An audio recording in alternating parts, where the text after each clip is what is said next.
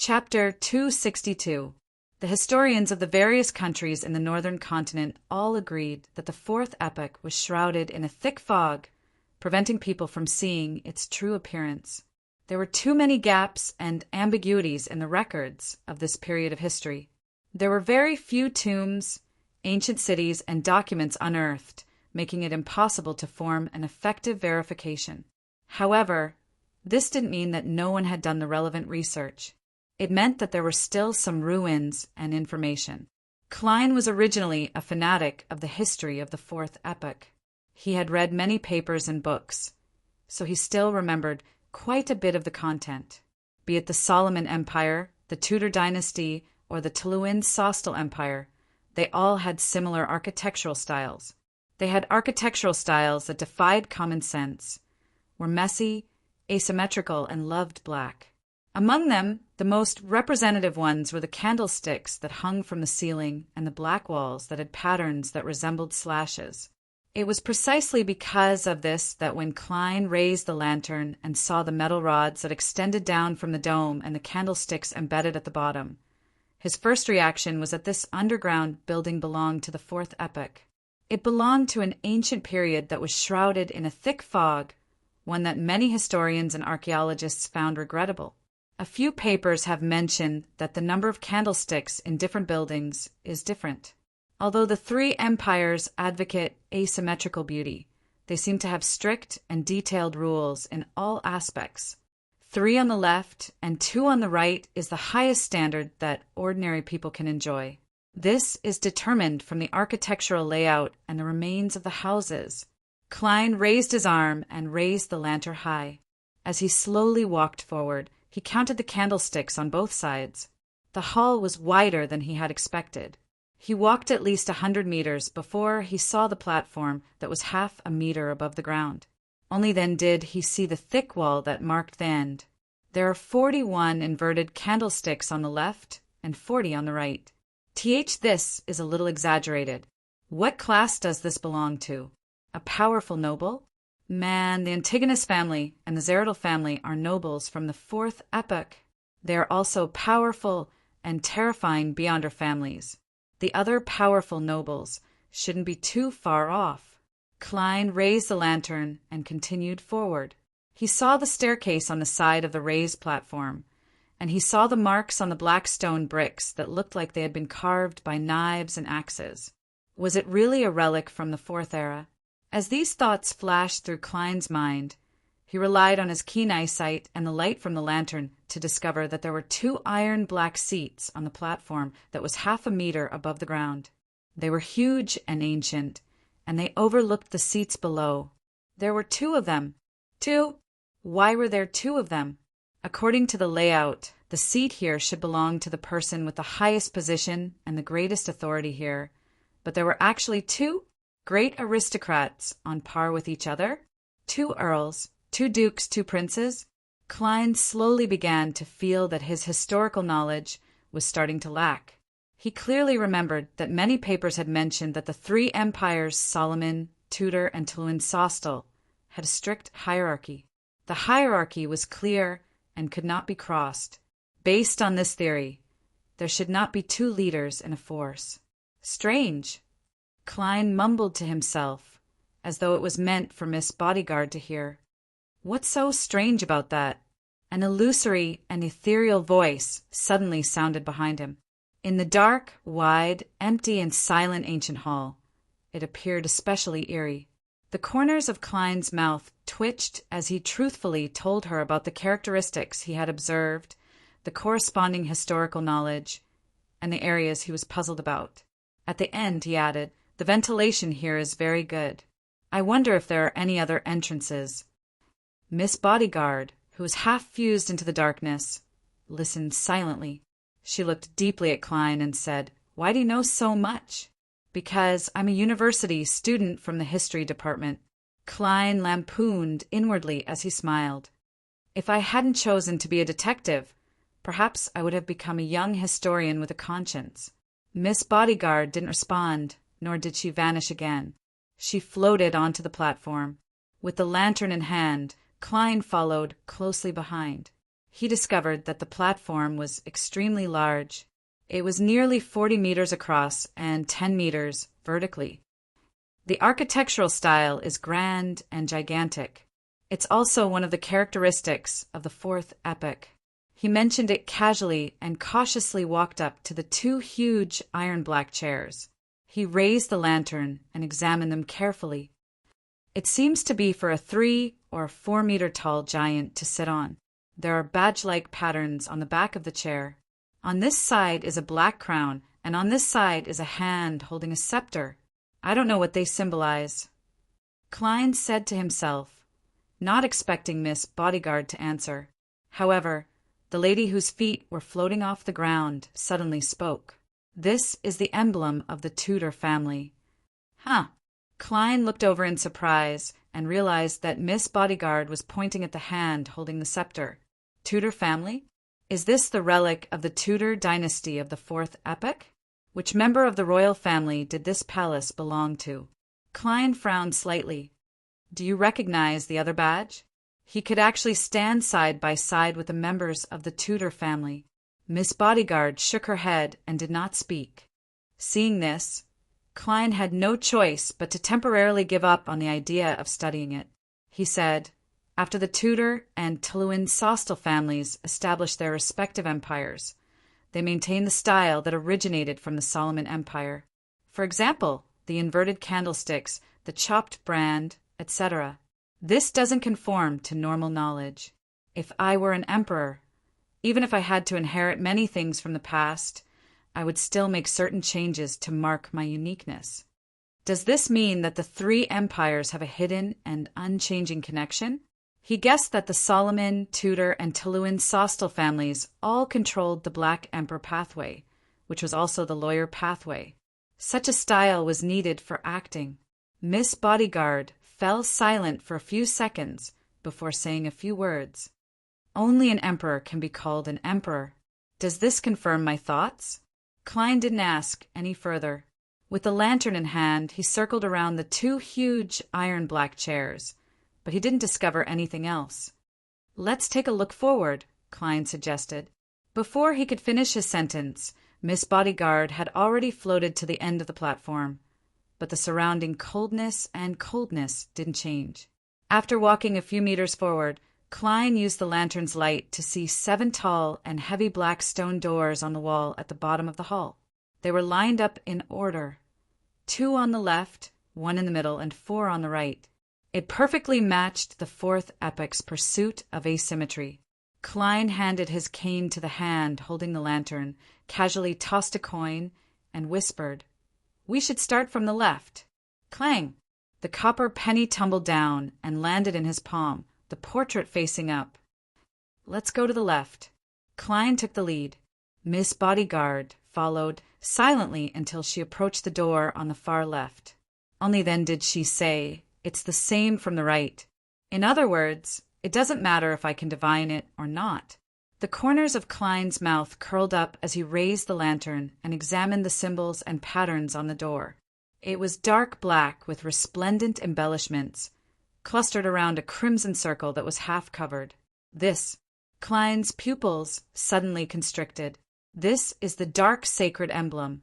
This is the symbol of the Evernight goddess. In the fourth epoch, the Church of the Goddess supported the Tudor dynasty. He thoughtfully pressed his hand on the stone door. Creak! Amidst the jerky and heavy grinding sounds, the black stone door slowly opened. As the lantern's light shone in, the scene inside was outlined in Klein's eyes. First was an empty space a few meters long and wide. It was also paved with dark black stone slabs, followed by a platform that was nearly a meter tall.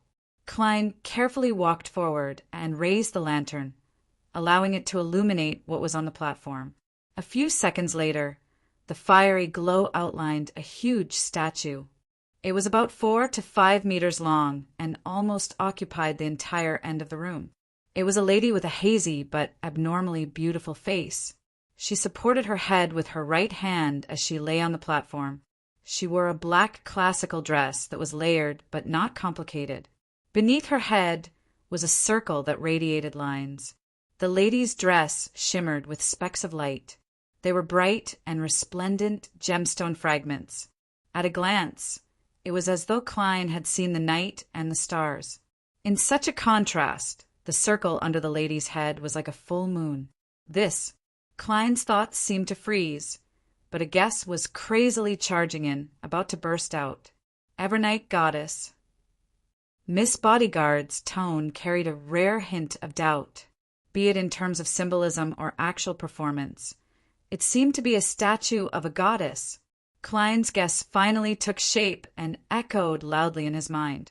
He remembered asking Captain Dunn Smith about one of the differences between evil gods and orthodox gods. The former had an image similar to an intelligent being, while the latter only had a sacred emblem formed from symbols. And today, at this moment, in this ancient, strange underground building, he saw a statue that he suspected to be the Evernight goddess. It was a completely humanoid statue. Just the thought of what this meant made Klein shudder. Could the goddess have once been an evil god? No. Maybe it's another evil god of the Evernight domain. But the dark sacred emblem at the door is no different from the current one. Or could it be that having the image of an intelligent being isn't the standard to distinguish between orthodox gods and evil gods? After all, the captain's level wasn't high enough, and his understanding wasn't accurate enough. It was also possible that the Tudor family had deliberately blasphemed the goddess. Yes, it could also be to use this to set up some strange ritual. Thoughts jumped in Klein's mind, making him puzzled, nervous, and tense. He also felt that there was an indescribable and strange feeling here. Let's go take a look behind the other doors. After looking around and finding nothing else, Klein took a deep breath and took the initiative to speak. I wonder what the remaining 6 doors correspond to. Are they equally evil and strange? He thought solemnly. Miss Bodyguard nodded slowly. Chapter 263. I updated 58 chapters this month, and every chapter was more than 3,000 words long. Other than the rest day after the first novel ended, I didn't miss any chapters or drag any chapters. Every day was on time. Of course, I had to thank my classmates for this. I didn't update in July. First, it was because I was starting a new novel. Everything had to be developed accordingly, and the difficulty of conceptualizing had increased significantly. Second, my body kept having small problems. I finally decided to go swimming 4 times a week. This took up a lot of my time. Unless I didn't rest at all, it would be very difficult to write another 3 chapters. I was already working very hard to maintain 2 chapters without reducing the number of chapters. I had to continue exercising in August, so I probably wouldn't be able to update yet. In September, if I could successfully lose weight and reduce the number of times I went swimming, I would try to update. That was about it. Chapter 264. In the cold hall, Klein suddenly shivered. He retracted his gaze and said to Miss Bodyguard, "Let's go back. Based on Aztec's Copper Whistle's performance, there's likely a terrifying, evil spirit in the innermost room. The level of danger is very likely above that of Nimblewright, Master Rosago, and Rear Admiral Hurricane Zillings. It's lingered for hundreds or even thousands of years, and it might already be equivalent to a high-sequence Beyonder. If it wasn't for the fact that it's difficult for its power to seep out of the room, I'd already be a dead man. Even if Miss Bodyguard is one of the cream of the crop among Sequence 5 Beyonders, there's almost no hope of me turning the tables with her. As a person, one must know one's limitations. One mustn't be tempted by the treasures that are suspected to be left behind by Beyonder characteristics and mystical items. Greed often leads to death. Klein silently found a reason to convince himself. Miss Bodyguard turned her head to look at him and asked without any emotion in her eyes. And then, after that, Klein secretly bared his teeth and deliberated over his words. Have Miller Carter call the police. Who knows when the evil spirit will break free? We should get rid of it as soon as possible. No, that won't do. Mr. Carter doesn't know much. If we call the police this way, the police department won't pay enough attention. The first batch of people who come to investigate will suffer heavy casualties. It might even indirectly help the evil spirit break free. Also, if I see such a statue, I might be silenced as a detective. Did you see the white bones and spiritual light in the room? Miss Bodyguard turned her gaze back to the dark tunnel behind the half-open stone door and nodded slightly. Klein's thoughts raced. I'm guessing that those are the corpses of the explorers from before. They were killed by the evil spirit in that room, and the Beyonders among them left behind mystical items. This might be related to the Viscount's family that originally lived in the house outside. I plan on asking them for their surnames, going to the library to search for information, and searching for their descendants to see if I can obtain any useful clues. After the initial confirmation of the situation, I will make a decision based on the severity of the situation. I might use some explosives to destroy the door to prevent others from coming in, or I might send an anonymous letter to the police department describing the existence of the evil spirit in detail. However, I have to think of a way to avoid the risk. This is not too urgent. We can take it slowly. Miss Bodyguard listened quietly, looked straight ahead, and said in a light tone, "Don't you want to organize some people to purify that evil spirit? Even if there aren't any mystical items left behind, just the remnant parts of the evil spirit are precious enough. This is the first time I've seen you talk so much." "Perhaps," Klein replied without hesitation. "The risk is too high. I think my life and health are more important." He organized his words and added, "The most powerful person I know is you, and judging from your performance just now, you don't seem to be a match for that evil spirit. I can't think of any other way to deal with it other than calling the police." Miss Bodyguard turned around, her pale face slightly transparent. "You're still rational," she commented calmly and indifferently. She then floated towards the exit of the ancient hall. Apart from being suspected of being influenced by the true creator, how am I a lunatic? Klein cursed inwardly as he held the lantern and cane and followed closely behind Miss Bodyguard. Throughout the entire process, he felt that he was being watched by the cold gaze in the dark passageway. This feeling only dissipated when he walked out of the stone door that exuded an ancient aura. Klein turned around and closed the door, sealing the inverted candlesticks, the knife-like brand, and the sinister statues of the 6 deities inside, allowing them to continue their slumber in the unchanging darkness and silence that had lasted for thousands of years. Patting the dust off his clothes, he switched the lantern to his other hand and quickly returned to Miller Carter's basement. As for Miss Bodyguard, she had already disappeared into thin air out of habit. Miller Carter was pacing in the basement. When he saw Klein come out, he hurriedly asked, "How is it? What's the situation inside?" Klein had already thought of an excuse, as he said with a look of lingering fear, "It's very bad. It's very bad. There are a lot of snakes, and many places have collapsed. I plan to collect some information, gather some manpower, and make preparations for a second exploration. During this time, it's best if you don't send anyone in. Trust me, the number of poisonous snakes is beyond your imagination." The old gentleman, Miller, took a deep breath and asked in slight fear, "Will they swim over? Will they swim over? Do you know any professionals who can deal with snakes?" Klein immediately nodded and said, "I'll find someone to cooperate and do my best to deal with this matter. It's already cold autumn, and the snakes aren't willing to move. As long as you don't send anyone in to disturb them, nothing will happen." "All right, please do it as soon as possible. I'll close this door during this period of time and not let anyone in." Miller relaxed a little when he heard that. Seeing that his employer had been intimidated by his truthful but incomplete words, Klein hurriedly put down the lantern and nudged his gold-rimmed glasses. "Next, I'll gather some information and figure out the layout of the underground building before exploring. This requires you to tell me which Viscount the original owner of this building is."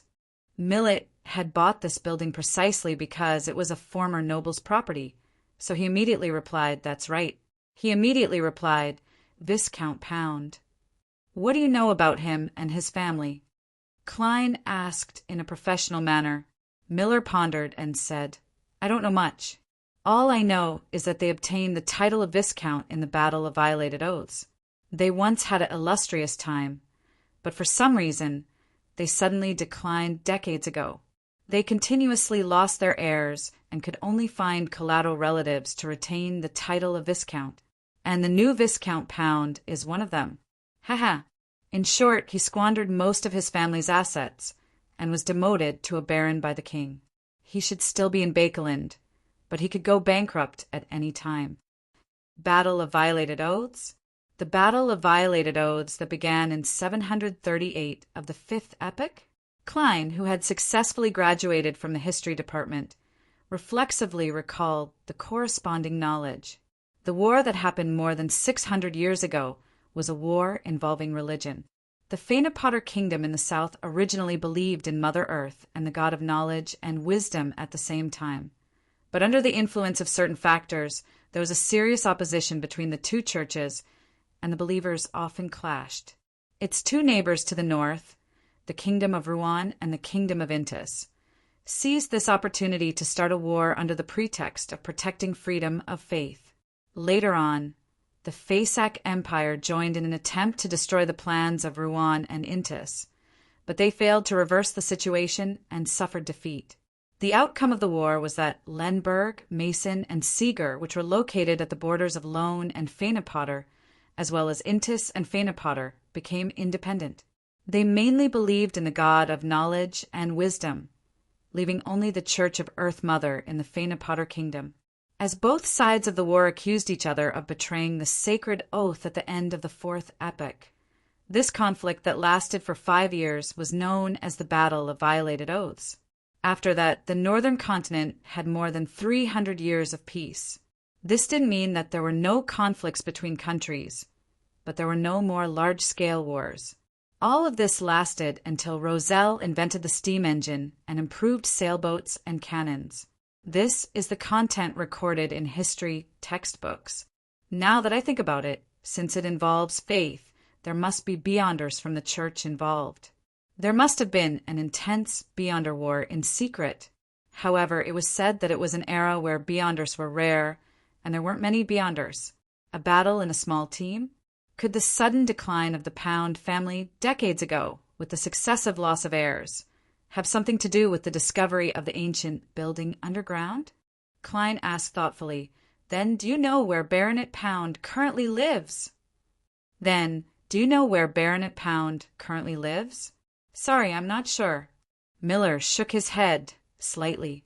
Klein asked a few more questions, but seeing that he couldn't get any more information, he bade farewell and returned to 15 Minsk Street. At that moment, it was almost 5:30. The sky was gloomy and dark as though it was night. Thinking that the public libraries were probably closed, Klein temporarily put aside the matter of the underground building and prepared dinner for himself. He had originally wanted to learn how to make Feyenopotter noodles from the recipe in the newspaper, but he ended up making noodles with meat, sauce, and vegetables.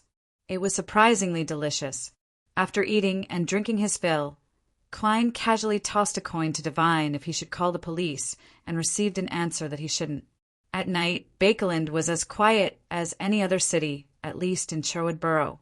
Klein was sleeping soundly, wandering in different dreams in a blur.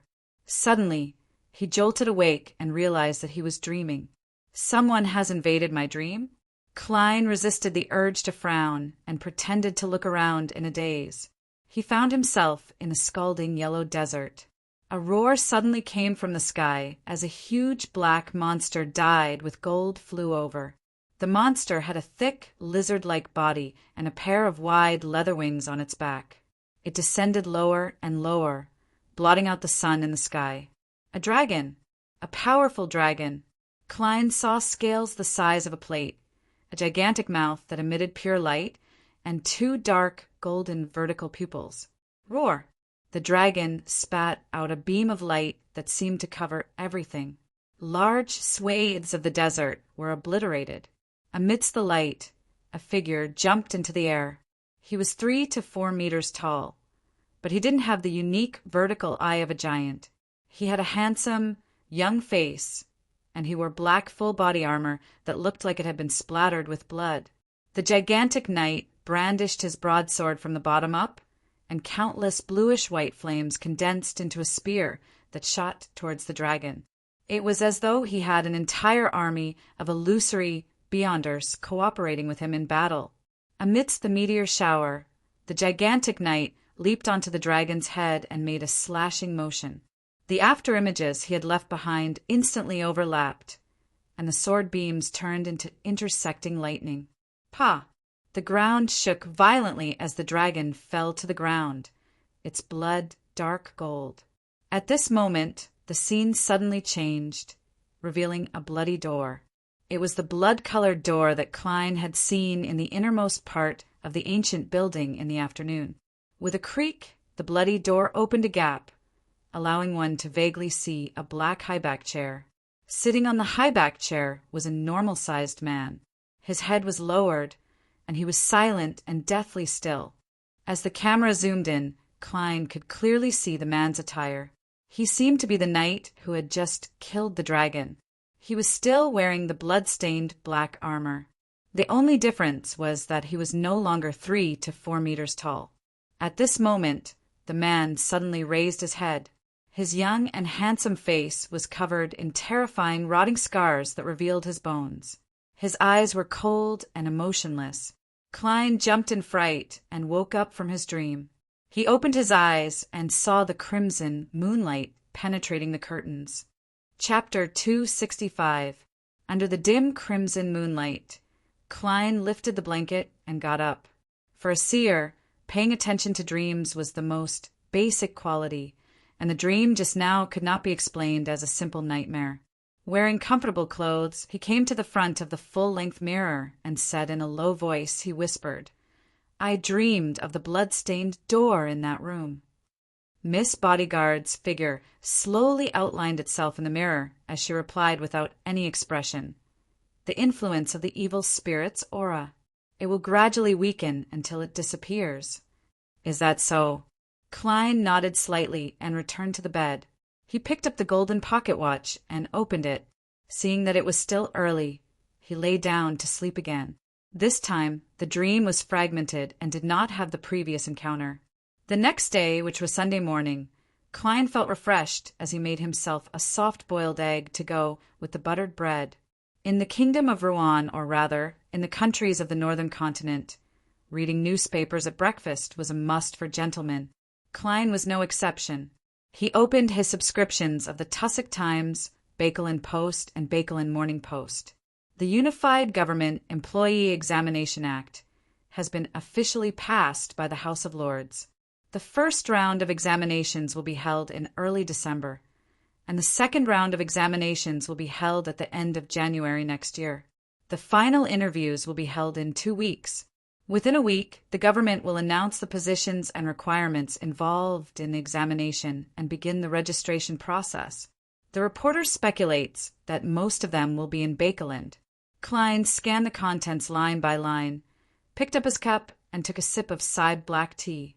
He couldn't help but associate it with Banson as he muttered to himself. The bill was passed at the end of September, the positions will be announced in early October, the registration will be completed in early November, and the examination will begin in early December. The schedule is very tight and unreasonable. It's enough to show the urgency of the king and the prime minister, but this is very beneficial to Banson. He's prepared more than 2 months ahead of others. Even if he can't compare to the elites who graduated from universities, he'll definitely be able to beat most others. And the positions that those elites won't coincide with his.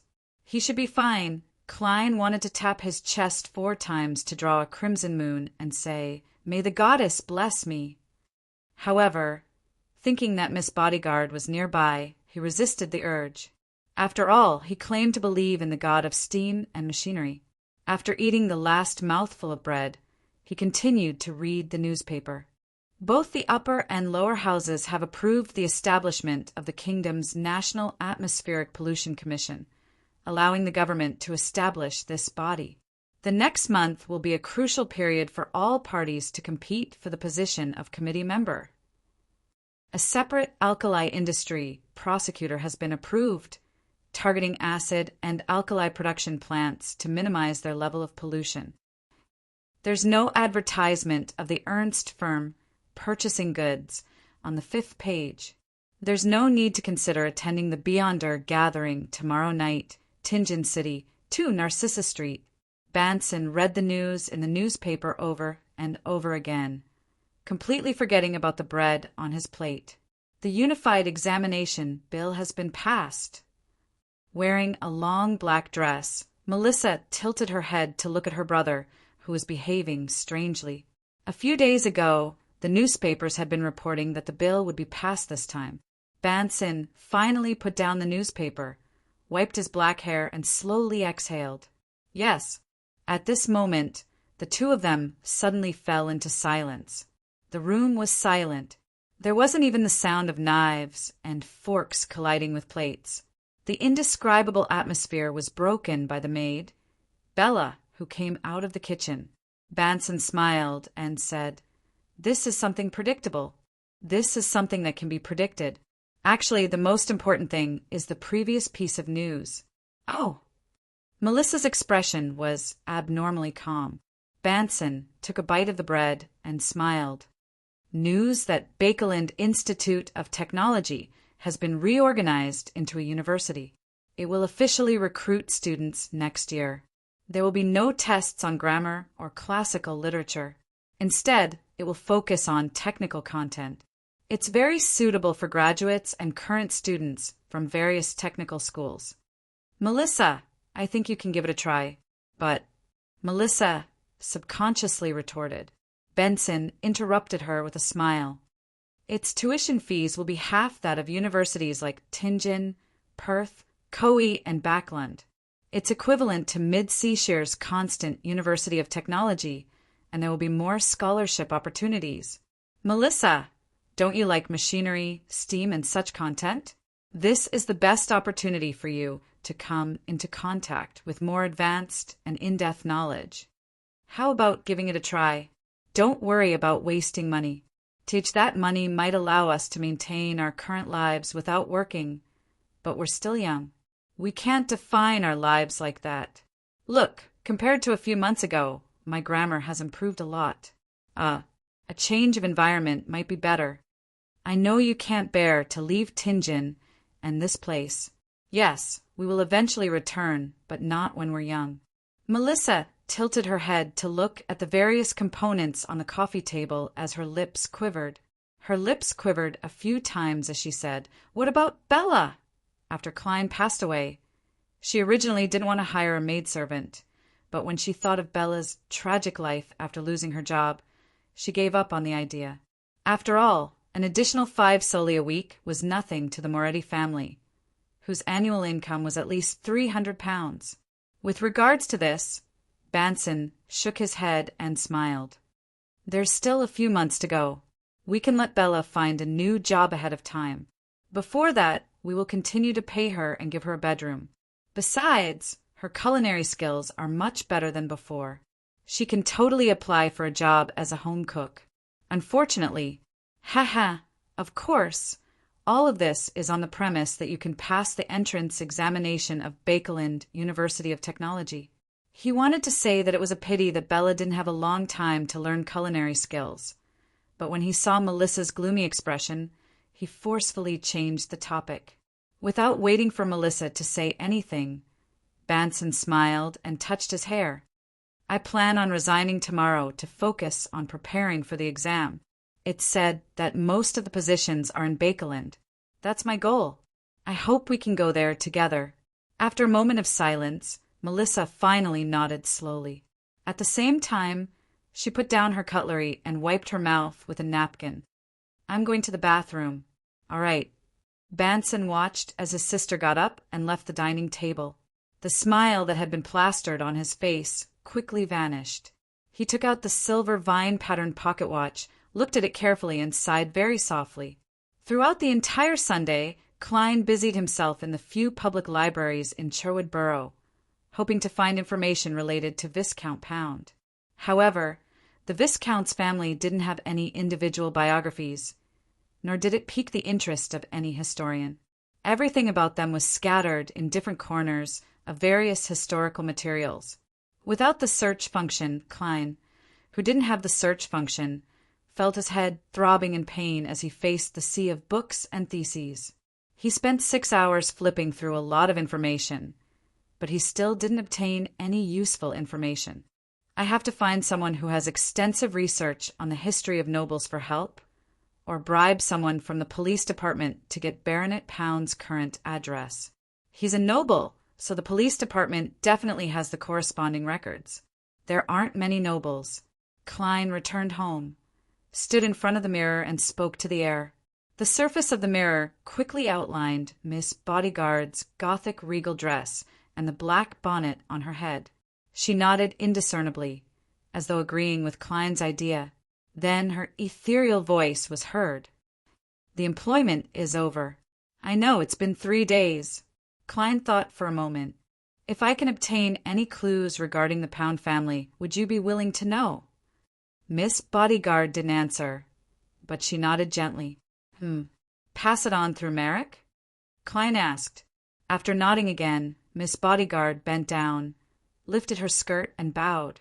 Her figure quickly disappeared, and everything reflected in the mirror was no longer special.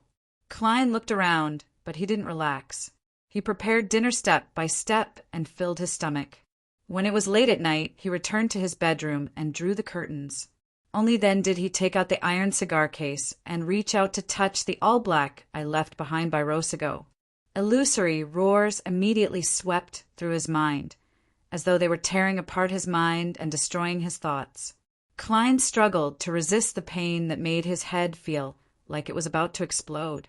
Once again, he saw the thin black lines spreading out from different parts of his body. They were densely packed, illusory, and terrifying as they extended into the infinite distance. Klein looked around and didn't find any other black lines. He finally confirmed that Miss Bodyguard had left. He hurriedly let go and escaped from the negative influence. After dozens of seconds, he completely returned to normal. Phew, I can finally go above the gray fog to verify the inspiration I had previously. Klein silently muttered to himself as he quickly set up a ritual to summon himself and respond to himself. Then, in his spirit-body state, he carried Aztec's copper whistle, picked up the iron cigar case, and returned above the gray fog. Klein sat at the end of the long ancient table and used his fingers to create a spiritual flame, burning the blood-stained documents and other items that he no longer needed in the corner. After doing all of this, he opened the iron cigar case and, unsurprisingly, found that the all-black eye had become silent and no longer revealed its madness. However, the influence and corruption were still present inside, just that it was no longer active, as though it was hibernating. Indeed, there's no way to separate it directly. Klein whispered. Then, a man wearing a hooded robe appeared on the chair opposite the long ancient table. Just like his previous attempt at creating an avatar, the man was dull and stiff. It was obvious that he wasn't a real person and couldn't deceive the members of the tarot. However, Klein already had an idea. He reached out to hold the all-black eye, and his ears fell silent. There were no longer any terrifying roars.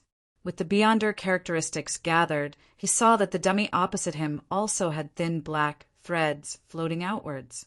Right on the heels of that, Klein carefully let his spirituality spread out through the all-black eye and touched a few of the illusory threads. Suddenly, he felt like he was holding something. That's because, with a thought, the dummy immediately raised its hand. It really works. I can use the powers of a marionettist to create a fake tarot member. However, it's very draining. I'm unable to maintain a second one. The symbol on the back of the chair won't change accordingly, but it's not like Miss Justice, and the rest can't see it. Klein began practicing repeatedly in delight. He even grasped the technique of controlling the dummy's throat and mouth to make it speak. When his spirituality was almost drained, he smiled at the dummy opposite him. "Welcome, new member. Which tarot card would you like to draw?" With that said, he closed his mouth. The dummy opposite him raised its hand to stroke its chin and laughed hoarsely. World. I choose the card world. Chapter 266. If the Fool was the beginning of tarot cards, then the world was the end. It represented perfection and sublimation. Klein named his smuff World because he hoped that it would have a beautiful meaning from beginning to end. In the future, many things that I can't say or make requests can be done by the world. This will greatly reduce the possibility of the Fool's image collapsing. A life with an avatar. No, and smuff is a complete life. Klein praised in his heart in a good mood and waved his hand to make the world disappear. Following that, he spread his spirituality and enveloped himself before falling into the gray fog and returning to the real world. He had left Rosego's all-black eye above the gray fog. After all, he usually couldn't use this item, and he was constantly worried that it would be discovered or lost. After packing up the materials for the summoning ritual, Klein looked up at the curtains that revealed the crimson moonlight. He was filled with anticipation for tomorrow's gathering. In terms of understanding of nobles, he believed that Miss Justice would definitely surpass 99% of the people of Rouen. And with his smuff account, the world, he could directly ask him about the Pound family. He didn't need to worry about affecting the Fool's image. Of course, this had to be done tactfully. After all, Detective Sherlock Moriarty was also searching for information on the Pound family, and only with enough information could he make a divination above the gray fog. Phew! Klein thought seriously for a while before relaxing and falling asleep. After going above the gray fog, the remnant influence of the evil spirit aura seemed to have completely disappeared. Klein slept until dawn, but he didn't see the sun because there was a thin fog outside. He followed his plan and continued to visit the other public libraries in Bakeland, but he didn't ask the librarians or mention the Pound family. He only flipped through the information that involved the nobles. At 2:20 in the afternoon, Klein entered the mysterious space above the gray fog ahead of time. In the magnificent and ancient palace, he sat at the Fool's seat and once again faced the fake world at the long, mottled bronze table to familiarize himself with the controls. After a few minutes, Klein took out his pocket watch and glanced at it. He sent a message to the crimson star representing sun to prepare for the gathering. While waiting, he played with the all-black eye and equipped it with a silver chain. Then he wrapped it around his right wrist and covered it with his sleeve. At 3 in the afternoon, beams of light soared into the palace that looked like a giant's residence. Justice, the hanging man, and Sun each projected blurry figures that were dyed red. "Good afternoon, Mr. Fool. Good afternoon." Audrey was about to greet every member of the tarot when her gaze suddenly landed on the figure sitting at the end. It was a stranger in a hooded black robe. He was equally illusory and hazy. "This is—" Audrey looked at Mr. Fool in puzzlement and delight. "Has the tarot expanded again? Is it Furs or Zio? No, the height doesn't match, or someone else." As Audrey was lost in her thoughts, Klein leaned back leisurely. "This is a new member, Mr. World." At the same time, through the gray fog's augmentation of his spirit vision, he discovered that the surface color of Sun's astral projection had become purer, but it hadn't reached the level of a sequence 8. His preliminary judgment was that he had completely digested the barred potion. "Hello!" Audrey politely greeted him and curiously examined the new member. She quickly read the corresponding information from the details revealed in the hazy gray fog. Mr. World is a person with restrained emotions. He rarely moves his body and always keeps a straight face. I wonder where he comes from. Rouen Intis? Or a mysterious place like the City of Silver? Audrey nodded in thought. After the numerous gatherings, she had determined one thing from the fact that Sun's mouth couldn't match his words. It was very likely that he wasn't speaking in Rouen. What they were hearing was likely Mr. Fool's translation. After the hanging man Alger and Sun respectively summoned the world, and the new member responded rather coldly, Klein looked at Justice and said, "The 2 candidates you proposed are still being examined." I'll give you a simple mission. Entrust it to them in your name. This is part of the examination. It should be that strict. Not only did Audrey not feel disappointed, she even felt that it was only natural. The members of the tarot had to be strictly selected. Not just anyone could become one. The members of the tarot club had to go through strict selection. Not just anyone could become one. She thought proudly before adding somewhat guiltily, and for me to be roped in by Mr. Fool from the very beginning, it means that I'm lucky enough. Luck is also one of my traits. Klein reached out his right hand and pressed it on the table, conjuring a drawing that depicted Lenevis's appearance and attire. Find out about the person in the drawing. He's in Bakeland. Klein made the portrait flash in front of Miss Justice. Find out about the person in the drawing. He's in Bakeland. Klein made the portrait flash in front of Miss Justice. Audrey focused her gaze and saw a young man with black hair neatly combed back, revealing a full forehead and round-rimmed glasses. It was a colorful oil painting. The pair of brown eyes that were filled with mockery stood out abnormally, and below it was a label with information such as former name Lenevis. A simple mission. This means that the target isn't strong. However, for Mr. Fool to know of his existence, he must have something special about him. Although it's a simple mission, there might be a deeper goal of Mr. Fool hiding behind it. An important figure of his stature likely wouldn't just be an examination. Audrey's thoughts ran wild for a moment. After a few seconds, she said, "That's right." After a few seconds, she said, "I'll entrust it to them." Those two ladies seem to have a lot of connections in Bakeland. This will be of great help in finding Lenevis. After confirming that he had decided on his revenge, Klein fell silent and deliberately let his smuff perform. The world surveyed the area and said with a hoarse voice, "That's right. Mr. Fool told me that I can assign missions and gather ingredients here, right?" "Yes." Audrey nodded elegantly and said, "But you have to wait patiently. What follows next belongs to Mr. Fool's reading time." I completed the mission of assassinating Ambassador of Intis, Bakerland. I didn't even mention at first to take up this period of time.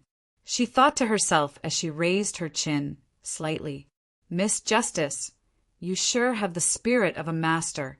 I'll have to pay a certain amount of knowledge later to truly conclude the mission of assassinating Bakerland." Klein retracted his gaze in amusement and looked at the hanging man.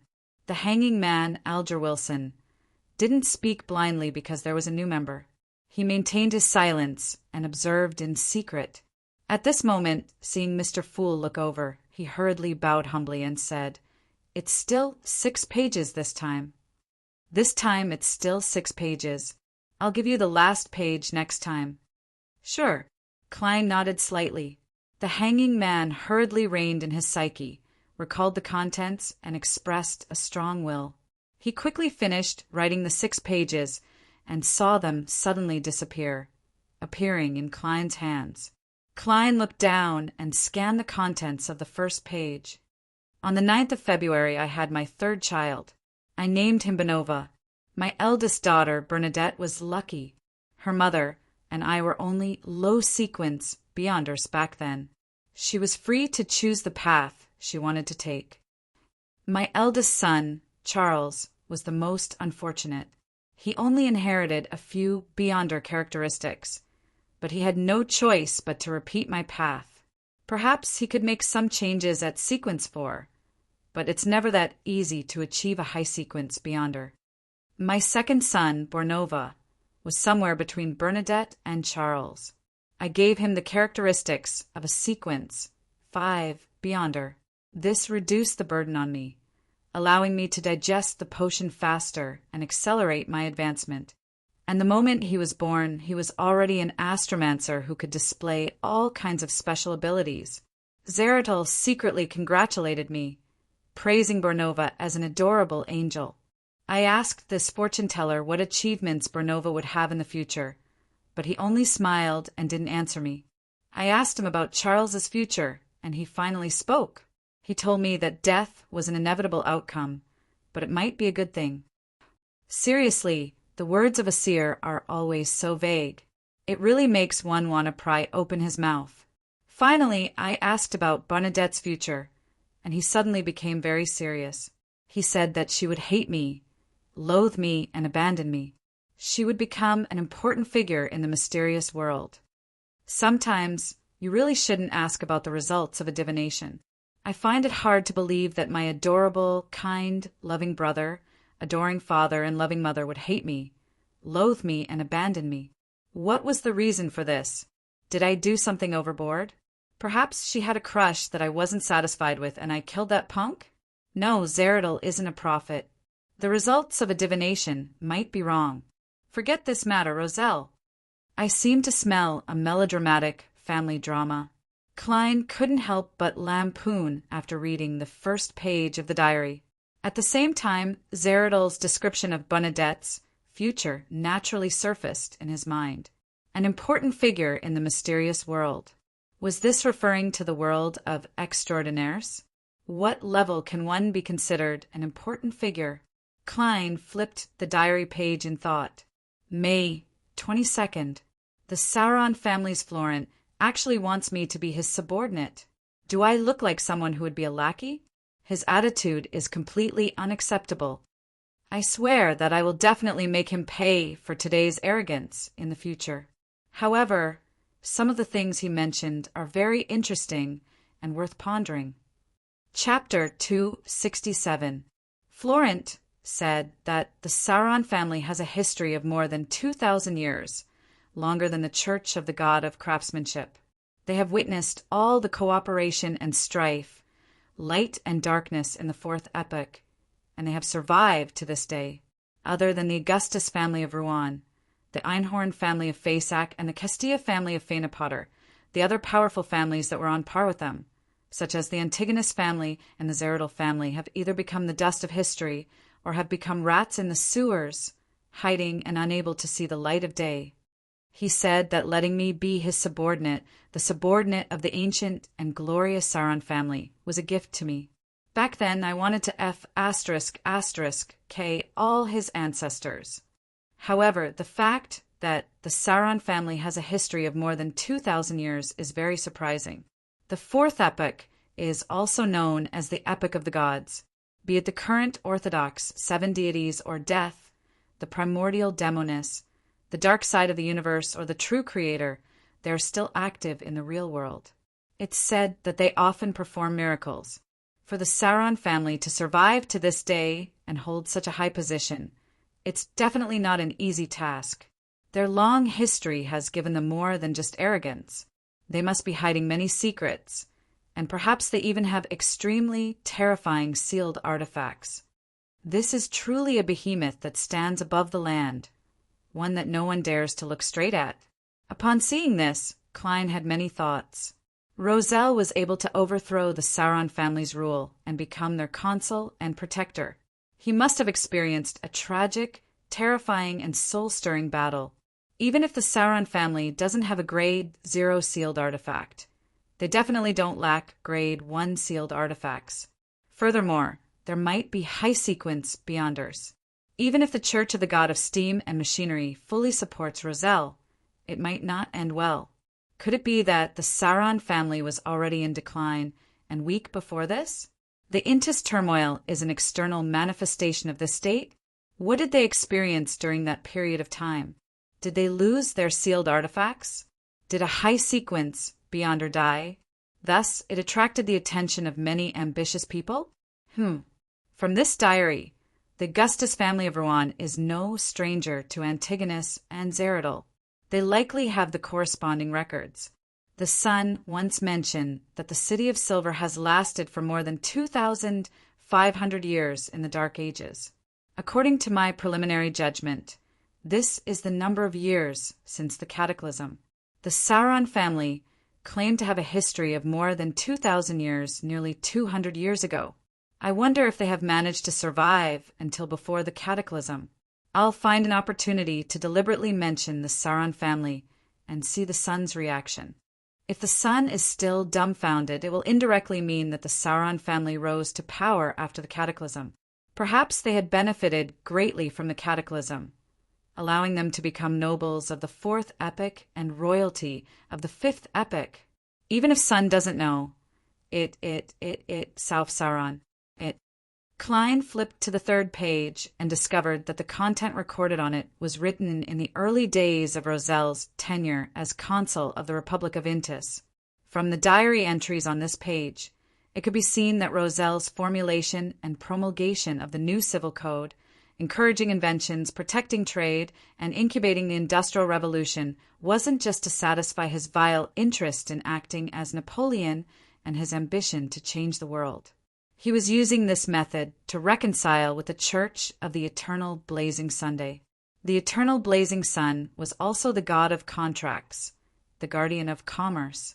A more complete civil code that was more in line with the times and more prosperous trade was in line with the needs of his church. From this diary entry, the relationship between Rozel and the Church of the Eternal Blazing Sun was gradually thawing and beginning to improve. More than 10 years later, he brazenly declared himself emperor and called himself Caesar. It was likely because he had the endorsement of both churches. Otherwise, it would be too risky. Then, why was he assassinated? Klein cast his gaze at the fourth page in puzzlement. August 11th. That idiot Florent is showing off again. He said that he's the most promising person in this generation of the Sauron family to become a high-sequence Beyonder because he's very similar to his great-great-grandfather. Is there a definite connection? I look up and down, left and right, but I can't tell what talent this guy has. Besides, is talent very important in the field of Beyonders? Well, being good at understanding the essence of acting is considered a core talent, but it's not necessary. As long as one knows the acting method and isn't stupid enough to misunderstand it or do things that easily cause one to lose control, there's a chance of completely digesting the potion. It's just a matter of spending a little more time. It's not impossible to become a high-sequence Beyonder in one's lifetime. The main obstacle to becoming a high-sequence Beyonder is the difficulty of obtaining Beyonder ingredients and the trouble of corresponding rituals. Of course, I have to admit that those born as Beyonders have more time to prepare. Florent's great-great-grandfather is a high-sequence Beyonder? Just because he looks like him means that he has talent? I can tell that Rozel was still very inexperienced when he wrote this diary entry. He didn't understand the two laws of Beyonder, characteristic indestructibility and conservation. Klein nodded indiscernibly. With his current knowledge, he could roughly understand the hidden meaning behind Florent Sauron's words. The Beyonder characteristics left behind by a high-sequence Beyonder had their own mental imprint. This was also one of the reasons why potions concocted with such ingredients could easily cause people to lose control, and people who resembled the original owner could avoid this negative influence to the greatest extent. Their chances of advancing successfully were much higher than the average person, so they were said to have talent. The holy artifact's acknowledgement of its owner was likely a similar situation. This is similar to the acting method, but it can't be popularized. When the advancement is successful, one still has to act according to the potion's name and completely digest the characteristics. Klein glanced thoughtfully at the two diary entries at the back of this page. He discovered that Rozel the Great was very fond of the liberal customs of Intis, but he was also worried that his future wife would be equally liberal. With a slight rustle, Klein placed the fifth page at the top. April 20th. I once again participated in that ancient organization's secret gathering. Those members still left me shocked. It was hard to believe that they were all members of this organization. This time, I learned a part of the philosophy of this ancient organization. They believe that humans are always losing themselves bit by bit until they fall asleep. Therefore, they have to work hard to observe themselves and remember themselves. They rely on this and all kinds of knowledge to obtain purification, so as to deal with the final apocalypse. They protect and pass down secrets that have been passed down for thousands of years. They believe that dusk is inevitable and that the apocalypse is unavoidable. They believe in the original creator and believe that he isn't truly dead. When dusk comes, when everything ends, he will awaken from his slumber and return everything to himself. He will then create a new world, a new history. All the actions of this organization are based on this philosophy. It can be seen that they are very hostile towards the true creator. They aren't stingy with using all kinds of depraved and evil words to describe him. They control the second blasphemy slate and the 22 paths of the divine, but they stipulate that members can only choose a few of them, with the exception of those who are already beyonders when they joined. Are there any secrets to these few pathways? I'll record them down first and analyze them later. These pathways are Bard, Sailor, Reader, and Spectator. Haha, I'll have to change my habit of calling sequence pathways in the future. This way of calling them seems very lowly in that ancient organization. This is very close to what I've analyzed from the hostile relationship and Mr. A's request. The Bard, Sailor, Reader, and Secrets suppliant pathways can be interchanged at sequence 4. Manipulator is a high sequence beyonder of the Spectator pathway. Why do so many secret organizations claim that the apocalypse is inevitable, such as the Demonist sect or this ancient organization, and they don't rely on this to preach? Is it a need for brainwashing, or will there really be a so-called dusk? Klein made many connections, but due to the lack of information, he was unable to obtain a definite answer. At the same time, he couldn't help but criticize. Roselle, can't you just write down the name of that organization? Restraining his facial expressions and body movements, Klein flipped over the piece of paper with relatively little content and looked at the last page. January 1st. This is the beginning of a new year. I just happened to complete the creation of my first card of blasphemy. I will hide the ultimate secrets of the 22 pathways of the divine in these different cards of blasphemy and scatter them in various places. If things fail, these will be my children's greatest reliance. Haha, I will destroy all the order you want and spread the mysteries of God. These cards of blasphemy will have anti-divination and anti-prophecy characteristics. Apart from the portion left for my children, they will be obtained by those who are fated. I've always been a person who takes vengeance for vengeance. After I die, who cares if there's a flood? Well, I didn't create this saying. In short, the more chaotic the situation in the mysterious world, the better. I have to consider how to name the set of cards of blasphemy. There are 22 pathways of the divine, and the main cards of the tarot cards also have 22 cards. They correspond perfectly. However, some of the names don't meet the requirements. I have to make some changes to match the original potion names. That ancient organization is my last and biggest support. I don't know if they will support me, and in what way. I still remember the shock I felt when I first saw the blasphemy slate. So the Beyonder pathways are really the pathways of the divine. So the blasphemy slate is really blaspheming the deities. Above every pathway sequence 1, there's a sequence 0. There's also the corresponding potion, formula, and ritual. Every pathway can only have one sequence 0, and sequence 0 is the sequence of a true God. For example, sequence 0, Sun. Chapter 268. Sequence 0. There's a sequence 0 above sequence 1. Sequence 0 is equivalent to a true God. Each pathway can only have one sequence 0. Is this the true meaning of the pathway of the divine? As long as one consumes the corresponding potion, holds a ritual, and grasps the acting method to digest the Beyonder characteristic, an ordinary person can also become a god step by step? This is really blasphemy. Could it be that in the end, the main ingredients of the potion will be the godhood, divine blood and body of the eternal blazing sun? The diary entry on the last page contained too much information. It shocked Klein so much that he almost couldn't think straight. He nearly made additional body movements. 22 pathways of the divine correspond to 22 sequence 0s. Sequence 0, Sun, sounds very powerful. Perhaps there's another sequence 0, Death? I wonder what the corresponding sequence, 0 names of the goddess and the Lord of Storms are.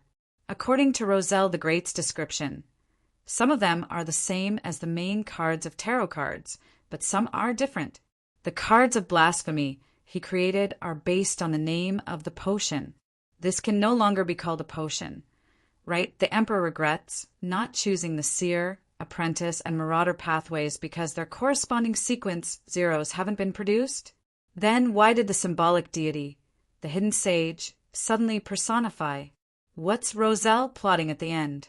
It gives me the feeling that I'm the enemy of the entire world, as though I can only rely on that mysterious and ancient organization. Primordial Demoness is the sequence 0 title of the Demoness pathway. Klein gradually regained his train of thought and restrained the raging winds and waves in his heart. He knew that he couldn't immerse himself in this matter. He had to return to normal as soon as possible. Otherwise, Justice and the Hanging Man and the other members would discover a problem and find it odd. Mr. Fool has been looking at that diary page for too long. I really want to obtain a card of blasphemy created by Roselle the Great. I want to see what else is in it other than the potion formula for becoming a god and the corresponding ritual. Klein suppressed his shock and puzzlement and made Roselle's diary disappear from his palm. He rapped the edge of the long bronze table and looked to the side. Miss Justice, you did well. You finished off Bakerland in less than a week. According to the agreement, what kind of payment do you want? Bakerland is dead? So fast? The Hanging Man Alger had been away from the island for the past few days and hadn't received the corresponding information. He was momentarily surprised, which made Audrey, who was secretly observing, feel relieved.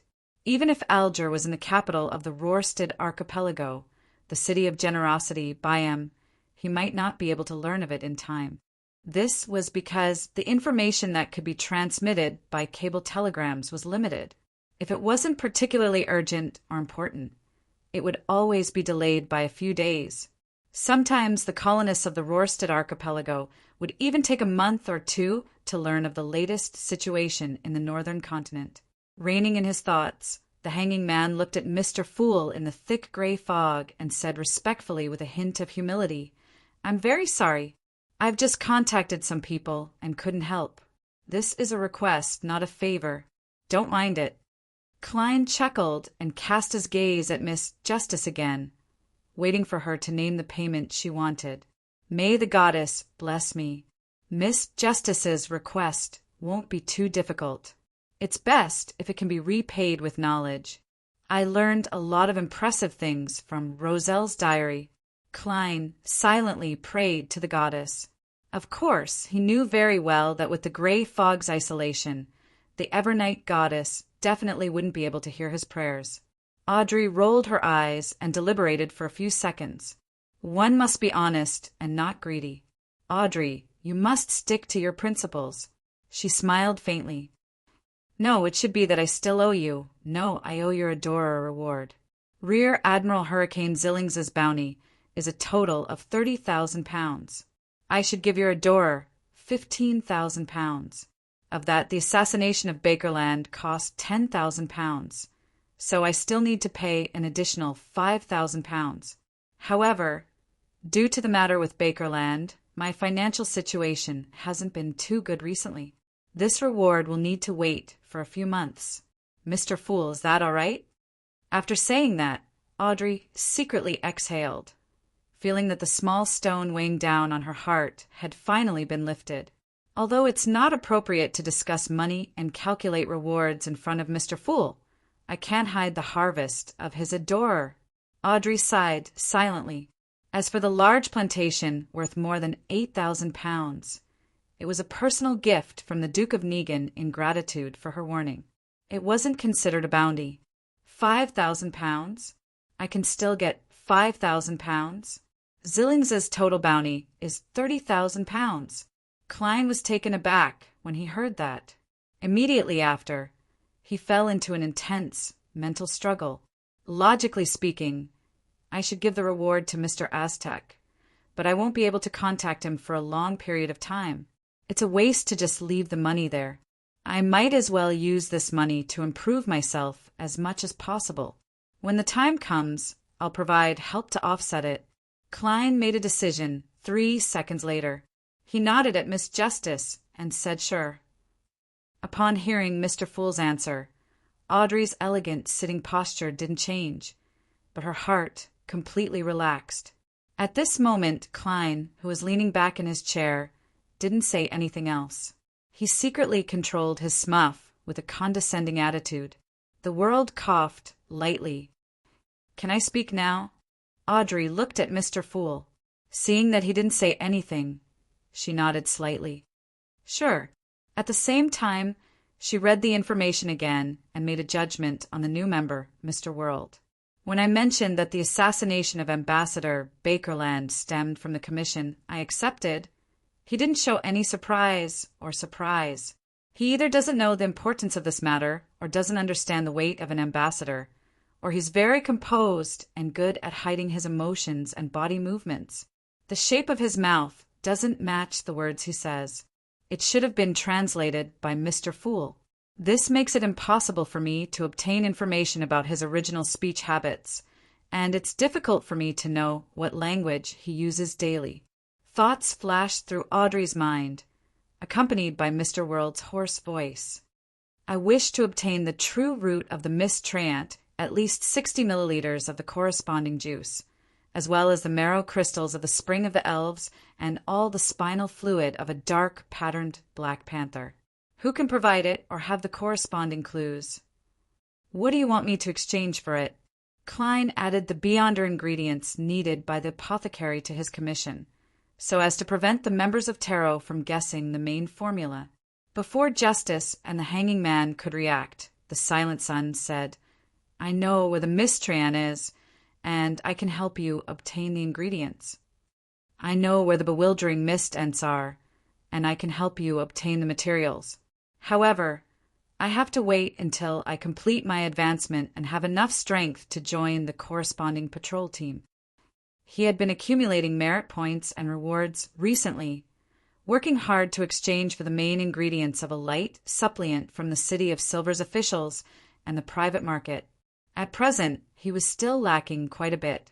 As expected of the City of Silver with many monsters and a treacherous environment, Klein praised inwardly and made World ask, Then what do you wish to obtain? Sun answered without hesitation, A weapon that suits me and can enhance my combat abilities. He didn't mention the corresponding ingredients for a light supplement because the City of Silver had them, and he could obtain them through his own efforts. Upon hearing such a request, Klein instantly thought of the runic steel sword that had appeared at the Beyonder gathering organized by Eye of Wisdom. It was sharp enough and had the effects of exorcism and purification. It could be used for 3 years, and it was worth 500 pounds. It perfectly matched Sun's description. Why didn't you say so earlier? It's already been bought. Klein stared at the members in silence, while World nodded. Why didn't you say so earlier? It's already been bought by someone. Klein silently looked at the members as the World nodded and said, Yes. I will find a weapon that meets your requirements as soon as possible. This transaction will be witnessed by Mr. Fool. At this moment, Justice Audrey looked at Sun and reminded him, apart from the mist-trend sap, the ingredients that Mr. World requested are all Beyonders corresponding to Sequence 7. They are worth between 500 to 700 pounds. At this moment, she felt that Sun was naive and was worried that he would be fooled by the unfathomable Mr. World with a weapon that wasn't worth much. Although Mr. Fool is fair and advocates equivalent exchange, it's not his place to stop both parties if they agree. After all, some items aren't worth much, but there are people who are in urgent need of them. It's normal to pay a premium, Audrey thought to herself. Although Mr. Fool is fair and advocates equivalent exchange, it's not his place to stop both parties if they agree. After all, some items aren't worth much, but there are people who are in urgent need of them. It's normal to pay a premium, Audrey thought to herself. The formula for a Sequence 7 is about 800 pounds, the hanging man Alger added.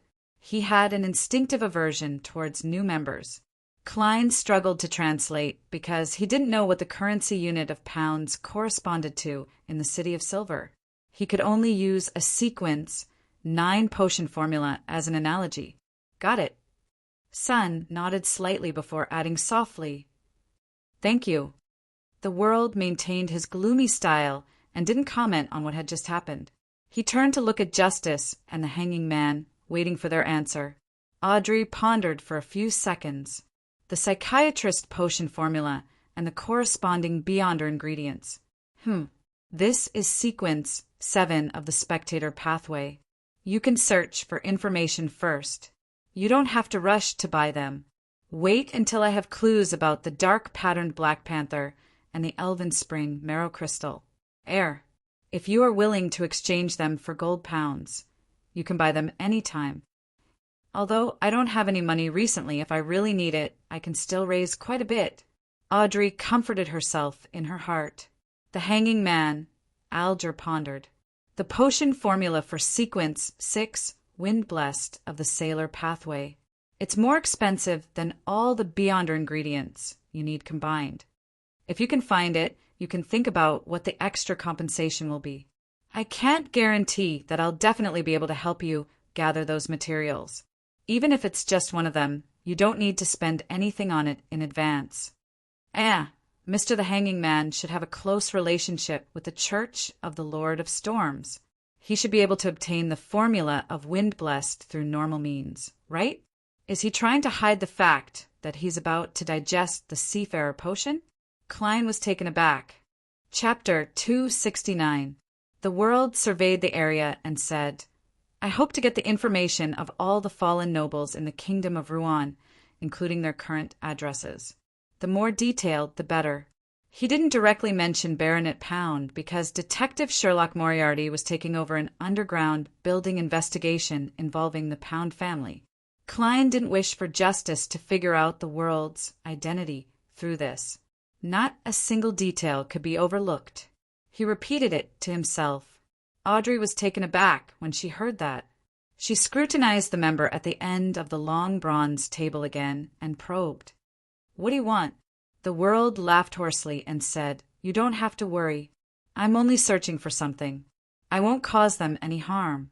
I can swear that Mr. Fool will bear witness to this. Mr. World is really good at controlling his body language. Is his profession the nemesis of spectator and telepathist? Audrey nodded thoughtfully.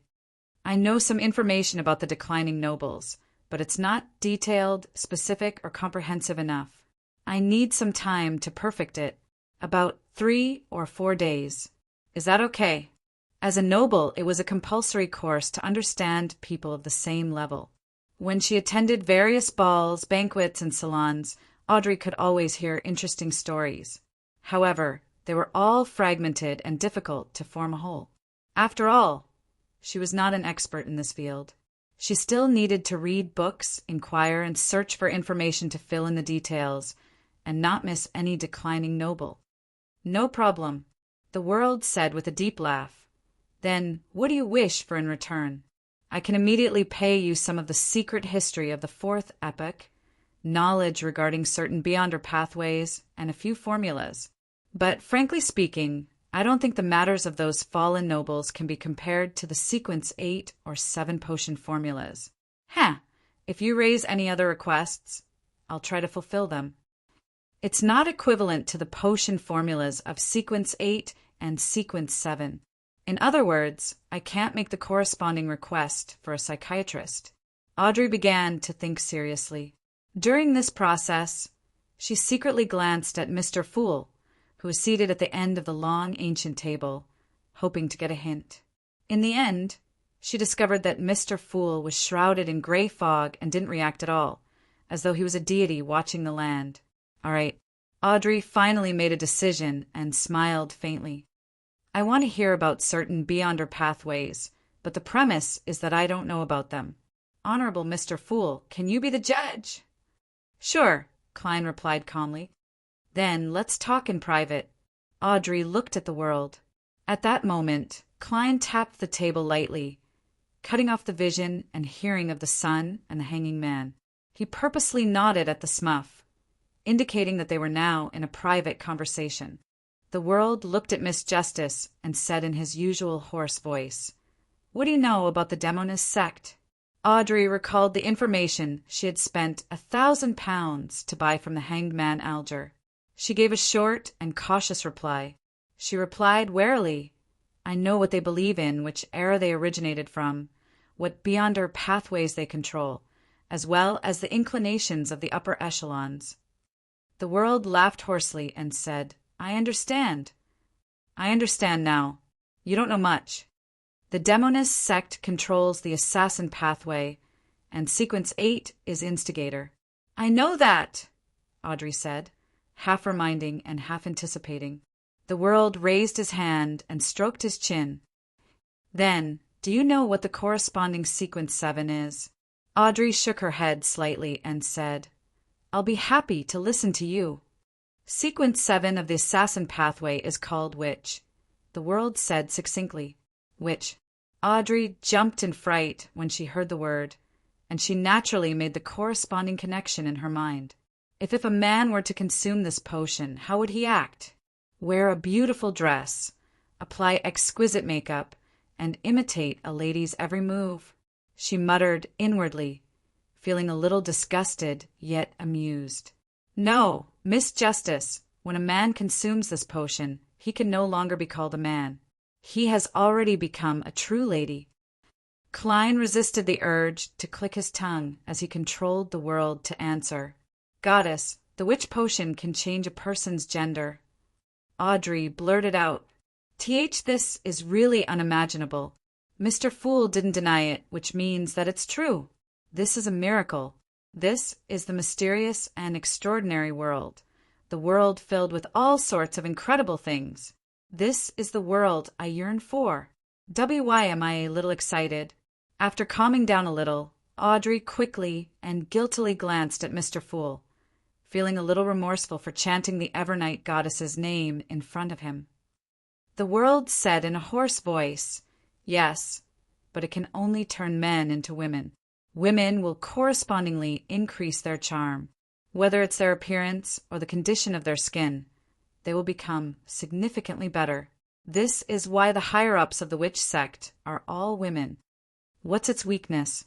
Audrey was suddenly tempted. The World replied unhurriedly, "That's right. The requirement for acting is to become the evil that brings disaster, disease, and pain." Audrey let out a small sigh, feeling a little disappointed. Her thoughts turned quickly, and she immediately had a new doubt. If, and I'm saying if, an animal consumes the witch potion and doesn't die or lose control, does the increase in charm refer to becoming a human or to increasing the attractiveness of its own species? For example, a female cat that all male cats and cat lovers crazily adore? The World was momentarily at a loss for an answer. After a few seconds, he said, "I've never studied such matters." Without waiting for Audrey to ask again, he added, "Witch's corresponding Sequence 6 is pleasure, also known as a demoness of pleasure." Witch's corresponding Sequence 6 is pleasure, also known as a demoness of pleasure. The requirement of acting is to bring pleasure to men and women, mainly in that aspect, so as to control or influence them. The demoness of this sequence is very good at using strange spider silk. Audrey gaped her beautiful mouth before silently closing it tightly. She deeply regretted her yearning. With this knowledge, you will be able to effectively distinguish between demonesses in the future. Ha ha! Are you satisfied with this reward? The World asked. Audrey nodded slightly and said, "This is very helpful to me. This will be very helpful to me. We have a deal. I'll help you gather information on the declining nobles as soon as possible. I'll give it to you at the next gathering." The World pondered for a moment. "Can you hurry up? Then I'll offer it to Mr. Fool after I'm done collecting it. Mr. Fool, can he bestow it to you?" Audrey turned her head and asked. In the thick gray fog, Klein nodded in agreement. At the same time, he busily controlled the World and whispered, "That's right. He." This is due to the difference in personal pronouns. Sensing World's surprise, Audrey's lips curled up slightly. She rolled her eyes and deliberately didn't explain. Klein knocked on the long bronze table, signaling the end of the private conversation. Following that, he controlled the world again and said, "I have another question. As expected, newcomers have accumulated a lot of needs." Audrey looked over, unsurprised. The hanged man Alger and Derek also had their own body language that indicated that they were listening. The world said hoarsely, "I want to know if the Sauron family with Intis has any other high-sequence beyonders." As World spoke, Klein glanced at Sun from the corner of his eye and realized that the youth didn't have any additional reactions. From the looks of it, there's a high chance that the City of Silver doesn't have any records of the Sauron family. This family likely rose to prominence after the Cataclysm. Klein looked around in thought and discovered that Justice and the Hanging Man looked at each other, clearly unsure of the answer. As for Sun, he was undoubtedly at a loss and silent. Thus, he tapped the table again. "I will answer this question. What can you pay me?" Before he could finish his sentence, Klein hurriedly controlled World to speak again. "A formula, a sequence 7 formula." "Sure, deal." Klein created a private conversation and looked at his Smuff account for a few seconds. The blocked Justice Audrey and the Hanging Man Alger once again felt how unfathomable Mr. Fool was. They were somewhat curious about the answer, but they also felt that it wasn't of much use to them.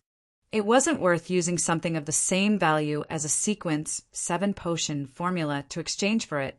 After the private conversation ended, Klein deliberately made World bow and said hoarsely, "Honorable Mr. Fool, thank you for your answer."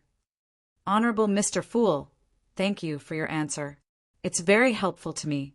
After that, the free conversation lasted for less than 10 minutes before he announced that the tarot was over. Then he severed the connection with the Crimson Stars. After Justice, the Hanging Man, and the sun turned into streams of light and dissipated, Klein looked at the world and chuckled. After the figures of Justice, the Hanging Man, and the sun turned into streams of light and dissipated, Klein looked at the world and chuckled. With a Smuff account, many things have indeed become much more convenient. However, the all-black eye can't be used outside the gray fog. What a pity. As he spoke, he controlled the world to stand up and bow before letting it melt into the majestic palace. As he had to divert his attention to control the Smuff account, Klein's spirituality was greatly drained. He didn't continue staying in this space. He removed the all-black eye, placed it on the surface of the long bronze table, and immediately returned to the real world. At that moment, there was sunlight that was rare in Bakelin during autumn and winter outside the tightly shut curtains. Klein didn't admire it. He slept for half an hour and recovered some of his energy. After waking up, due to Miss Justice's promise and the fact that the matter wasn't urgent, he didn't plan on going to the library to search for information. He decided to head to one of the many cemeteries in the outskirts of Bakelin before the sky turned dark. Klein wanted to test the effects of Aztec's copper whistle and figure out its range and limitations. Chapter 270. After taking the steam metro to the south bank of the Tussock River, Klein hired a rental carriage and headed for Aston Cemetery in the outskirts of the South Borough. It was managed by the Church of the God of Steam and Machinery. In the darkness of the evening, the trees around the cemetery bared their fangs and claws, blocking out the light, as though there were monsters lurking in the night. After the carriage driver accepted Klein's payment of 4 soldi, he glanced at the cemetery and mumbled, "Do I need to wait for you here?" "No, there's no need. I'm here to visit a friend." "No, there's no need. I'm here to visit a friend." Klein casually came up with an excuse, but he immediately realized that the carriage driver's expression had suddenly changed. "This is a cemetery. I'm here to visit a friend. It's already dark." The carriage driver heard his heart pounding. Only then did Klein snap out of his daze and add with a smile. He smiled and added, "He's the gravekeeper here." The carriage driver immediately heaved a sigh of relief, but he didn't dare stay any longer. He hurriedly drove the horses and quickly left. As for Klein, he circled around the cemetery until night truly fell. After the sky turned dark, the amount of smoke and dust emitted decreased significantly. Coupled with the biting cold winds, the fog in the air thinned significantly. Although he still couldn't see many stars, the crimson moon was faintly peeking out, covering the ground with a veil-like glow. Klein tapped his chest 4 times in a clockwise fashion, drawing the crimson moon. Then he put on his gloves, pushed himself over the metal fence, and entered the cemetery. He looked around warily, found a secluded corner, took out Isaac's copper whistle and held it in his palm. Not far in front of him was a tombstone. The photo on it was already dirty, and the epitaph appeared very blurry under the moonlight. Klein carefully read it for a few seconds before he could figure out what was written. "Friend passing by, please give me a hand." "Thank you." "A very humorous gentleman." "You're the one." Klein stopped in his tracks and leaned against the nearby trees that shielded the tomb from sunlight and rain. He waited patiently in the cold night. He tossed Aztec's copper whistle high and caught it firmly. He tossed it high again and caught it again. Just like that, he passed the time until 20 minutes later. There's no sign of zombification. Klein closed his pocket watch and examined his surroundings to confirm the results. "I'll come back here in 2 days to see if there are any additional changes. If there are none, it means that Mr. Aztec's copper whistle can't affect the bodies that have received the priest's requiem ceremony." Klein mumbled to himself and put the ancient and delicate copper whistle back into his pocket. In the kingdom of Rouen, there were generally 3 types of burials. The first type had a coffin and a corpse, which was suitable for the middle and upper classes who lived a relatively comfortable life. The second type didn't have a corpse and was directly cremated and buried in an urn. This was the choice of the lower middle class and skilled workers who could afford the cremation fees, but felt that a coffin was too wasteful. However, there were times when there were religious and governmental factors. For example, the believers of the eternal blazing sun would have most of their corpses cremated. For example, the poor who received help from the government would all be cremated for a small fee. The third type belonged to the poor.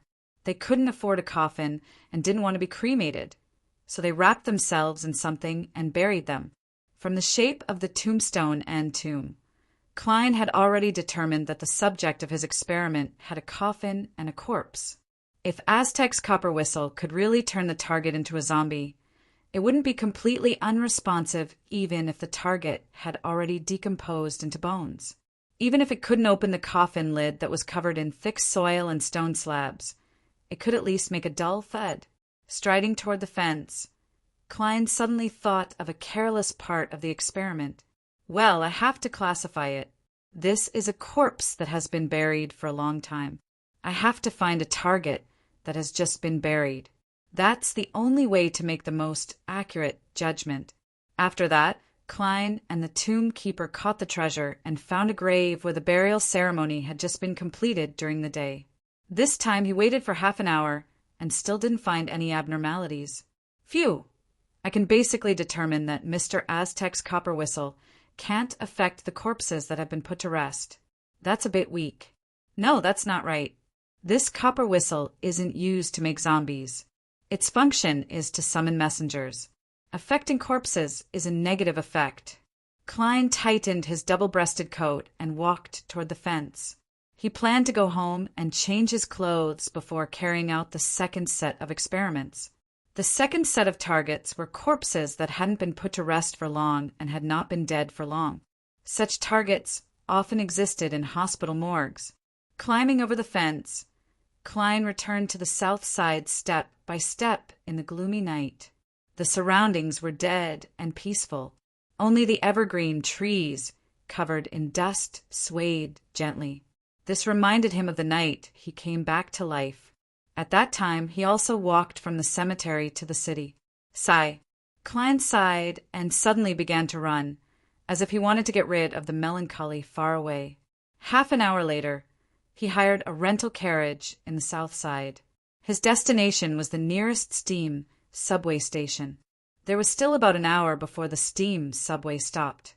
This could save him a lot of money. In the wee hours of the morning, Klein changed into a grayish-blue worker's uniform and wore a cap. He went to St. Eston Hospital in the Bakeland Bridge area. This was a charity hospital that belonged to the Church of the God of Steam and Machinery. Many poor people at the bottom of the social ladder died of illness here, and there was no place to place their corpses at home. They could only be stored in the hospital's morgue, waiting for the government to cremate them or donate them to the medical school. This phenomenon was especially common in the summer, but it was rare in the autumn and winter after the weather cooled down. However, in an era without air conditioning or low-temperature equipment, the hospital's morgue wouldn't leave the corpses for too long. Those who were willing to donate would be embalmed quickly, and those who were to be buried would be cleaned up the next day. Of course, this was the rule in the summer. It was relatively more relaxed in the autumn and winter. Therefore, during this period of time, there were still many corpses in the morgue every night.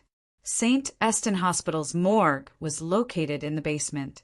It was rather cool even in the summer, and it was even colder in the autumn and winter. Klein used the knowledge he had learned from the Nighthawks and relied on the agility and balance of a clown to sneak in.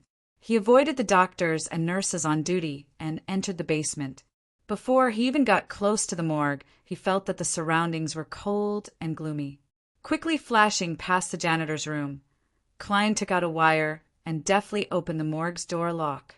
This was one of the techniques of infiltration and tracking. He slowly and silently pushed open the morgue's door with his black-gloved right hand. At the same time, he spread his spirituality and enveloped Aztec's copper whistle, hoping to confirm if this method could eliminate the negative effects. The temperature in the morgue seemed to be lower than the corridor. Most of the dead here were in body bags and placed in different metal cabinets. Only a small number were placed on a long table in the middle of the empty space, as if they were waiting to be examined. As a sequence 8 clown, Klein wasn't afraid of such a scene, but he instinctively felt uncomfortable. He remained cautious, carefully closed the door, and circled around the long tables. After more than 10 minutes, Klein exhaled a cold breath and confirmed that the corpses hadn't changed. "It's about time." He took out his golden pocket watch and opened it to take a look. After making his preparations, Klein retracted his spirituality and stopped rapping Aztec's copper whistle with it. He didn't know if it was a psychological effect, but he inexplicably felt that his surroundings had become even more silent. As a seer, he fully believed in his consciousness. He stopped pacing back and forth and retreated near the door. Seconds turned into minutes, and Klein believed that it had been about 2 minutes. At that moment, a corpse on the long table suddenly sat up. Bang, bang, bang. The surrounding metal cabinets immediately emitted a series of banging sounds, as if something was about to hatch. Bang, bang, bang. As Klein listened to the commotion and looked at the corpses that were sitting up, he suddenly said in a deep voice, "Crimson!" Following that, he injected his spirituality into the requiem charm and threw it out. Icy blue flames burned silently as a peaceful and gentle black spread out. The corpses lay down again, and the banging sounds from the metal cabinets came to an abrupt stop. Klein, who had experienced a similar scene, didn't relax. He used another requiem charm. As there were many corpses here, he used a third charm just to be safe, using up all the stock he had. Not bad. As expected, it only affects corpses that haven't undergone the requiem ritual and have just died, including zombies. Covering them with spirituality can block this effect, Klein thought with a smile. Seeing that the corpses didn't react abnormally, he prepared to open the door and leave.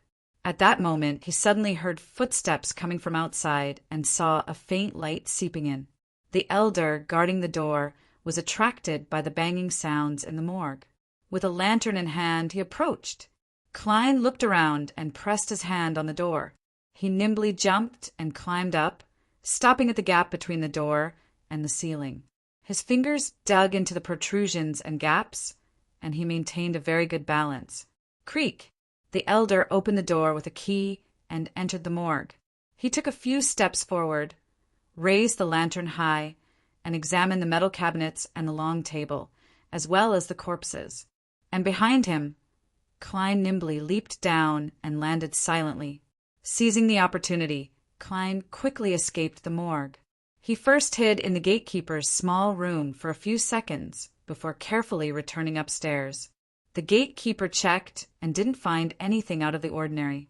He was a little afraid of the corpses, so he quickly left, locked the door, and didn't stay any longer. Returning to the guard room, he wrapped himself in a thin blanket. It took him a few minutes to calm his racing heartbeat. He mocked himself in a low voice. He muttered to himself in a low voice, "Those old guys always tell me about the abnormalities that happened in the morgue to scare me. That strange sound just now probably counts. It's nothing much, and those corpses didn't come back to life. Pooey, how can there be zombies and wraiths?" At the same time, Klein was walking comfortably on the quiet and deep street, happy that he had gotten rid of a latent danger. He looked at the elegant gas street lamps on both sides, looking forward to the beyonder gathering that was to come. As long as he could obtain a weapon with a special effect, he could obtain one of the main ingredients of magicians. Chapter 271. In the outskirts of Empress Borough, in a racetrack that occupied a large area but had no spectators, Audrey Hall led a maroon filly to a corner and pretended to discuss something with Viscount Glaint. She wore white trousers and knee-high black boots. Her upper body was in a simple lady's blouse, paired with a black jacket-style riding jacket and a protective helmet of the same color. She looked exceptionally valiant and beautiful, unlike her usual self. The golden retriever, Susie, was obediently squatting by her feet. She seemed to be carrying a small leather bag. Zio, who was disguised as Viscount Glaint's attendant, glanced enviously at Audrey's long and straight legs and subconsciously tiptoed. Glaint sized up Audrey and said half-jokingly, "Horsemanship alone is meaningless. Only when it's combined with hunting will it have life. Of course, I'm talking about male horsemanship. No matter what a beautiful lady does on a horse, it'll be a sight to behold." Audrey replied with a faint smile, "There are still a few months before the next hunt." Every year from June to the New Year, the nobles of the Kingdom of Rouen would follow tradition and come to Bakelin to participate in all sorts of banquets, balls, and salons. This was a very important event to them, and many things would be settled in the next few months. As the years passed, this tradition gradually gained a fixed name. It was called the Bakelin social season, and after the New Year, the nobles would return to their fiefdoms one after another. They would return to their luxurious castles, country manors, and large plantations to spend a leisurely and wonderful time. During such times, the most popular game was hunting. The nobles would invite guests of equal status to enjoy the fun of running on horseback and chasing prey. As long as their financial situation allowed it, they would not be stingy with the purchase of hunting dogs. The most famous of the hunting dogs was the foxhound. I already miss that kind of life. Bakelin is a place that makes people feel restrained. Its air is indescribably terrible. Of course, I still like its prosperity and extravagance. Viscount Glaint put on his gloves and took a step back so that Audrey could converse with Zio and Furs. "Honorable Miss Audrey, why have you summoned us here?" Zio retracted her gaze and took the initiative to ask. Most of her recent income came from Audrey. Audrey was honest and generous. She was a rare good employer. I seem to smell the scent of ink from banknotes again. I hope it's not a difficult mission. Miss Audrey is perfect in every aspect, except for one thing. Every mission is surprising and extremely dangerous. Zio thought with anticipation and trepidation. She couldn't help but turn her head to glance at Furs and realized that her companion, who was disguised as a maidservant, was looking at her. The expressions reflected in their eyes were so similar. Audrey held her gloves and smiled in a reserved and elegant manner. "It's a simple commission this time." As she spoke, she gestured with her eyes for Zio and Furs to open Susie's leather bag. Zio, who had always been known for her mobility, immediately took 2 steps forward, bent down, and reached out with her hand.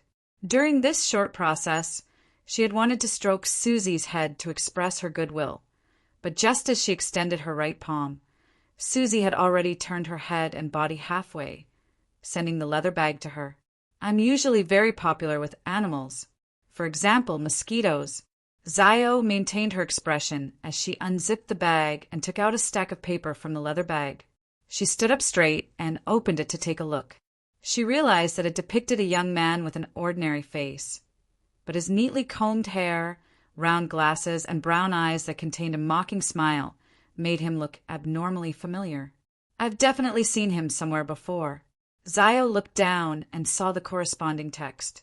Former name Lenevis. Wanted swindler. I know where I've seen him. Zio immediately came to a realization and nearly slapped her forehead in an inelegant manner.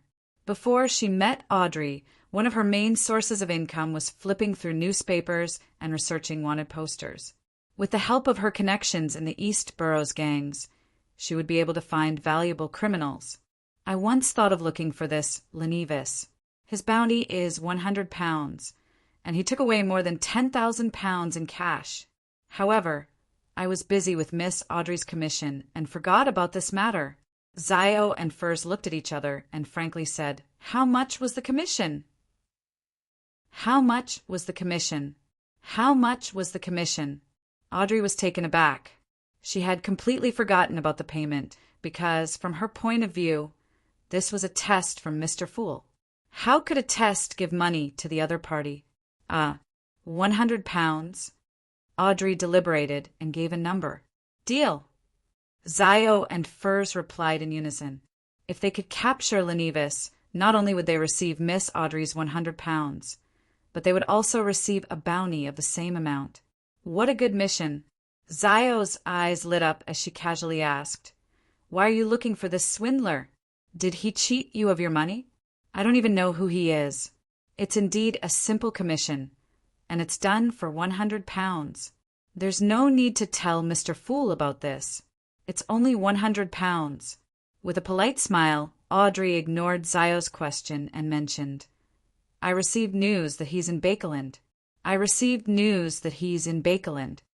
Ah, yes, there are more than a dozen portraits here, different portraits. I considered that Lenevis would definitely disguise himself, so I gave him a portrait of him without glasses, a beard, and a changed hairstyle. I guessed it. I'm also very good at sketching and oil painting. Audrey raised her chin slightly. Zio immediately forgot her doubts and said in pleasant surprise, That's really good news. She could almost see the £200 bounty waving at her. The mysterious person she had met at Mr. A's gathering had yet to establish contact with her, so she could only continue her business of earning money.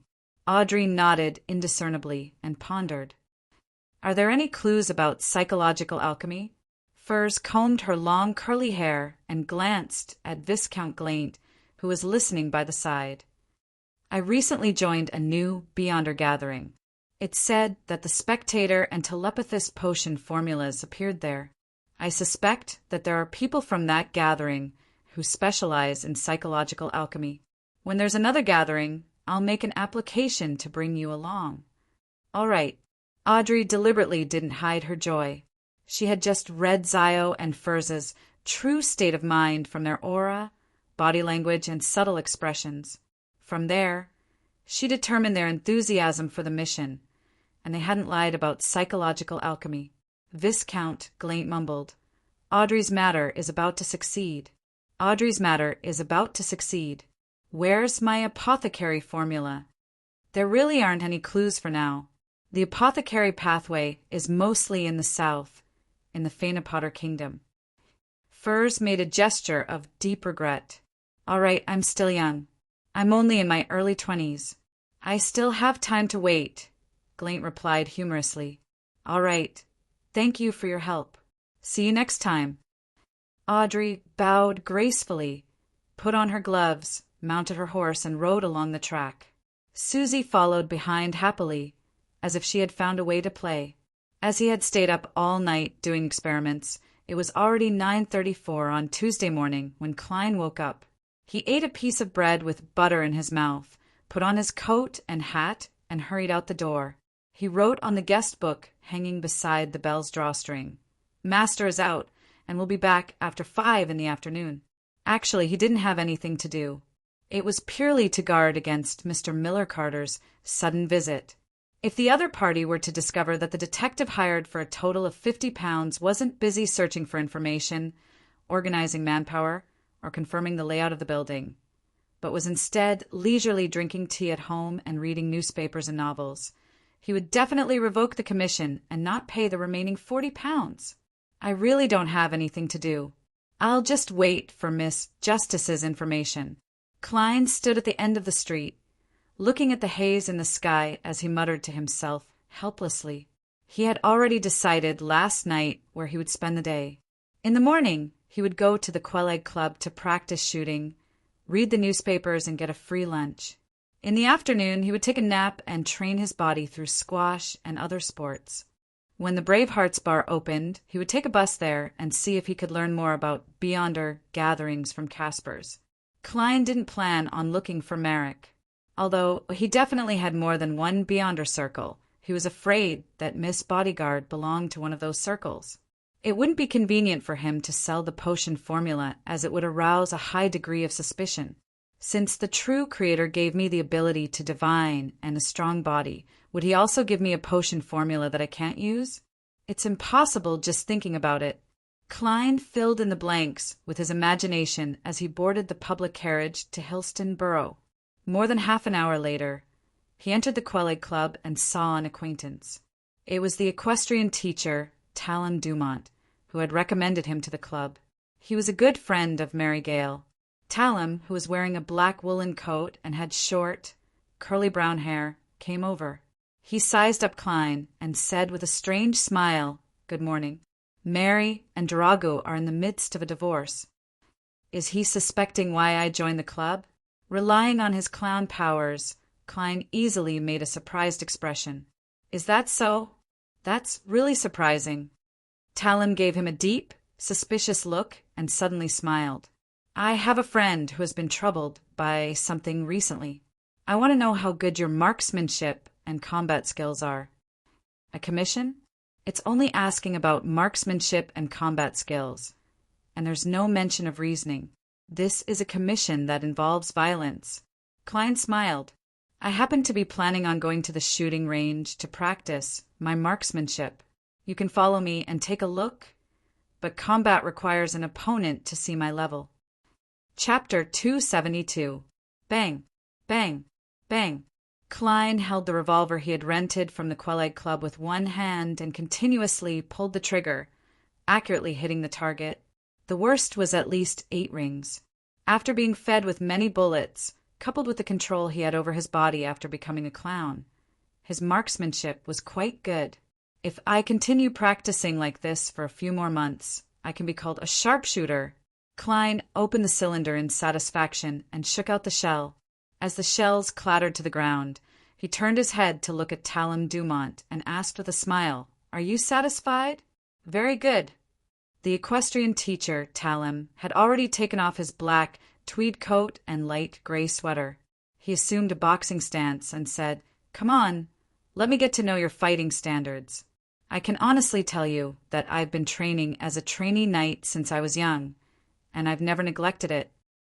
As a Beyonder, if I can't even defeat an ordinary man who has only received training, then I'm not human anymore." Klein lampooned. Without taking off his double-breasted frock coat, he put away his revolver, took 2 steps to the side, and gestured to Talon that he could begin. Initially, he wanted to beckon with his finger to spice up the atmosphere, but when he thought of the other party's strength, he couldn't be bothered to waste his energy. Talon was a little excited about this. He jumped a few times on the spot, took a few quick steps forward, and threw a right punch. Klein blocked and grabbed with his left hand. He bent down and twisted his waist, stretched out his right palm, and smoothly performed a back throw. Thump! Talon flew out and landed on his back. In the end, Klein didn't exert any strength. He only used inertia to throw Talon off his body. Amazing! Talon quickly stood up and gave a thumbs up.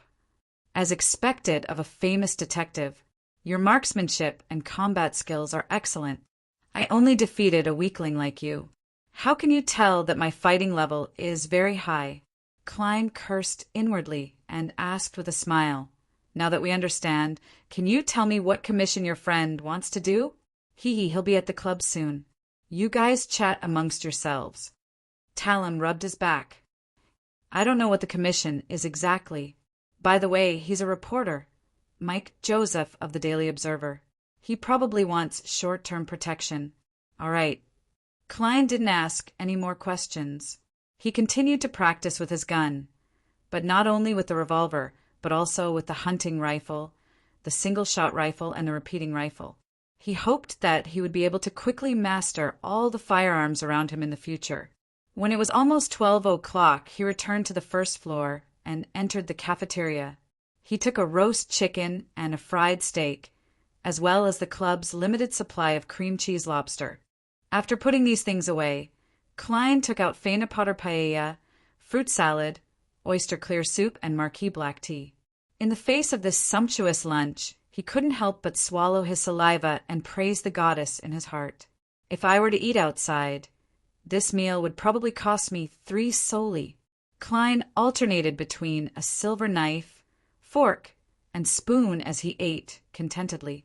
Just as he was about to finish the food on the table, Talon Dumont led a man in a heavy coat and half-top hat over. "Detective Moriarty, this is the friend I mentioned, Mike Joseph. Mike, this is the famous detective, Mr. Sherlock Moriarty." Talon smiled as he introduced both parties. "Nice to meet you." Mike took off his hat and bowed. He looked to be in his 30s. His eyebrows were relatively sparse, his skin was rather rough, and his pores were abnormally obvious. However, his facial features weren't bad. His blue eyes were especially charming, and with his beautiful mustache he had a mature charm. Klein couldn't help but touch the stubble around his lips that had thickened. He got up and invited the man to sit down. He smiled and said, "Today's cream cheese lobster isn't bad. You can give it a try." "All right." Mike Joseph didn't decline. He took the tray, circled around, and took out a lot of food. "He was in a hurry and hasn't had lunch yet," Talon explained on his friend's behalf with a smile as he placed a stack of newspapers on the dining table. "I can tell." Klein put down his knife and fork, wiped his mouth with a napkin, and leisurely drank his black tea. He was very satisfied with the meal he had just had. At this moment, Mike Joseph walked back with 2 plates of food. He quickly ate a few mouthfuls to fill his stomach before looking up at Klein. "Detective Moriarty, have you heard about the recent serial murders? The ones who removed the organs?" Klein's heart stirred as he asked briefly. Talon nodded and sighed with emotion. "Sure enough, every detective is paying attention to this serial murder case." Mike took out one of the newspapers and pushed it to Klein. "This is the latest report." Klein took it and saw that it was from the Daily Observer where Mike worked. Their headline read, "11. Another lady had been killed. Civilau's yard is helpless." The headquarters of the Bakelin Police Department was on Civilau Street at the edge of Queens, so they were also nicknamed Civilau's Yard. 11. It's the 11th case? Klein resisted the urge to frown and continued reading in puzzlement. He found that it was indeed the same as the one he had encountered. The target was a woman wearing a gorgeous dress and had her organs removed by disembowelment. This was a case with obvious traces of devil worship. Civilau's Yard must have handed it over to the Nighthawks, mandated punishers, or machinery hive mind teams. They have divination, spirit channeling, and all kinds of strange and effective beyonder means. Why haven't they solved the case and caught the criminal yet? That fellow has rich anti-detection abilities and destroyed the souls of the deceased? Or could it be that the souls of the deceased were taken away along with their organs, as required for a devil ritual? He can definitely interfere with divination. That's right, if a beyonder of the devil pathway doesn't have such abilities, how would they dare to commit serial murders? Klein thoughtfully said to Mike Joseph, "You want to do a private investigation? I'm sorry, but I can't take over. Without an invitation from the police, I can't take over. I have to maintain a good relationship with them. The so-called good relationship is the relationship of inviting me to the police station for tea. Klein lampooned himself. The real reason he refused was that it was easy to encounter official beyonders if he was involved in the investigation of the serial murders. Among them might be the Nighthawks of the Church of the Goddesses Bakelin Diocese. No, it's not an investigation. No, to be precise, it's not an investigation to find the murderer. I just want to complete my report, Mike Joseph explained after swallowing the prawn meat. Report?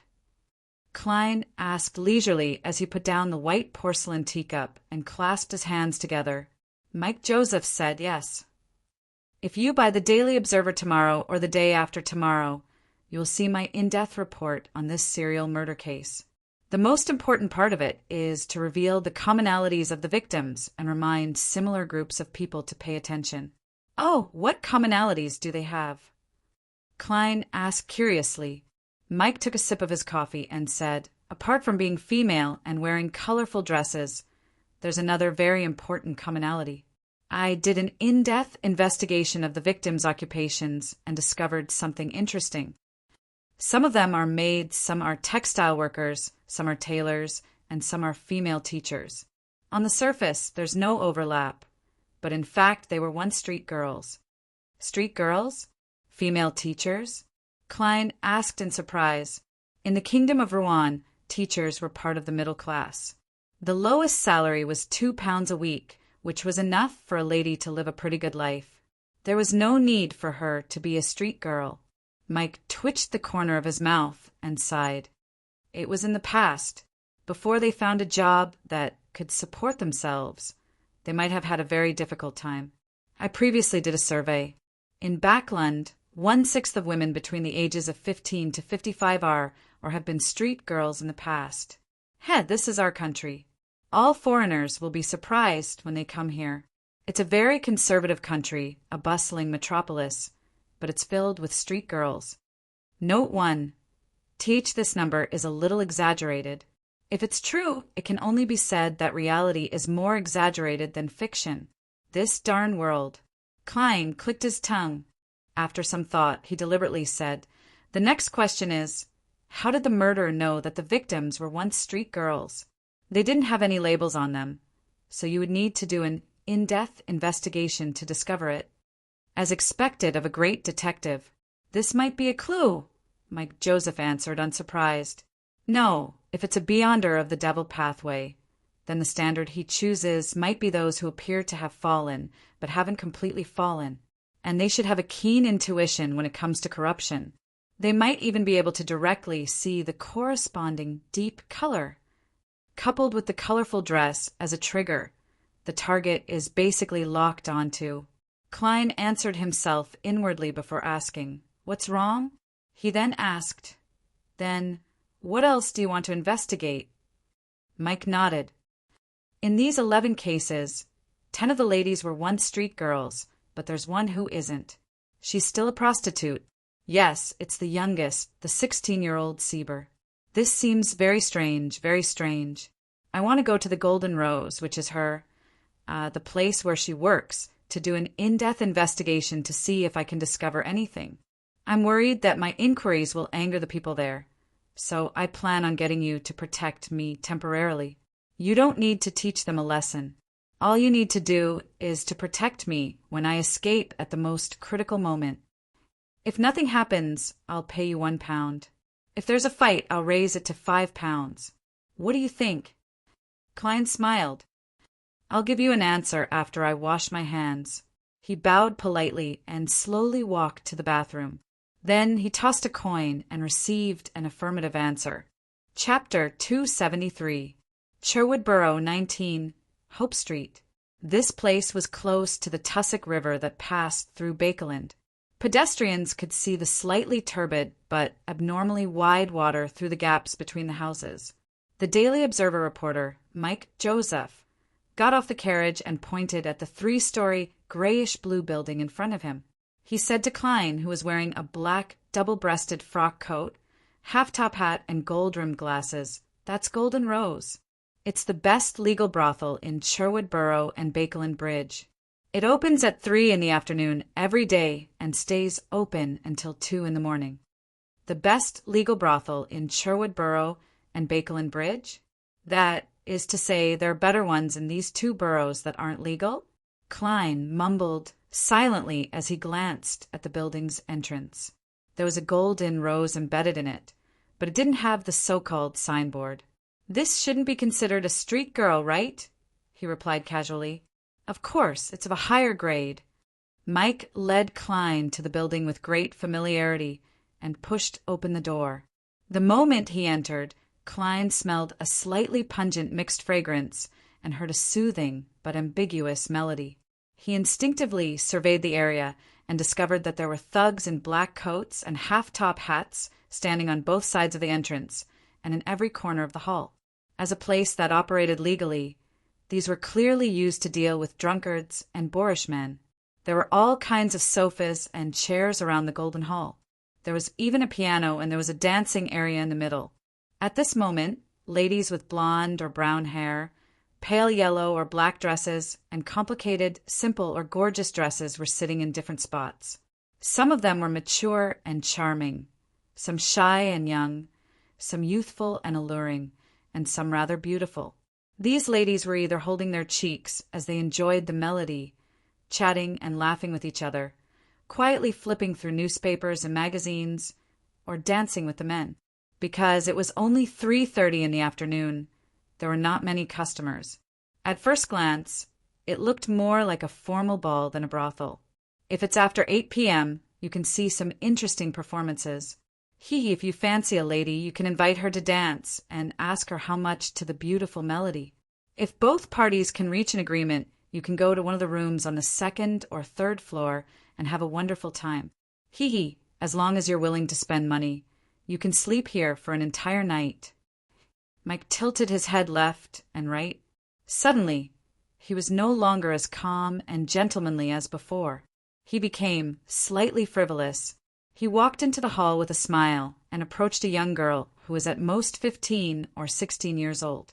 Was he showing his true nature, or was this a professional performance? Klein was a little dumbfounded as he followed behind Mike Joseph. The victim, Siebel, was only 16 years old. Theoretically speaking, a girl of a similar age is more likely to be her friend and no more, Mike explained in a low voice. He immediately raised his slightly sparse eyebrows and resumed his normal voice. "Which lady have you taken a fancy to?" "I'm just your bodyguard," Klein replied according to normal logic. Mike nodded indiscernibly and suddenly smiled. "I'm not used to people watching when I do that kind of thing. I'll guard the door." Klein understood what Mike meant and assumed a strict and professional posture. Mike didn't say anything else. He came in front of the young girl, bent down, and extended his hand to invite her to dance. To become a prostitute at this age, Bakelin, is really glamorous and dirty. There's actually a middle-aged gentleman with a good temperament visiting this place. His sideburns are all white. Klein lowered his hands and stood straight as he watched Mike and the young girl dance slowly in the middle. After a few minutes, Mike walked back and said to Klein with a slightly vexed expression, "Don't worry. It's too expensive." When the two of them got closer, he added in a low voice, "That girl knows Sibyl, but the boss here, Ms. Lopez, forbids them from communicating with others about this. Otherwise, they will be severely punished." Oh my God! That poor girl even shivered instinctively when she mentioned the punishment. I can imagine how terrifying it is. Klein sighed sympathetically but helplessly. He suppressed his voice and asked, "So, what do you plan to do?" "I don't want to cause trouble for those girls. I plan to go straight to Ms. Lopez." Mike patted Klein on the shoulder. "Protect me." Klein turned his body to the side and solemnly reminded him, "If you encounter a dangerous situation, you must listen to me. Do you understand? Listen to me." Okay. Mike raised his hands to his shoulders and nodded. As he spoke, he walked towards the single sofa in the corner. There sat a charming lady in a gorgeous dress with heavy makeup. "If you don't want to give up after the dance and embarrass yourself in front of those girls, I suggest that you talk to Ms. Lopez first and figure out the price of different girls." Mike raised his voice. When the lady heard their conversation, she turned her head and looked over. She slowly stood up and smiled. "Good afternoon, gentlemen. I'm Lopez. Do you have any girls you like?" "Yes." Mike suddenly sized her up and chuckled. "I admire you very much." "I admire you very much, too. You act like you're at home in such a place." The corners of Klein's mouth twitched. Lopez's expression froze for a second before she faked a smile and said, "Sorry, I'm not feeling well today." "I'm sorry, I'm not feeling well today." You should know that women will feel unwell every month. Seeing that he couldn't get Lopez to talk to him in the room, Mike fell silent for a few seconds before he suddenly turned serious. "Ms. Lopez, I'm a reporter. I want to ask you about Sybil. This is my ID." Lopez's expression immediately darkened as she replied impatiently, "I've already told the police what I know. I've already told the police what I know. You should go to them." Sybil was a homeless orphan. She was adopted by me. That night, she accepted a guest's invitation to spend the night at the guest's house. She died on the way back in the morning. "All right, please leave, or invite a lady to dance." As she spoke, Lopez waved her hand for the two thugs beside her to come over. Klein took a step forward and stood in front of Mike Joseph, protecting him as he returned to the hall. When the two thugs saw this, they didn't rashly chase them away. After taking a few steps, Klein lowered his voice and said, "She's lying. She's lying." "Oh." Mike turned his head in surprise. "When she speaks, her eyes are wandering. She doesn't dare to look at you directly, but she will secretly size you up. This means that she's lying and observing your reaction. In addition, her standing posture is very defensive, and she looks very anxious." Klein gave his analysis. Mike gaped and sighed after a few seconds. "You really are a great detective. Only when you have both sharp observation skills and outstanding reasoning skills can you discover these useful details. This is only because I activated my spirit vision and noticed that Lopez's emotional color isn't right. The rest are all excuses." Klein smiled and said, "Thank you for your compliment." "Thank you for your compliment. We should go now." Mike Joseph turned back to look at Lopez and realized that she was walking towards the side door of the hall, as though she was going to her lounge. And the side door was in a corner. It was very quiet, and many people in the hall couldn't see what was happening there. There were also two thugs guarding it. "Perhaps we should follow Ma, Lopez, and observe her reaction. Perhaps her anxiety will make her do something." Mike suddenly turned his head to look at Klein. "Can you quickly finish off those two thugs?" "Sir, I'm only responsible for protecting you, and it's illegal," Klein replied with a smile. "I'll pay more. If there's a fight, it'll be a total of £5. If there's still a fight when we escape, it'll be £10. Mike Joseph gritted his teeth. "Deal." Klein extended his hand and shook the other party's hand. Following that, the two circled around, avoiding the two thugs from before, and quietly arrived near the side door. "Guests, please leave this place." One of the thugs stepped forward and stopped Klein and Mike Joseph. "Sorry, we'll immediately." Klein bowed politely and apologized. At that moment, his right fist suddenly punched out, landing heavily on the thug's abdomen. The thug instinctively covered his abdomen and bent his body into a bow. As for Klein, who had straightened up again, he raised his left palm and struck the back of the thug's head. "Pah!" The thug fell to the ground and fainted. His companion clearly hadn't expected such a situation. He watched in a daze, unable to react in time. Klein immediately slid over, covered his mouth with his right palm, and punched his abdomen with his left. Bam! The thug suddenly bent over and spat out the undigested food. Klein retracted his right hand in time and struck down vertically. At the same time, he supported the other party with his left hand, allowing the thug to slowly fall to the ground without a thud. After exchanging glances, Klein twisted the handle, pushed open the side door, and dashed in. Mike Joseph lowered his body and quickly followed. "Why are you so skilled? You're just a reporter." As Klein cursed inwardly, his footsteps were light but fast as he walked down the floor-covered corridor. Suddenly they heard Lopez's voice. "Tell Capim not to send anyone over for the time being." "Capim? Send someone over?" Klein looked at Mike beside him and found that he was equally confused. At that moment, they heard Lopez's footsteps coming down the corridor again. "Let's go." Klein grabbed Mike and ran toward the entrance without looking back. In the process, he closed the side door and broke the lock so that the person inside wouldn't be able to come out for a while. Then, the two of them pretended as if nothing had happened and quickly walked through the hall. They approached the exit and left amidst the indistinct sounds of anger. When they reached the street outside, Mike heaved a sigh of relief and praised sincerely. "I've experienced many similar situations, but none as simple and easy as today. Thank you. I have to go back and find out who Capim is." As he spoke, he took out his wallet, took out a 5-pound note, and muttered, frankly, your price is really expensive. But frankly speaking, your price is really expensive. It's equivalent to half a week's salary. But you can claim it, can't you?" The corners of Klein's mouth curled up in response.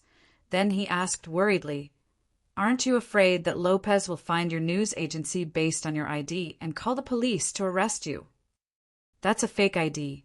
Mike Joseph spread his hands in a practiced manner.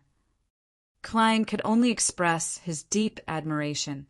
After watching Mike get on the car and leave, he walked diagonally across the street and waited for the public carriage, paying close attention to see if anyone chased after him.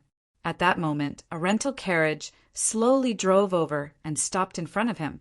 A middle-aged man in a black coat walked out of the carriage and nodded at Klein. He had blue eyes, a thin face, and graying sideburns. It was the old gentleman Klein had seen at Golden Rose. "He's not a customer of Golden Rose. Just like us." This realization suddenly flashed through Klein's mind. "Hello, I'm Detective Eichinger Stanton, who is assisting the police in handling this case. Can we have a chat?" The middle-aged man pointed at the carriage. Chapter 274. Detective? He's in the same line of work. However, for him to be able to assist the police department in handling such a serious case, it means that he's a truly famous detective. At the very least, he's very famous within Civilau's yard. Shouldn't the serial murders be handed over to the Nighthawks, mandated punishers, or the machinery hive mind? The police department could just send out some assistants. Why would they need to hire a private detective? The 11 consecutive murders must have caused a sensation, and the Civilau's market was under a lot of pressure. Did they not want to wait in torment? Many thoughts flashed through Klein's mind in an instant, but a smile appeared on his face. All right. He boarded the carriage hired by Eichinger Stanton and saw a capable, brown-haired young man inside. "This is my assistant."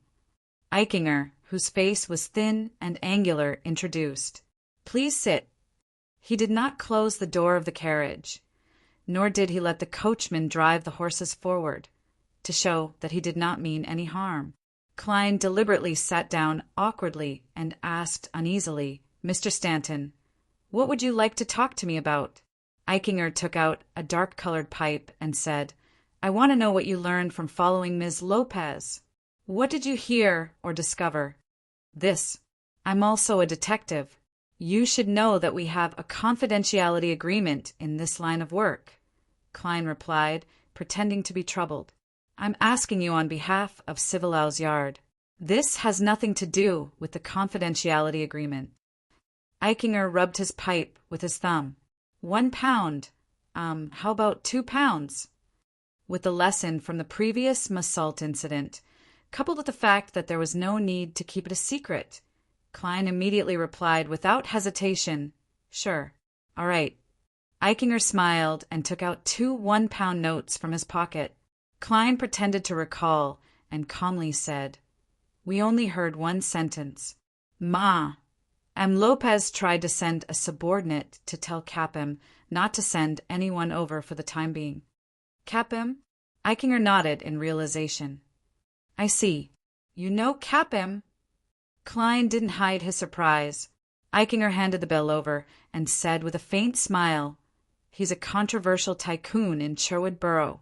In Backland, naive girls often go missing on secluded streets, and after a long period of time, they might be accidentally found in various legal or illegal brothels. A large number of rumors point to Capim, saying that he's a criminal leader whose hands are covered in blood and filth.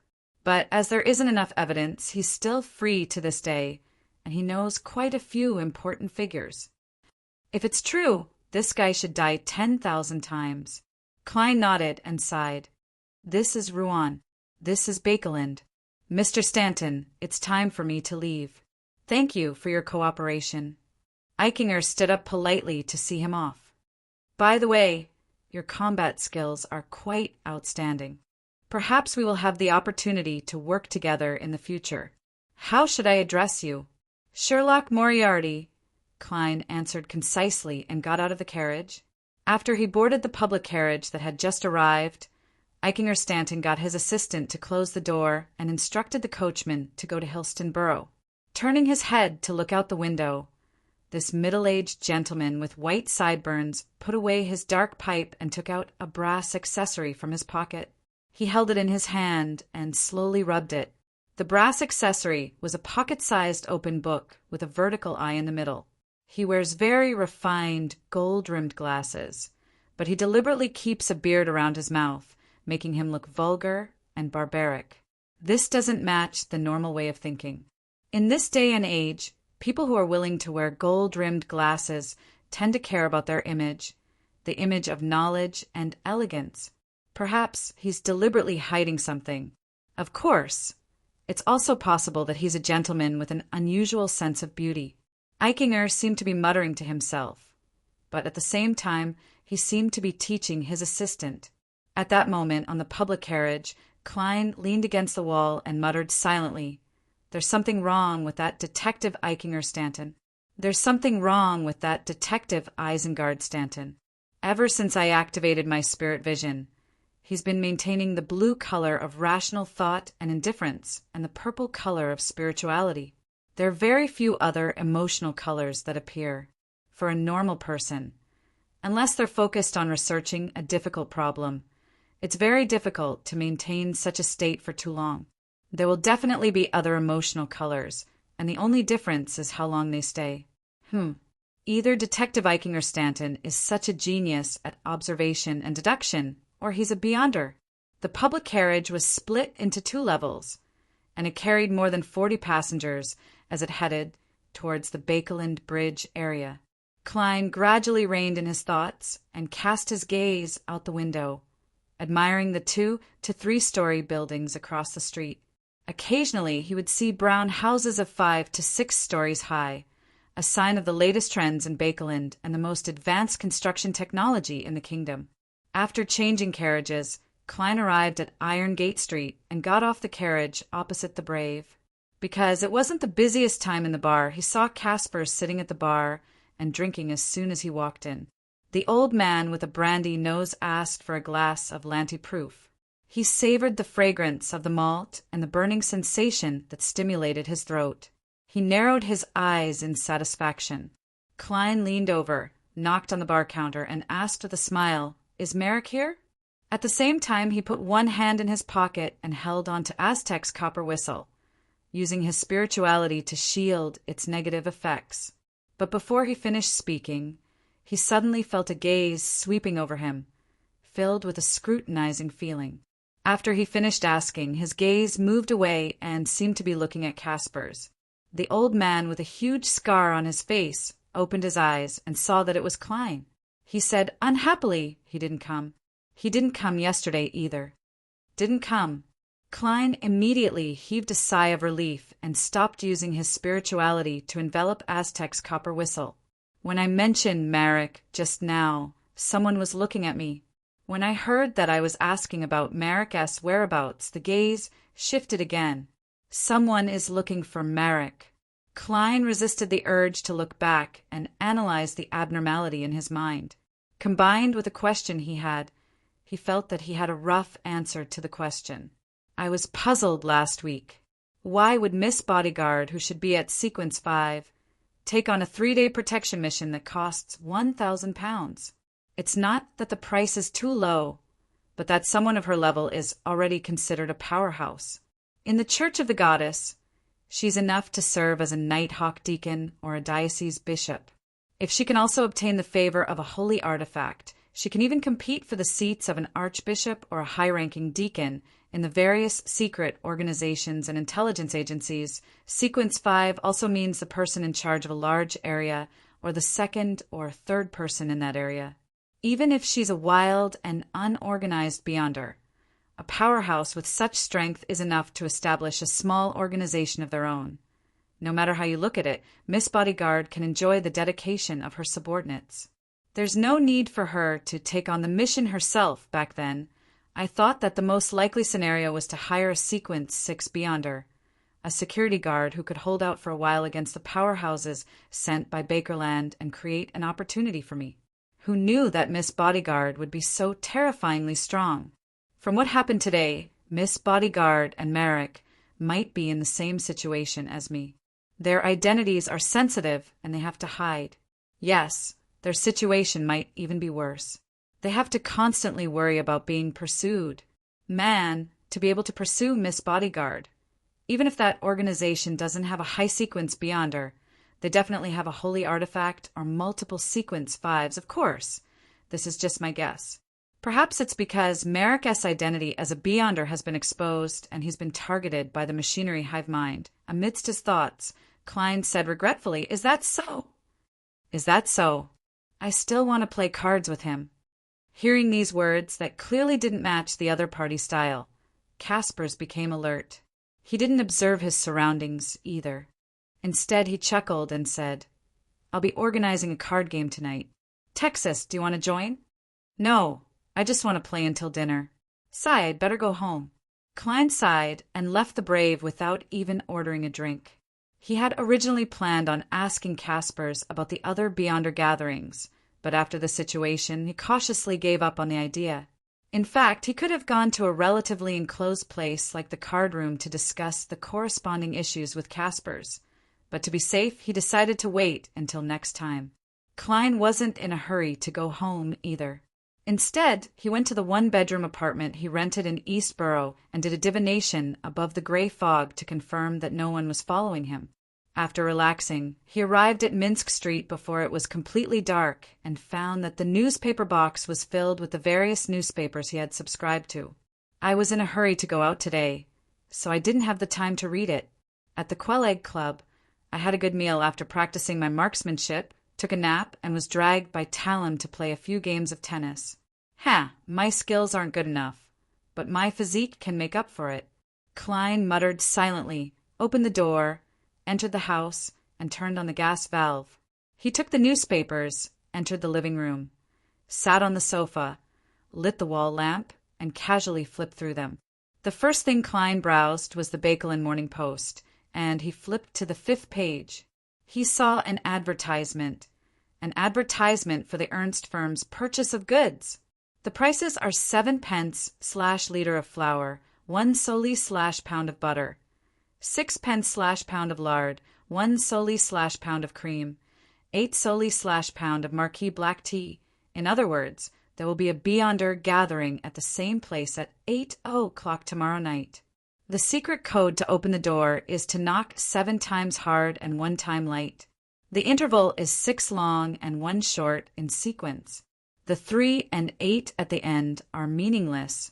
Klein deciphered the content, leaned back on the sofa, and began to look forward to tomorrow night's gathering.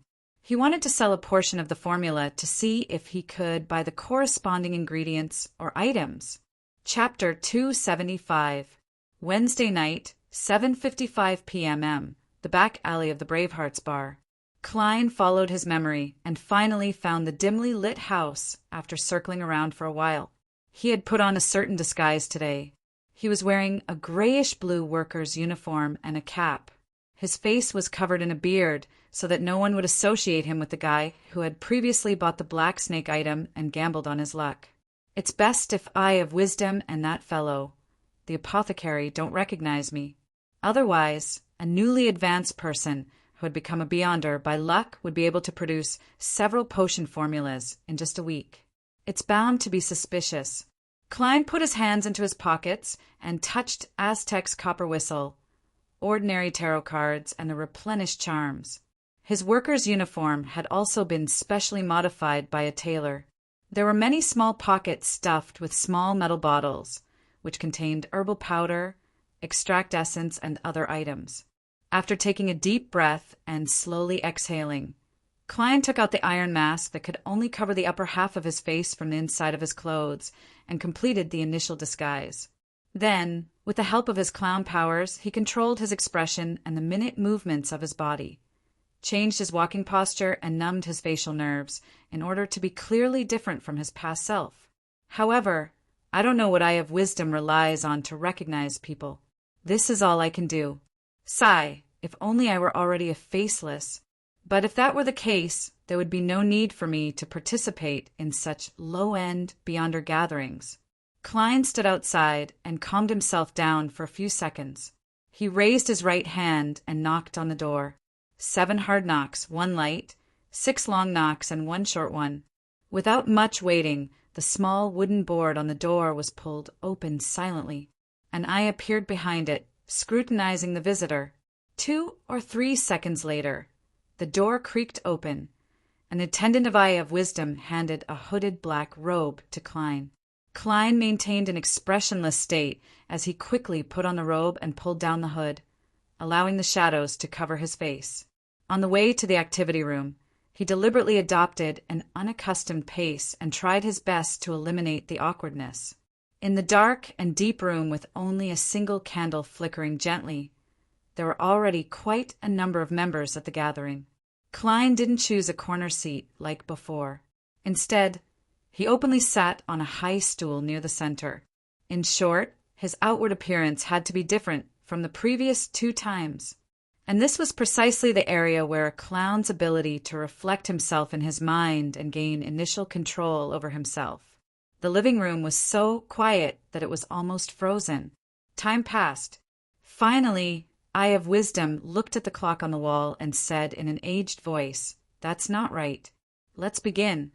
There's no need to wait for our late friend." Just as he said that, Klein immediately said in a hoarse voice, "I want to sell the potion formulas. Sequence 9 barred and Sequence 8 light, suppliant of the Church of the Eternal Blazing Sunday.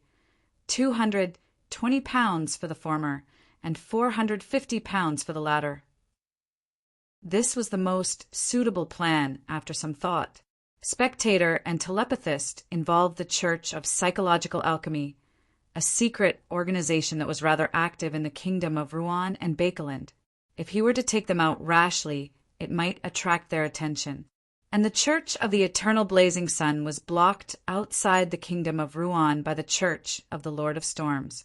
The corresponding Beyonders rarely appeared in Bakeland, and there was almost nothing they could do. It was a very safe choice. The potion of the seer pathway involved Klein himself, so he naturally didn't want to expose his characteristics. After experiencing and witnessing Beyonder battles so many times, he gradually came to a realization.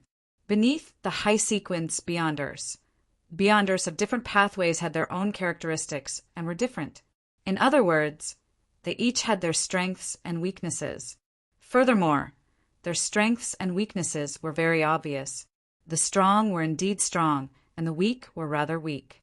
For example, the spectator pathway lacked the ability to engage in head-on combat. However, if one were to ignore them and unknowingly be led astray, then no matter how strong one's combat skills and Beyonder skills were, it was possible for one to die without even knowing why. A clear example was Rear Admiral Hurricane Kalangos. He clearly had the mystical item, Creeping Hunger, and his overall combat strength had reached Sequence 5, but he still died a baffling death. Most of the credit was due to Azic's strength, but one couldn't ignore the role of a spectator. It was precisely because most Beyonder jobs below high-sequence Beyonders had distinct characteristics, but obvious weaknesses, such as weak bodies. Therefore, if one could conceal their strengths and figure out the enemy's situation ahead of time, and make effective arrangements to target their weaknesses, it wasn't impossible for the weak to defeat the strong. Under extreme circumstances, there was a very small chance of a sequence 9 killing a sequence 5. Of course, this example was a perfect hypothesis. In reality, it was almost impossible. A sequence 5 was already considered a powerhouse, and the corresponding Beyonder powers had their own magical aspects. Strengths could effectively cover up weaknesses. It was very difficult for those below sequence 6 to affect them. On the other hand, many Beyonders below high-sequence Beyonders were afraid of being besieged, even if their opponents were all below their own sequence. This was because once they were flustered and failed to attend to one thing, their weaknesses would become a fatal factor. These problems were also the reason why shepherds were ranked first below high-sequence Beyonders. They were too well-rounded. If their Beyonder powers were combined and matched well enough, they had almost no weaknesses. When I advance to sequence 7, I'll have all sorts of magical Beyonder powers. Then, even if I encounter a sequence 6, I'll be able to fight them head-on for a while. I might even have a chance of winning. If I encounter a sequence 5, I'll also have a chance of escaping. Amidst his thoughts, Klein looked around, hoping that someone would speak. If Bard and Light Suppliant can't be sold, then I'll have to settle for the next best thing. I'll consider Spectator and Telepathist, as well as the knowledge of Beyonder characteristics, indestructibility, and conservation. I definitely can't sell the formulas of my own pathway, nor the Demonist pathway. That will cause many tragedies, be it an instigator or a witch. They're the type that have to actively do evil. Klein felt a little uneasy, but he remained expressionless as he waited. Actually, I can consider buying it. At this moment, the chubby apothecary laughed. I can take in another apprentice and give him these 2 formulas. I'll get him to specifically pray for my herbs to be illuminated. Perfect. How extravagant. His words broke the momentary silence in the room. In the corner, a man with his hood pulled down deliberately said in a sharp voice, "Perhaps I can give it to my child. At the very least, he'll be stronger than my sequence." Sequence 9,200 pounds. Sequence 8,400 pounds. If you agree, then it's a deal. To be able to fork out 600 pounds in one go, he's quite rich. That's enough to buy a house in Tingen. Klein pretended to think as he looked at the other members of the gathering to observe their reactions. Seeing that no one had the urge to raise the price, and that the other party's offer had reached his bottom line, Klein deliberated for a moment before saying, "I have an additional request. You can't sell these 2 formulas at this gathering. Feel free to sell them anywhere else." The man said sharply, "All right. All right. Mr. Eye of Wisdom will bear witness." Klein didn't know how to prove that the formulas were real, but he didn't want to ask and expose the fact that he hadn't attended many gatherings. All he could do was silently pull up his robe, take out the 2 potion formulas that he had long written, and hand them to the attendant beside him. The attendant didn't walk to the corner, but to the sofa in the middle, and handed the folded paper to Eye of Wisdom. The old gentleman spread out the paper, but he didn't take a second look at it. He placed it on the small round table beside him. Following that, he took out a handkerchief, wiped his right palm, and took out a ring that looked like it was embedded with many fine diamonds from his pocket. The ring's design was complicated and exquisite. In the middle, there was a green gem that looked like an eye. Just looking at it from afar made Klein's head swell and his body feel uncomfortable. It was the same feeling he had when he saw the math test papers. Eye of Wisdom solemnly wore the ring on his right middle finger, then closed his eyes as if he was preparing something. Suddenly, the emerald on the ring emitted a brilliant gold, a gold that resembled sunlight. Eye of Wisdom quickly stretched out his right hand, allowing the gem to touch the potion formula that Klein had written. The golden beams became purer and purer, finally turning into a projection that resembled a seal. Real and effective. "Eye of Wisdom" announced in a deep voice. Then he took off the ring, not daring to wear it for a second longer. "That tone sounds very much like a notary. That ring is old Mr. Eye of Wisdom's best collection. Sealed artifact 2-081? It simulated the powers of a notary?" Klein looked at it thoughtfully. He was quite envious. After the notarization, the transaction was quickly completed, and Klein received a thick stack of cash, all of which were 10-pound notes. After counting them 3 times, he didn't fold them into his pocket. Instead, he held them in his palm and waited for the next opportunity to spend them. He planned to observe for a while and confirm that there were no items he needed before asking to buy them. At this moment, the rotund apothecary looked around. "I brought some tranquilizers." Did he really bring it? I forgot about it. In order to be different from the past, Klein could only pretend that he wasn't there.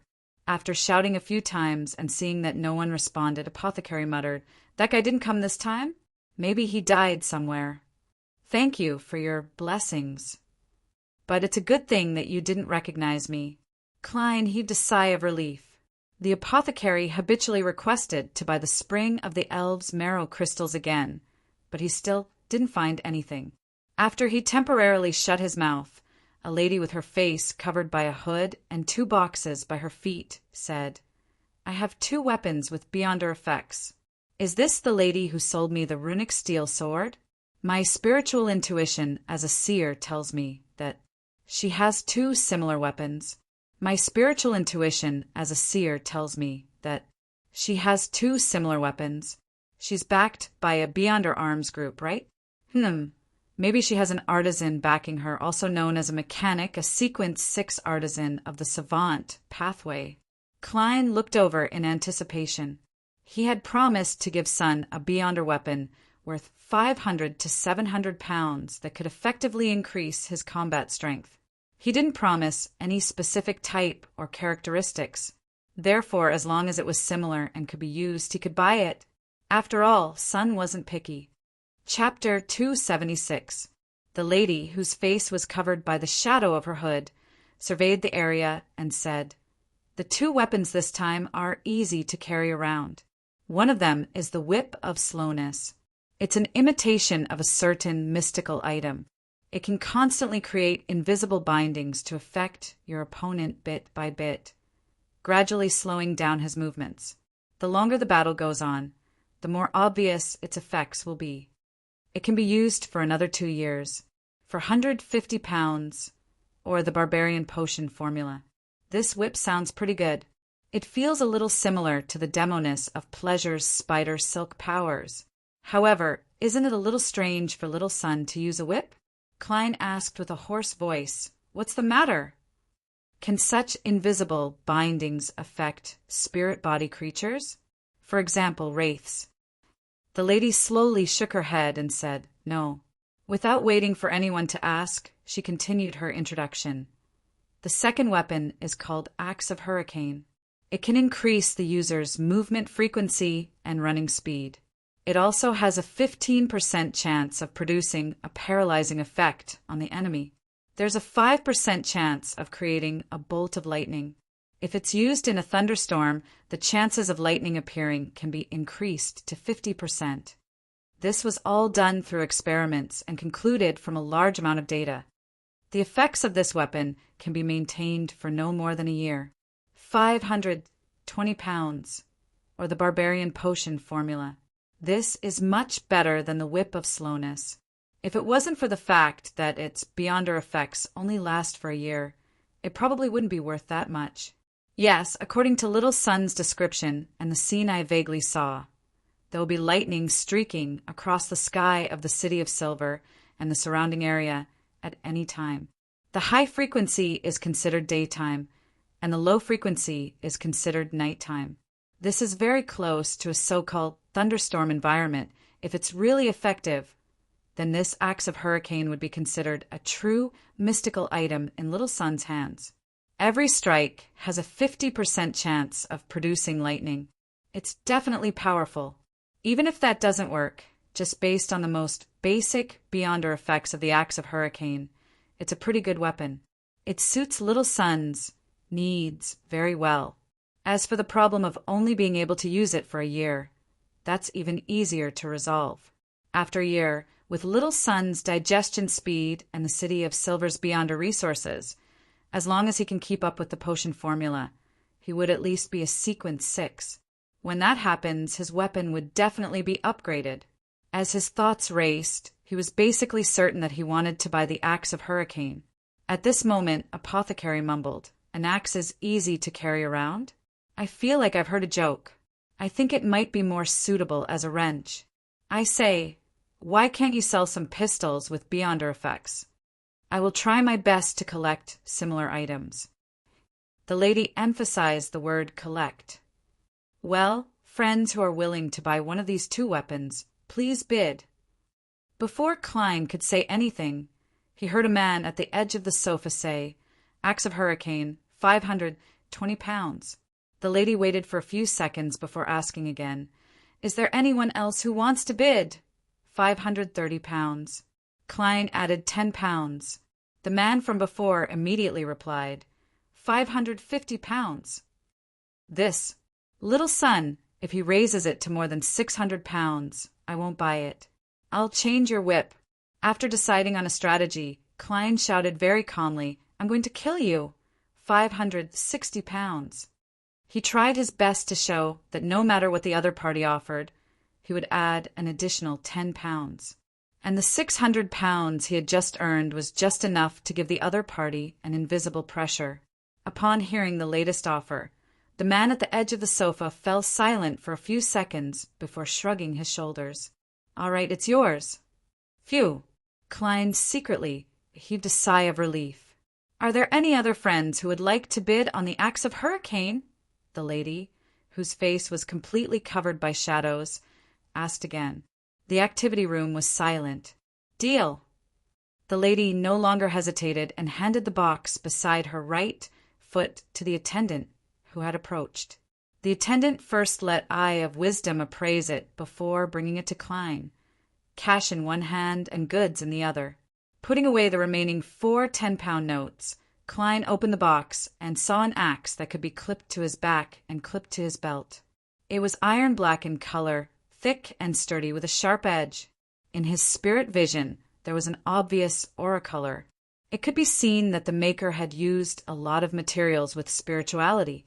There were many symbols and magic labels on the surface of the axe. They were embedded inside, turning into patterns that resembled lightning and hurricanes. Klein reached out to touch it and felt a faint, tingling sensation. He nodded and placed the box on his lap. "It can be exchanged for the true roots and sap of the mistreant.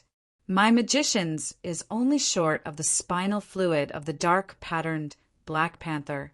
I've earned quite a bit for my recent commissions. Together with my original savings and what I have left, I have a total of £209, 5 soldi and 5 pence. The corresponding Beyonder ingredient of sequence 7 is worth £500 to £700. Ha! I still have to sell the formula or knowledge. I'll take some time out this week to visit Leopard and confirm the progress of his bicycle invention." Klein stopped bidding and watched quietly. Later on, someone bought the Whip of Slowness for £480. As for a Beyonder ingredient called the Heart of a Featherman, no one was interested in it due to its high asking price of £1,600, so the transaction failed. According to his knowledge of mysticism, Klein knew that this Beyonder ingredient was classified as a sequence 6. Some of the subsequent transactions were successful, while others failed. There were fewer in the former and more in the latter. After all, most of the Beyonders who came to the gathering had a clear goal. They wouldn't waste money and resources, unlike Klein, who would accept anything with Beyonder effects and decent weapons. "I want to sell the potion formula. Sequence 9, Corpse Collector, £230. Towards the end, a man sitting quietly in a corner said in a deep voice, "Corpse Collector? I remember that this potion formula is only available in the Church of the Goddess, the Church of the God of Combat, and the Charismatic Order. Could this be a Nighthawk who came undercover, or a member of the Charismatic Order who is trying to resurrect death? Of course, it's not strange for a low-sequence formula to be leaked to the outside world. This isn't very confidential information. I remember old Neil mentioning that the corpse collector formula has a dried, black-spotted frog. Klein controlled a smile and looked ahead thoughtfully. He realized that the corpse collector potion formula was quickly sold. Sequence 9 potion formulas are easy to sell. Previously, there was a Sequence 8 Folk of Rage formula that failed to be sold several times. As for the light suppliant formula that I paired with a Sequence 9 Bard, it's relatively easy, that's right. If a typical Beyonder has money to spare, they would definitely search for Sequence 9 formulas to give their children and students more choices, allowing them to walk down a path that they're better at. Under this premise, if a Sequence 8 formula doesn't come with a basic Sequence 9, they can only wait for the corresponding Beyonder who is attempting to advance. And this might not happen even in a year or two. After all, the circle of Beyonders is very scattered, and most of them don't know the acting method. They still don't know the law of Beyonder characteristic indestructibility and conservation. Klein thought silently and didn't say a word. After another 15 or 16 minutes, seeing that the gathering was about to end, he asked tentatively, "Who has all the spinal fluid of a dark-patterned Black Panther?" Silence. No one in the living room spoke. Klein thought for a moment and added, "I'll give a reward that Beyonders can't refuse. For example, the law of Beyonder characteristics indestructibility and conservation. Unfortunately, I've already sworn to the goddess that I won't spread the acting method to others. I've already died once. I wonder if that oath has been rescinded." Klein forcefully retracted his wandering thoughts, but he still didn't hear anyone speak. All right, next. He deliberately shrugged his shoulders, which he would not normally do. Apothecary coughed lightly. "I brought a lot of medicine. See if there's anything you want. They're not expensive. They're only a few pounds, or even a few solely." When the lady selling the Beyonder weapons heard this, she asked in puzzlement, "What's the matter?" "I want to know if the dangerous beasts in the sewers have been removed." Apothecary immediately chuckled. "You asked the right person." After saying that, he spread his hands. "I don't know either. I haven't been to the sewers since I got someone to inform the police." "Bro, you're asking for a beating. It must not have been easy for you to grow up so healthy. From the looks of it, choosing the apothecary profession was a very wise choice." Klein couldn't help but criticize inwardly in Mandarin. The lady took a deep breath, slowly exhaled, and didn't say another word. When the strange medicine brought by the apothecary was almost sold out, Eye of Wisdom announced the end of the gathering. He arranged for Klein to be the 5th to leave through the secret passageway in the basement. From the looks of it, Eye of Wisdom didn't recognize me either. Klein took off his hooded robe in relief and threw it to the attendant. He walked out of the secret passageway and skillfully circled around. After confirming that there was no one following him, he took off his iron mask, left the secluded street, took the box containing the axe of Hurricane, and headed all the way to East Borough. East Borough's Black Palm Street. There were no gas lamps nearby, and it was like an abyss after dark. In a one-bedroom apartment in an apartment, Klein used a wall of spirituality to seal off the room. Then he summoned himself and brought the axe of Hurricane above the gray fog. If it were any heavier, I wouldn't be able to carry it, even if I had Mr. Aztec's copper whistle to strengthen my spirit body. I'd have to use a sacrificial ritual. Klein mumbled and sent a thought to the illusory star corresponding to the sun. The world has already sacrificed the weapon to me. You can prepare for the bestowment ritual. City of Silver. Upon seeing the gray fog and hearing Mr. Fool's instructions, Derek Berg immediately sat up and busied himself with his preparations. Before the bestowment ritual, he silently took out his knight's sword and made a few vertical slashes to ease the anticipation in his heart. I wonder if it will be a straight sword, a broadsword, or a great sword. Derek subconsciously stopped his actions as he couldn't help but think. He subconsciously imagined himself using that powerful weapon. After a while, he saw the beyonder weapon that belonged to him during the ritual. It was an axe. Chapter 277. Honorable Mr. Fool, please inform Mr. World that I will gather the true roots and juice of the Miss Treant as soon as possible. After receiving Sun's response, Klein nodded indiscernibly and muttered to himself, "It looks like he's quite satisfied with the weapon. Even without the environment bonus, Axe of Hurricane is still pretty good." He had already transmitted the characteristics and restrictions of the Beyonder weapon to Sun in a written form. He didn't directly describe it because he didn't want to appear long-winded and maintain his image. After doing all of this, Klein didn't stay any longer. He immediately returned to the real world, changed his clothes, and left Black Palm Street, Eastborough, Darabi Street, in a cramped but lively tavern. Zio Dericha covered her nose and mouth as she squeezed her way in. To her, not only was this place filled with the fragrance of alcohol and the stench of sweat, but it was also easy for her to bump into people who were much taller than her. She had no choice but to face the person's armpit, and the rich smell was enough to make a normal person faint. After spending a lot of effort and even using her powers as an arbiter, Zio finally squeezed her way to the bar counter and saw the person she was looking for. It was a young man in his 20s. His face was thin like a horse, and his eyebrows were messy and fierce. However, his facial features were relatively gentle. He was gulping down alcohol, and from time to time, he would chat loudly with the customers around him. "Williams, I have something to talk to you about." Zio rapped heavily on the wooden table of the bar counter.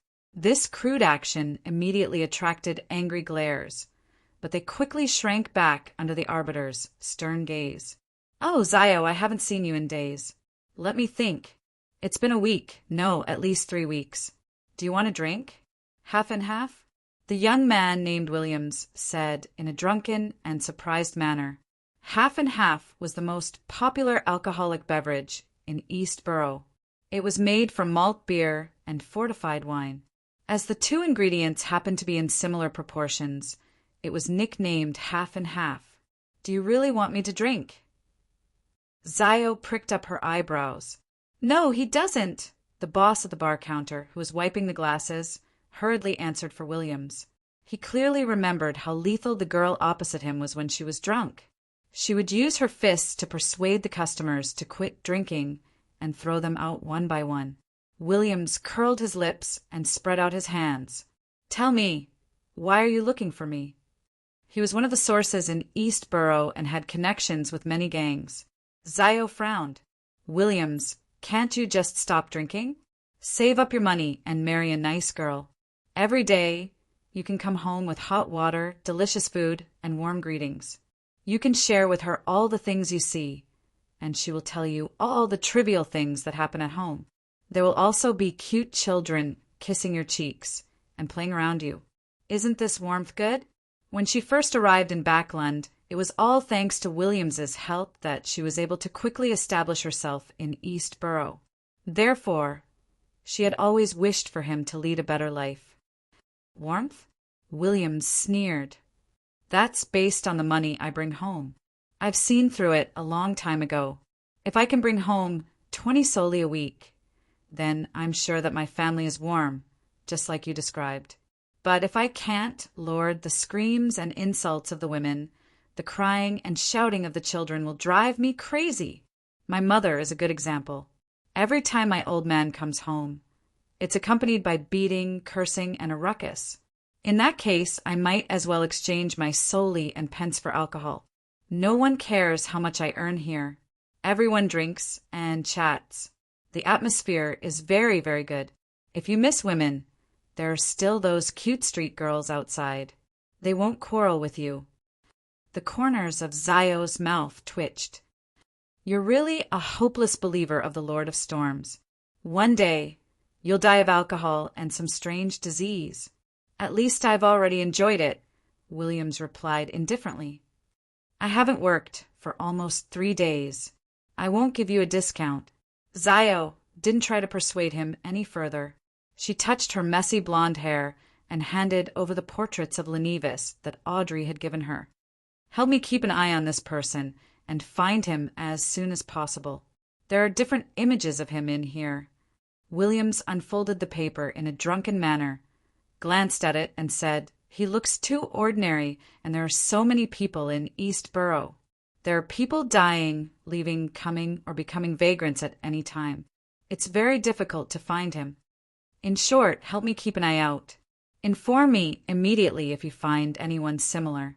Zio took out a 5 soldi note and handed it to him. "This is for the alcohol. If you can find the person in the portrait, I'll give you another £10. £10? Williams whistled. "Zio, when did you become so generous? Or are you saying that this person is worth more? That's his bounty. £10 for providing clues." Zio pretended to look around the tavern and replied, "Don't forget about this. I'll come to you in a few days." She had already traveled nearly half of East Borough and issued this mission to the gang leaders and well-informed people she knew. She had paid a few pounds in advance. "As long as one of them succeeds, I'll be able to earn it back a lot." Zio silently encouraged herself, covered her mouth and nose, and turned to walk out of the tavern. At this moment, the quarrel of some drunkards turned into a conflict, and the scene gradually turned chaotic. Zio glanced around helplessly and raised her voice. "Stop!" The imposing aura echoed in the tavern. The drunkards seemed to have met their nemesis as they hurriedly sat down again. Some even squatted down with their heads in their hands. "Phew! I wonder when I'll be promoted to sheriff." Zio sighed in satisfaction and anticipation. On Wednesday morning, Klein went to the distant St. George Borough, which seemed to be in another city, to pay attention to his first investment. With his previous pointers and the inspiration from Roselle's manuscript, Leopard's progress on the bicycle project was very fast. He had already produced a rough prototype. This was very much in line with Klein's impression of a bicycle. After the test ride, Klein provided a few suggestions for improvement and indicated that he would pay for the second portion of the investment next week. He also hoped that he could bring in new investors as soon as possible so that the project could enter the factory stage as soon as possible. The only problem was that Leopard believed that he was the inventor and had the right to name the product. He wasn't satisfied with the term bicycle and planned on using the more common term bicycle. Klein didn't mind at all. At noon, after returning to 15 Minsk Street before he could take off his hat, he heard a series of illusory pleas. "Miss Justices," she gathered the information on the declining nobles so quickly. In thought, Klein prepared to enter the living room and head to the second floor. At that moment, he heard the doorbell ring again. He hurriedly turned around to open the door and saw the Sammers' maid, Julienne, next door. "Mr. Moriarty, Mrs. Sammer would like to invite you to a luncheon on Sunday. There will be many neighbors," the maid said as though she was reciting a script. After Klein returned last night, he had already handed the portable camera to Mrs. Sammer and exchanged a few words with her, but he didn't receive any notification about the luncheon. That's right. The magazines say that middle-class people don't mention it in person when they invite someone to a banquet. They usually send an attendant or maid to invite them. This is very much in line with Mrs. Sammer's style. Klein was puzzled at first, but he immediately understood and agreed to be on time on Sunday. Who wouldn't be happy when there was a free lunch? Besides, Mr. and Mrs. Sammer aren't people who are difficult to get along with, as long as you don't mind their flaunting. Klein added inwardly. After watching Julienne leave, he closed the door and walked to the staircase. On the way, he swept his gaze across the slightly messy living room, dining room, and kitchen. It's been a few days since I've done any cleaning. As a single man, it's already not bad that I can maintain this level of cleanliness. I have too many secrets, and I might even be attacked. It's not good to hire a maidservant to stay at home. Why don't I discuss it with Mrs. Sammer on Sunday and get her to send her maidservant over to clean twice a week? I'll pay her accordingly. Many tenants and landlords have similar agreements. Klein walked steadily as he entered the bedroom on the second floor and drew the curtains. After entering above the gray fog, he discovered that the prayer was indeed from Miss Justice. This noble lady sat on a piano stool, her hands pressed on the keys, but she didn't play. Instead, she softly recited the honorific name of the fool that doesn't belong to this era. I've gathered information on the fallen nobles and request to hold a sacrificial ritual. Please pass it to Mr. World. That's fast. As expected of a professional, Klein immediately gave a response. Audrey, who had just returned from meeting with the royal heraldic officials and experts in this area, completed the sacrificial ritual with some difficulty and threw the thick manuscript into the illusory door. I'll pass it to World. Klein indifferently cut off the connection. This time, he wasn't in a hurry to return to the real world. Instead, he flipped through the manuscript and found the corresponding part of the Pound family. The Pound family's Viscount title did come from the Battle of Violated Oaths. They were loyal supporters of the royal family, and they had considerable power in the army and their own fiefdom. However, 32 years ago, 2 heirs of this family successively died of a serious illness. At that time, the old Viscount could only bring a child from a side branch into his family. Not long after, the old Viscount passed away. As the child was young, under the temptation and instigation of his attendants, he changed his butler and became a foppish son. In just 7 or 8 years, he squandered most of his wealth and was demoted to a baron. Even the family's house in Bakeland was sold. In the next few years, his title was demoted again, becoming a baronet. Died of a serious illness? I'm afraid even the corpses can't be found. They're all in the innermost room of the underground building, outside the bloody door.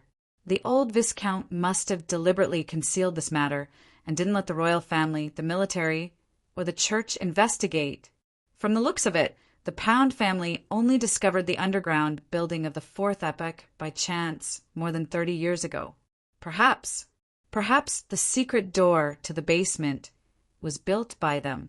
But there are more than 2 corpses in the innermost room. In ancient times, someone else entered and explored it? Yes, I have to talk to Baronet Pound in a way that won't expose my identity. Klein stopped his thoughts and looked at the last paragraph. He saw the content he wanted. Baronet Pound, currently renting at 29 Civilow Street, Empress Borough.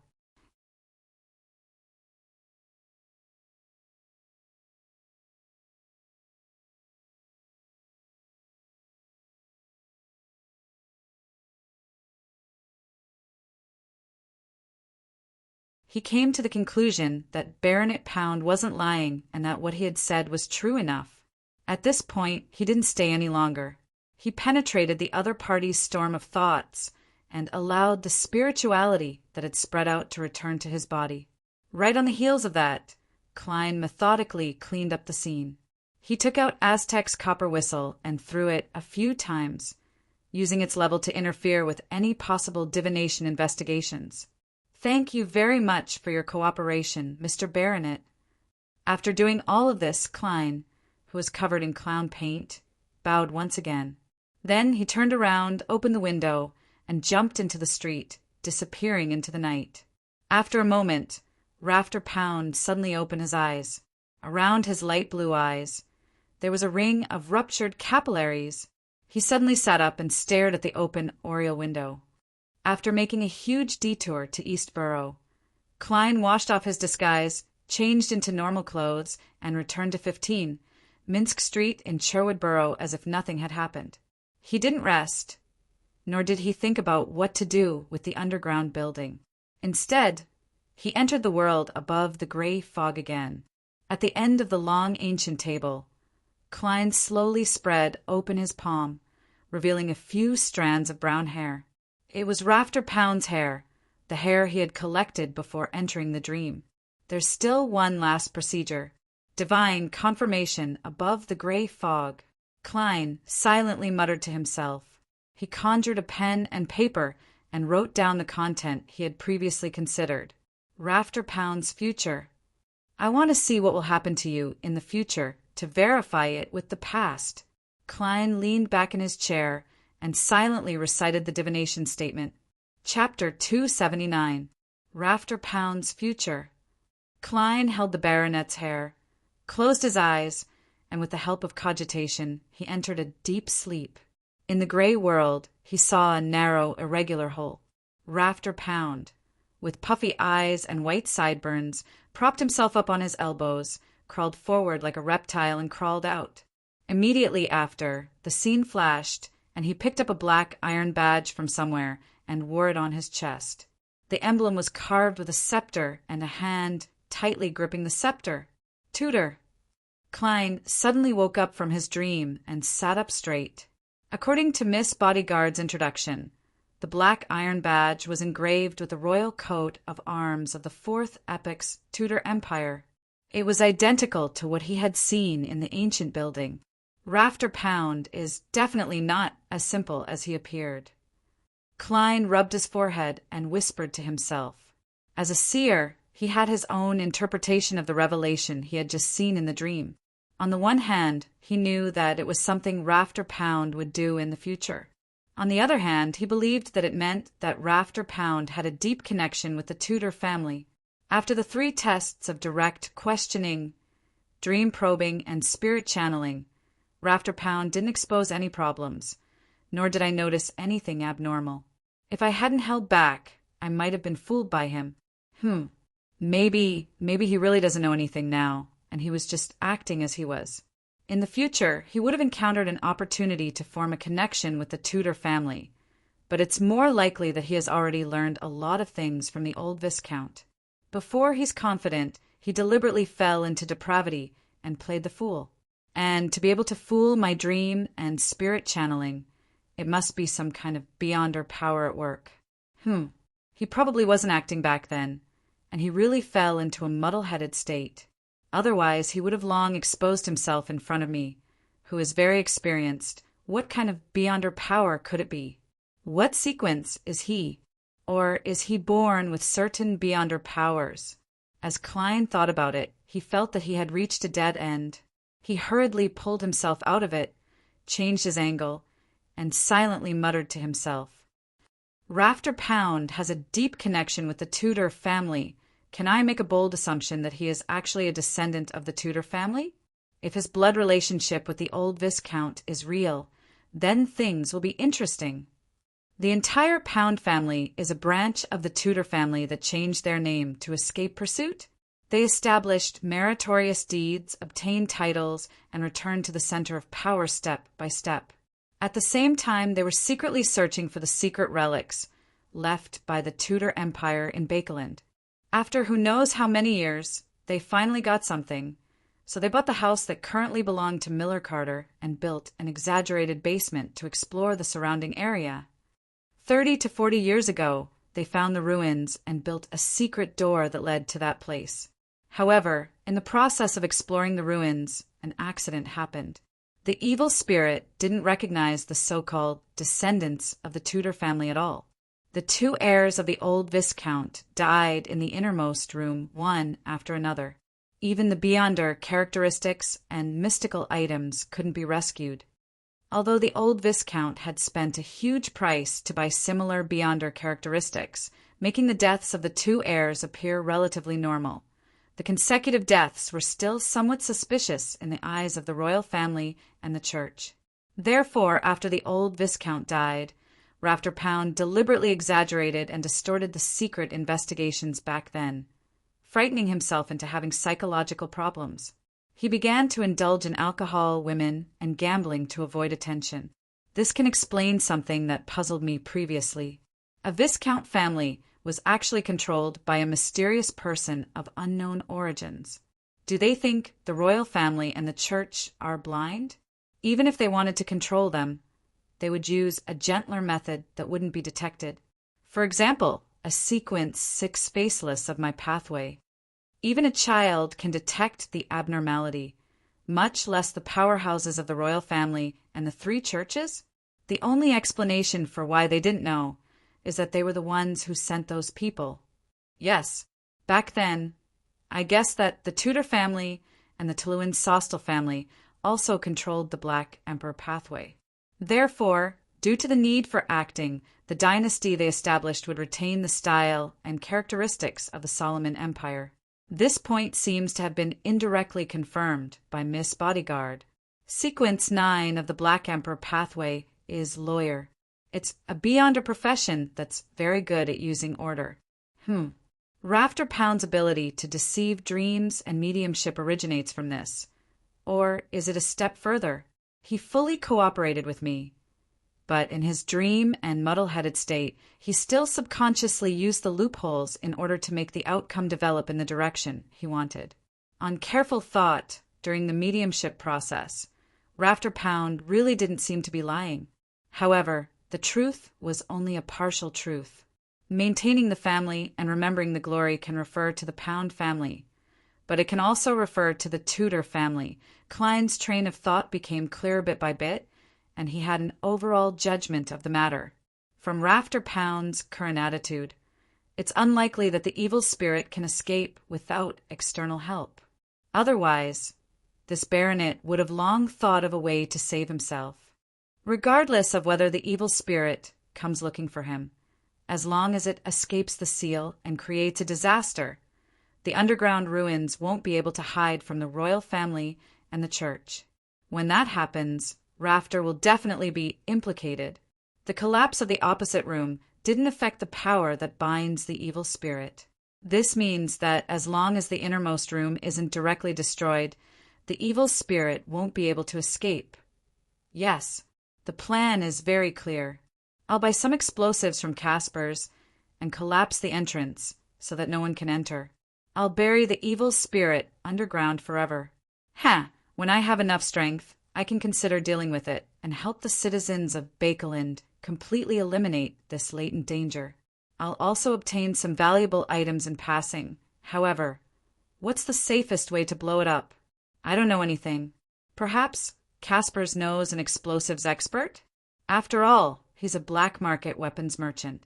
Klein quickly finalized his plan and decided to find Casper's tomorrow evening. He wanted to resolve the matter of the underground ruins within a week. As for the true relationship between the Pound family and the Tudor family, as well as Rafter Pound's abnormality, he didn't want to delve into it. It's none of my business. Klein muttered as he quickly fell into the gray fog and returned to the real world. On Friday morning, Klein went out early as usual, pretending to be very busy. But in reality, he was once again at the Quell Egg Club, practicing shooting, reading the newspapers, and having a rather pleasant time. At tea time, he was about to leave after spending almost a day there, but he was surprised to see his former employer, Mary Gale, and his equestrian teacher, Talum Dumont, enter the club at the same time. Together with them were many gentlemen in double-breasted frocks and ladies in beautiful dresses and exquisite makeup. Among them was a reporter from the Daily Observer, Mike Joseph. "Oh, Detective Moriarty, what a coincidence!" Mike, who had a pair of charming eyes but rather rough skin, took the initiative to greet him. Klein smiled and replied, "Oh, Detective Moriarty, what a coincidence! Mr. Reporter, are you done with your investigative news?" "Yes, it's all thanks to your help. Let me introduce you. This is the famous detective, Mr. Sherlock Moriarty, a good friend of Talum's." Mike waved his arm and said. After exchanging greetings, Mike continued, I've roughly figured out who Capim is. I'll tell you in detail when I'm free. In short, I already have sufficient reason to believe that Sibber's death was a result of a copycat crime and not the work of the serial killer. Tomorrow you'll see my investigative news in the newspapers. Just as I guessed, Klein replied with a smile. At this moment, Mike seemed to recall something and turned to Mary Gale. I'll arrange an interview with you about the air pollution situation in Bakeland and its solutions. However, you have to communicate with our newspaper's editor-in-chief in advance to finalize the layout and time. Mary's eyes lit up. All right. Thank you so much. Mike, why didn't I think of such a good idea? Is this publicity for entering the kingdom's National Atmospheric Pollution Council? This reporter, Mike, is very experienced. Although the Daily Observer isn't one of the best newspapers, it still has quite a large circulation. Mary suddenly came here today because the members of the House of Commons who are members of this club are coming. A private club is really suitable for politics and business. Klein came to a realization and bade farewell. Before he became a faceless, he didn't want to get involved in such matters that were close to the upper echelons. In the evening, in an apartment in East Borough, after a busy day, Williams entered the cramped room he rented. He planned on changing into a coat, taking some cash, and heading to a tavern for a good drink. He would also settle his dinner there. In the dark and gloomy environment, he suddenly stopped putting on his coat. He saw a black shadow standing by the window, its face completely obscured by the shadow of a hood.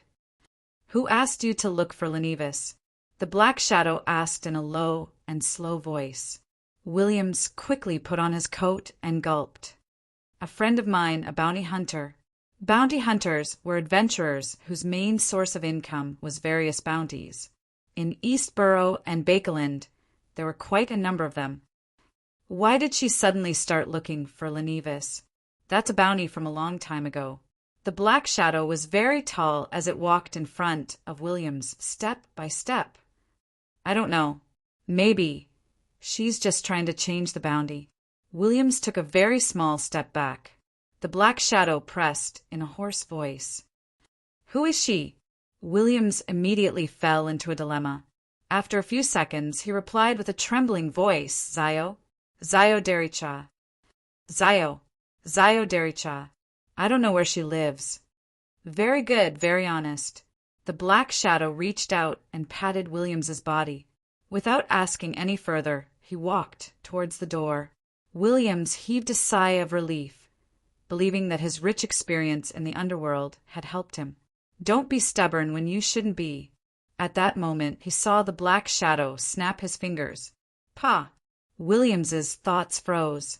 His body instantly split into pieces and scattered in all directions, leaving the ground and walls covered in flesh and blood. Right on the heels of that, the black shadow broke the gas pipe.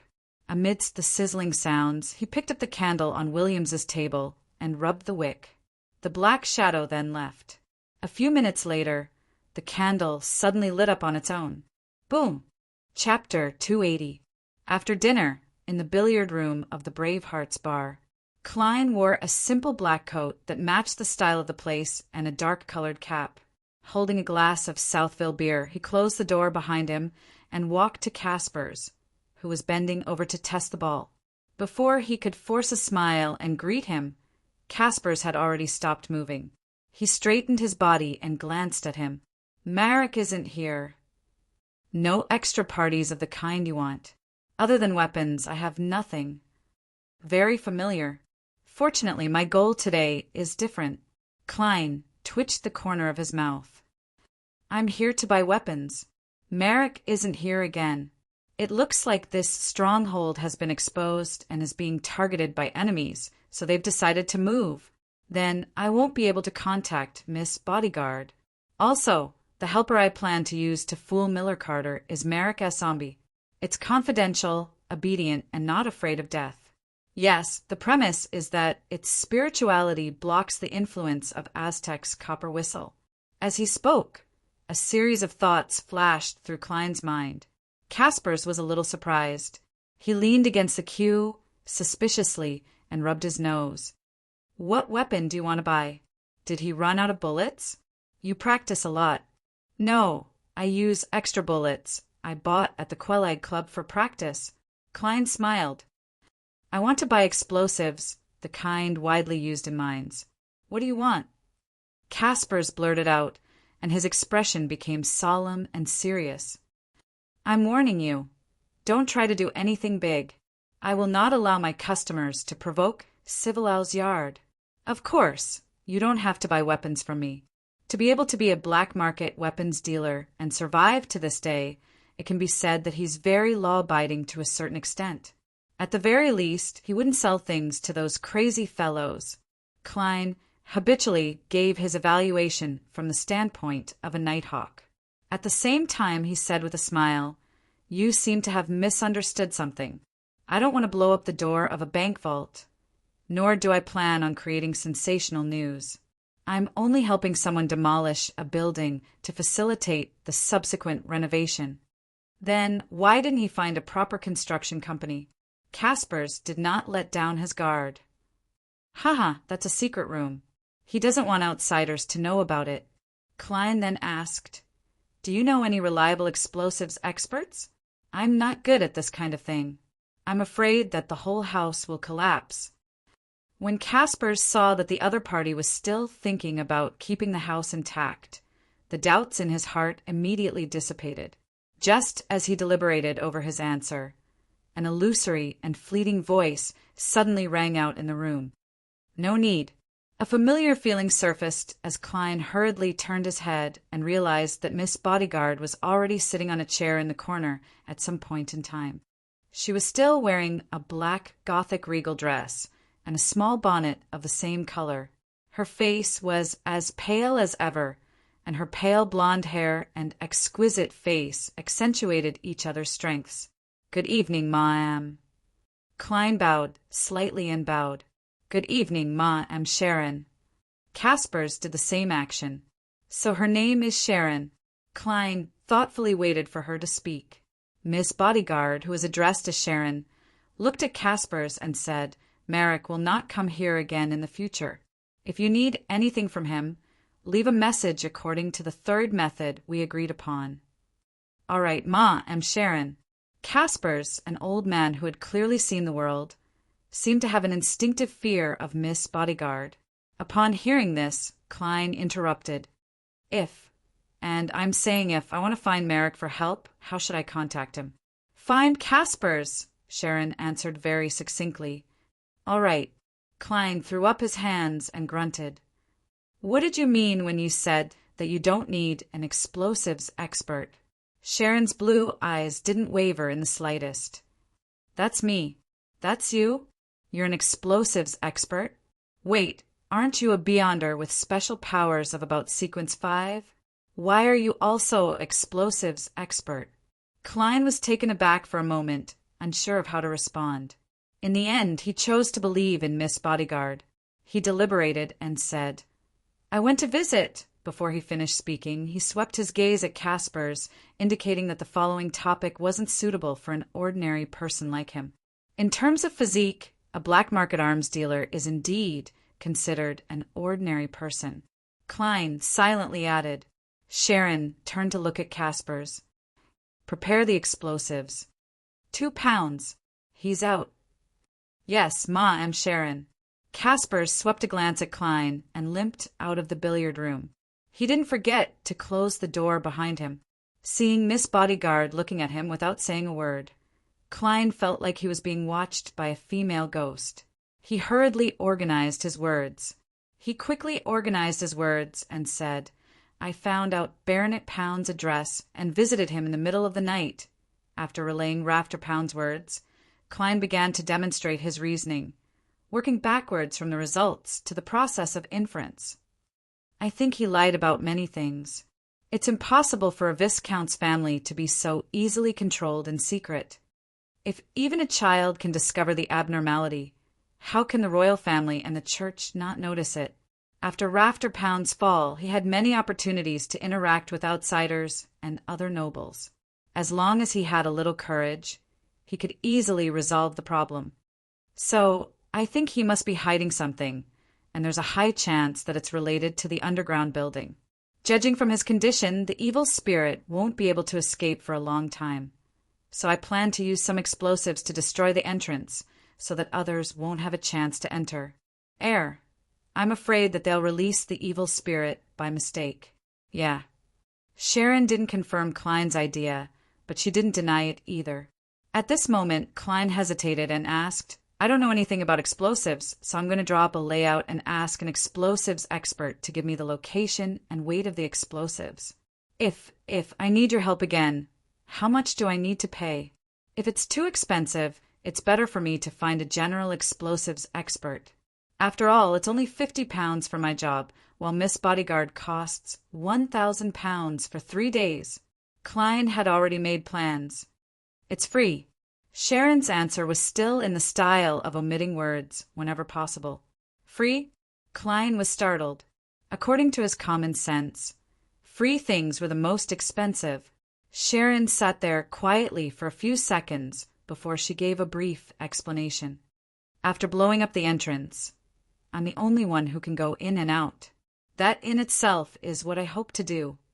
In other words, you plan to get rid of the evil spirit and harvest the items inside after you have enough confidence? Blowing up the exit is actually helping you eliminate any interference and possible covetous eyes. After all, Beyonders of other sequences are unable to pass through boulders and mud like spirit bodies. Yes, except for those of the apprentice pathway, but they don't know about the underground structure. Klein nodded in enlightenment. Deal. After saying that, he hurriedly added, Borrow a few subordinates from Merrick. Subordinates who can keep their mouths shut. These are the helpers to show Miller Carter. Okay. Sharon didn't refuse. Klein deliberately didn't mention the remuneration and smiled. 10:00 tomorrow morning, then. We have to explore the surrounding terrain in advance. We can't let the explosion cause obvious damage. Sharon nodded slightly. Then, her figure gradually faded and disappeared. On Saturday morning, Zio Dericha once again took a public carriage to Eastborough to confirm if her commission had been successful. While waiting for the transfer, she suddenly had the urge to buy a newspaper to read. She took out a penny and bought a copy of the Bakelin Post from the newsboy beside her. She quickly flipped through it. Suddenly, her gaze froze because of a piece of news on the third page. Breaking news! At 7:10 last night, a serious explosion occurred in an apartment at 1 Daravi Street in Eastborough. It's suspected to be caused by a gas leak. The explosion occurred in room 6 on the 3rd floor. The tenant died on the spot. There wasn't even a complete corpse left behind. By midnight, the explosion had killed 3 people and injured 16 others. 1 Daravi Street. Apartment 3. 6? Isn't that where Williams rents? He's dead? Died from an explosion caused by a gas leak? No. That's definitely not the case. He wouldn't have the luxury of using gas, even if it was installed there. Could it be because of this that he just accepted my commission? But Lenevis is a wanted criminal. If he discovered that someone was looking for him, he could just change locations. There's no need to kill to keep the secret. That would easily expose the problem. The way this matter was handled is too strange and radical. It's like the work of a madman. He's clearly just a swindler. Poor Williams. I'll definitely avenge you. I'll definitely find out the truth. Zio looked at the public carriage in front of her sadly and solemnly. She didn't get on it. She knew that it would be very dangerous to go to Eastborough now. She planned on immediately returning to Tell Firs, to move to the spare rental apartment. She would disguise herself and sneak into Eastborough to ask people she knew. She would figure out the whole story and find traces left behind by the murderer. Sigh, there's indeed no danger in Miss Audrey's commission. I was the one who felt that a wanted swindler wouldn't retaliate fiercely as long as I don't block him and prevent him from escaping. I was careless. I was the one who caused William's death. Yes, I can't rule out the possibility that he's also gathering information about other matters and causing trouble. Zio closed her eyes, crossed the road, and walked to the waiting area across the street. At 10:14, Klein and Miss Bodyguard Sharon confirmed the surface of the 4th Epic building and arrived outside the house at 8 William Street. Sharon had already disappeared. Miller Carter saw Detective Sherlock Moriarty in a grayish-blue worker's uniform and cap and his 3 silent, burly assistants. It's easier to explore, Klein explained. Miller Carter's gaze swept across the 3 assistants, who looked like they were good at fighting and nodded in satisfaction. Your preparations were faster than I expected. Are there snake-repellent experts among them? Yes, they're all very good at repelling snakes, Klein answered without hesitation. Chapter 281. In the deep and dark underground building, Klein circled the hall with a lantern in hand, carefully checking if there were any other entrances. Of course, he didn't dare enter the tunnel that led to the innermost room, and the snakes that had regrouped were once again blown away by the biting cold wind. After receiving an affirmative answer, he took the initiative to retreat to the door and watched with the 3 zombies as Miss Bodyguard Sharon placed explosives in different spots. "She looks very professional," Klein sighed softly, and the 3 zombies undoubtedly didn't respond to him. However, there was a reason for this. He had been using his spirituality to shield himself from the negative effects of Aztec's copper whistle. Otherwise, he would have encountered an unusually enthusiastic agreement. He originally didn't plan on bringing this ancient and exquisite copper whistle, but considering that he had to be wary of the evil spirits, he had no choice but to sacrifice some spirituality. Miss Bodyguard, no, Miss Sharon really isn't bragging when she says that she's an explosives expert. She was originally in this line of work? Or could it be that a certain sequence in her Beyonder pathway makes her good at such fields? According to the information I read when I was in the Nighthawks, there are roughly sequence 9 criminal, prisoner, warrior, and hunter, sequence 8 sheriff, and sequence 7 weapon master and knowledge keeper. The latter has a nickname called detective, and it belongs to the Church of the God of Knowledge and Wisdom. I'm not sure about the rest. I wonder which pathway Miss Sharon is from. It doesn't look like it. She even showed the ability to command zombies this time. While Klein was making all sorts of random associations, Sharon completed the setup and lit the fuse. Lit? Hey. Why didn't you warn me? Only then did Klein snap back to his senses. He jumped in fright and hurriedly left the hall and entered the corridor outside. The 3 zombies followed behind him unhurriedly. "It's safe here." Sharon suddenly appeared beside him. Klein heaved a sigh of relief and asked, "Will there be any dust coming down from here?" "Yes." Sharon gave an affirmative answer with one word. "That's good." As he spoke, Klein took another step back. The sound of the fuse burning reached his ears, making him a little annoyed. This emotion was not because he was afraid of the following explosion, but because there was one boot that had yet to touch the ground. "One," Sharon suddenly said. "Huh." Klein didn't understand what he meant. Rumble. The earth shook violently and dust fell from above. Klein's ears were buzzing, and he couldn't hear anything else for a while. If he wasn't a clown, he would have lost his balance and fallen to the ground. Cough, cough, cough. Distracted and unprepared, he coughed. He saw boulders and mud falling rapidly in front of him, blocking the entrance in an instant. Amidst the remaining tremors, Klein gripped the copper whistle that Mr. Aztec had given him and observed its reaction. Although he had divined ahead of time that there wouldn't be any danger on this trip, this place involved the human statues of 6 Orthodox deities. Even if it was a revelation he had received above the gray fog, he didn't dare to completely believe it. Furthermore, the interpretation itself could be wrong. Therefore, cautiously used Aztec's copper whistle to determine if the evil spirit had escaped. The copper whistle surface was cold but gentle. It didn't show any abnormal changes. Klein was completely at ease. He looked at the zombies beside him and confirmed one thing from their eyes. He was currently covered in dust. That's good. It matches the explanation I'm going to give to Mr. Miller Carter later. I didn't waste my effort in changing my clothes. He walked to the entrance and confirmed that it was completely blocked. Without causing a huge commotion, only the apprentice pathway and beyonders like Miss Sharon would be able to enter in the future. She eliminated many potential competitors. It's no wonder it's free. Klein stared at the rocks and soil as he sighed inwardly. Of course, I can do it too. I have a spiritual body. He smiled as he silently added in his heart, but his expression did not change. Done. Klein snapped his fingers exaggeratedly and led the 3 zombies back to the basement of the house in a hurry. Sharon had disappeared at some point. In the spacious basement, Miller Carter paced back and forth anxiously, looking at the secret door from time to time. When he saw Detective Moriarty and his assistants come out, he let out a long sigh of relief and asked anxiously, "What's wrong?" "What happened inside?" Klein deliberately panted. That underground building is too old, and it hasn't been repaired for a long time. We were originally driving the snakes away, but our movements were a little too big, and it caused a violent collapse.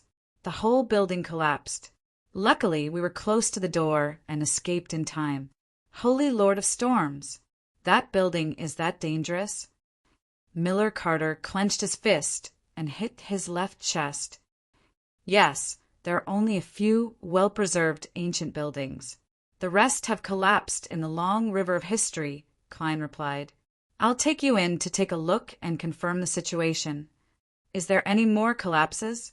Miller asked cautiously. No, this side is more sturdy. Klein deliberately patted the dust off his body, coughed twice, and let his employer in. They stopped at the completely blocked entrance, and the walls near the hall had also collapsed. Behind them were rocks and soil. You can use this part. He pointed to the corridor area. Miller was silent for a few seconds before sighing. Thankfully, I didn't rashly send people in to explore, and instead found a professional like you. Otherwise, I would have to bear the burden of several lives. All right, this commission ends here. I'll give you the rest of the payment. As he spoke, Miller Carter had already taken out his wallet and counted it. He was somewhat embarrassed to find that there were only about £30 in cash. Fortunately, I still have other money. Otherwise, I'd have to make a trip to the bank, Miller muttered and looked up at Klein. Do you mind accepting gold coins? No, I don't mind any form of money. Klein smiled. In the Rouen Kingdom, in addition to large banknotes, the gold pounds could also be gold coins. This was also a guarantee of the face value of the banknotes. However, in the 100 years since Roselle the Great, the people of the northern continent had become more and more accustomed to banknotes. There were even members of Parliament who wanted copper pennies to have corresponding banknotes. In the true sense of the word, gold pounds were rarely circulated in the market. Only some old-fashioned gentlemen would attach a fixed box to the other end of their pocket watch chain and put some gold coins inside in case of accidents. This was both a way to feel at ease and a habit. Miller nodded and took out a shimmering box from a pocket along the golden watch chain on his clothes. He opened the box, took out 5 gold coins, and handed them to the detective in front of him, along with the banknotes he had counted earlier. Klein didn't avoid anything. After counting, he suddenly flicked a gold coin up and caught it with his open palm. Thank you for your generosity. He glanced at the portrait and revealed a sincere smile. Then he pressed his hand to his chest and bowed to Miller Carter. Yes, if it were any other detective, even if they blew up the entrance and passageway, they would definitely have nightmares after returning. There would be strange noises in the house, and they would become mentally weak. They would feel like someone was staring at them at all times. This is the corruption of the evil spirit's aura, and it will take a long time for it to disappear. But we're different. Miss Sharon is like a female ghost to begin with. I'll be completely fine once I go above the gray fog. As for those 3 zombies, they're not even afraid of death. So what's there to be afraid of? Klein lampooned in a good mood. Then he bade farewell to Miller Carter and left the house. When he reached the street, the 3 living corpses didn't greet him and just walked in the other direction. Miss Sharon is gone. She really didn't pay the zombies. Klein smiled and raised his arm, waving at the backs of the 3 zombies. After that, he went home and changed into normal clothes before heading to the Quelleg Club to practice shooting. After having dinner as a reward for the successful completion of the mission, Klein took a public carriage back to Minsk Street.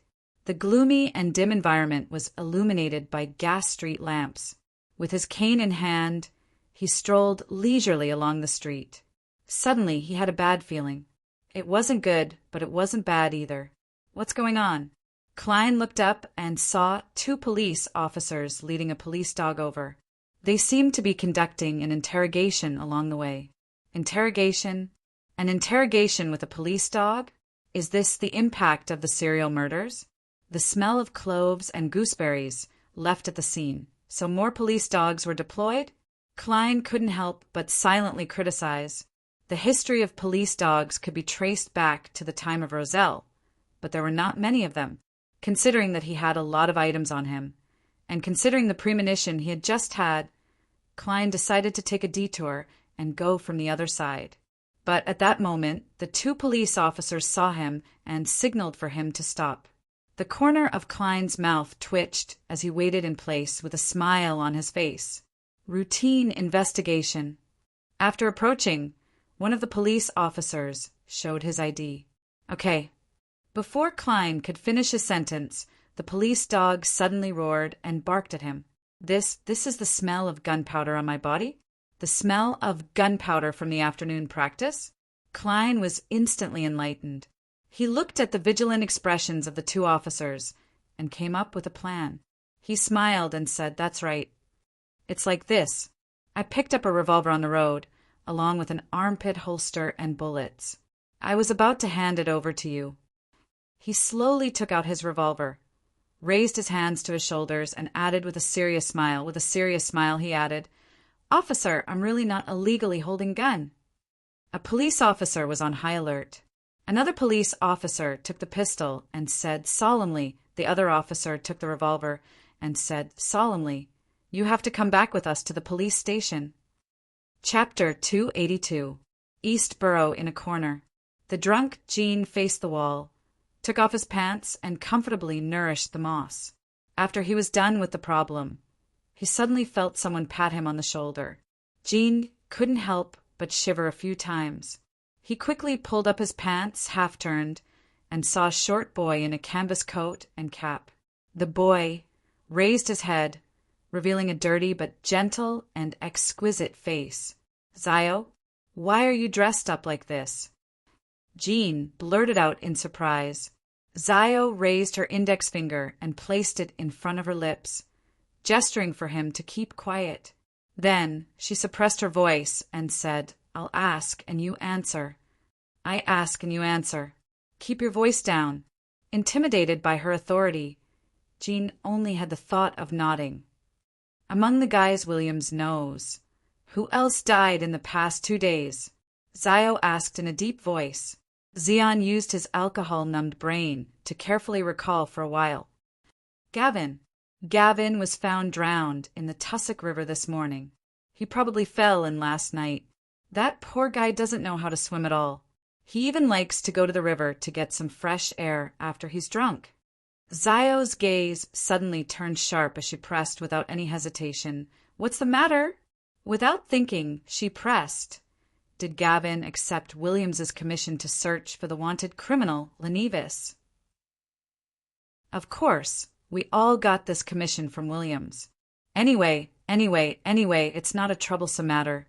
We just need to show the portrait to everyone we know and let them pay attention to whether there are any similar fellows. That's all. Oh, Williams, he also said if there are any clues, he'll treat me to 3 days of alcohol and 3 days of meat.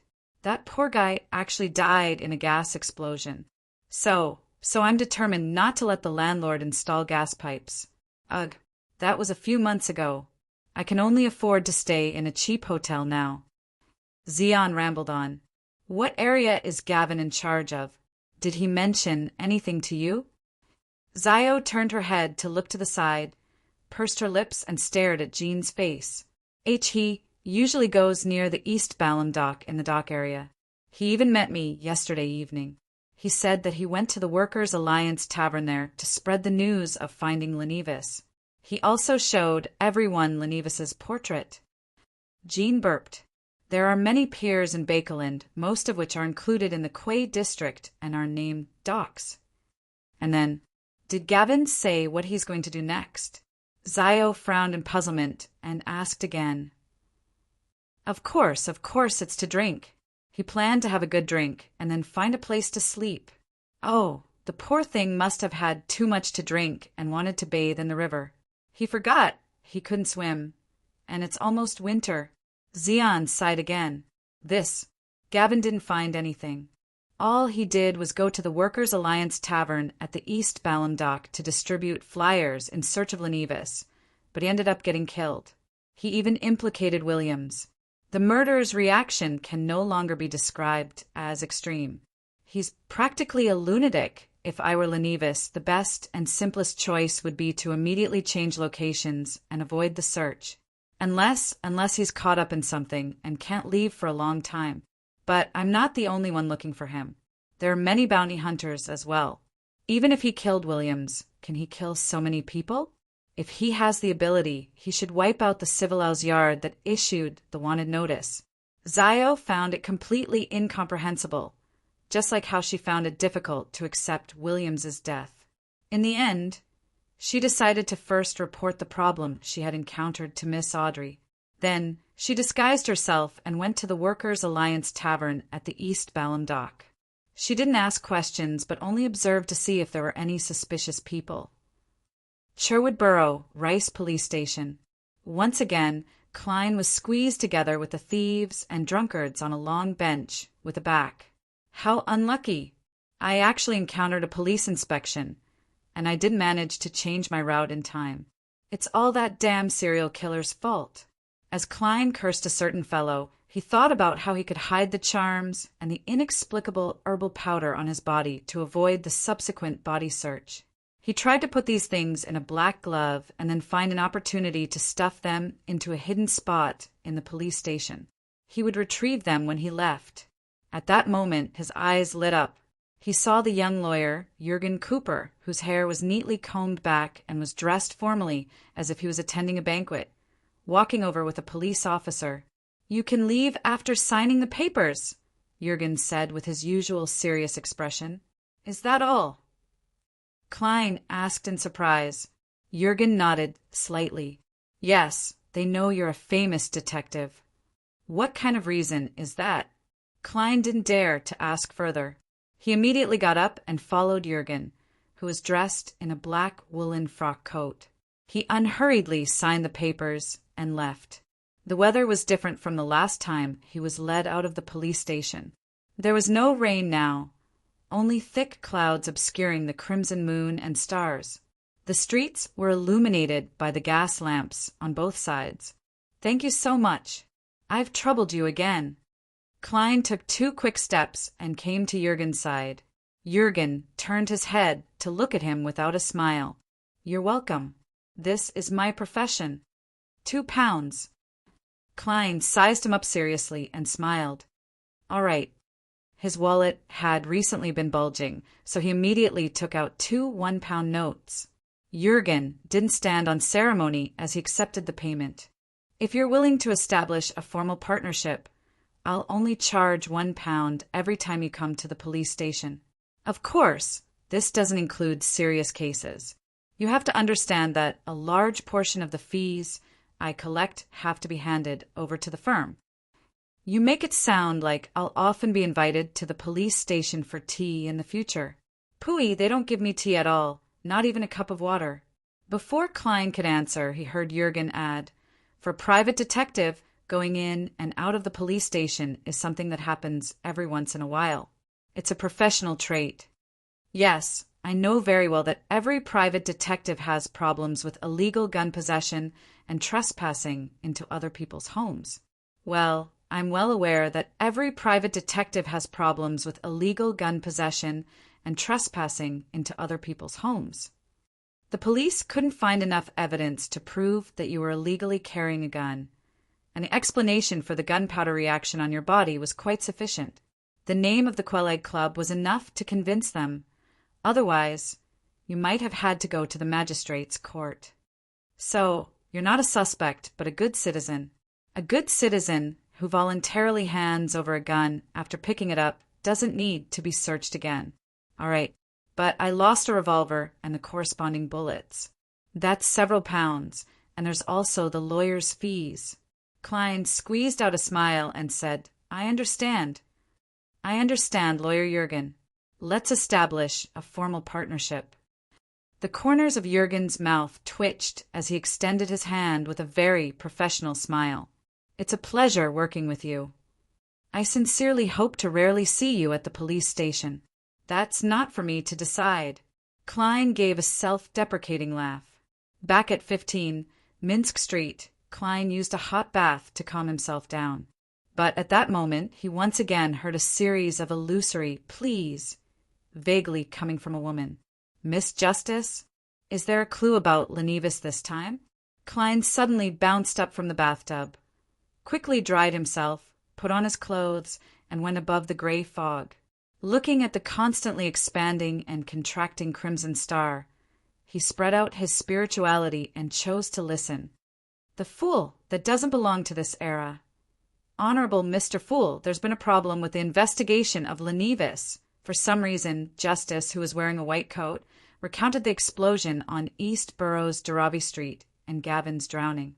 As a telepathist who had already become a beginner, she didn't add her own guesses, so as not to affect Mr. Fool's judgment. After listening carefully, Klein frowned, feeling that the murder's reaction was unimaginably extreme. This was different from Rear Admiral Hurricane Zillings. As a swindler, Lenevis's professional instinct was to immediately move the moment he noticed any signs of trouble.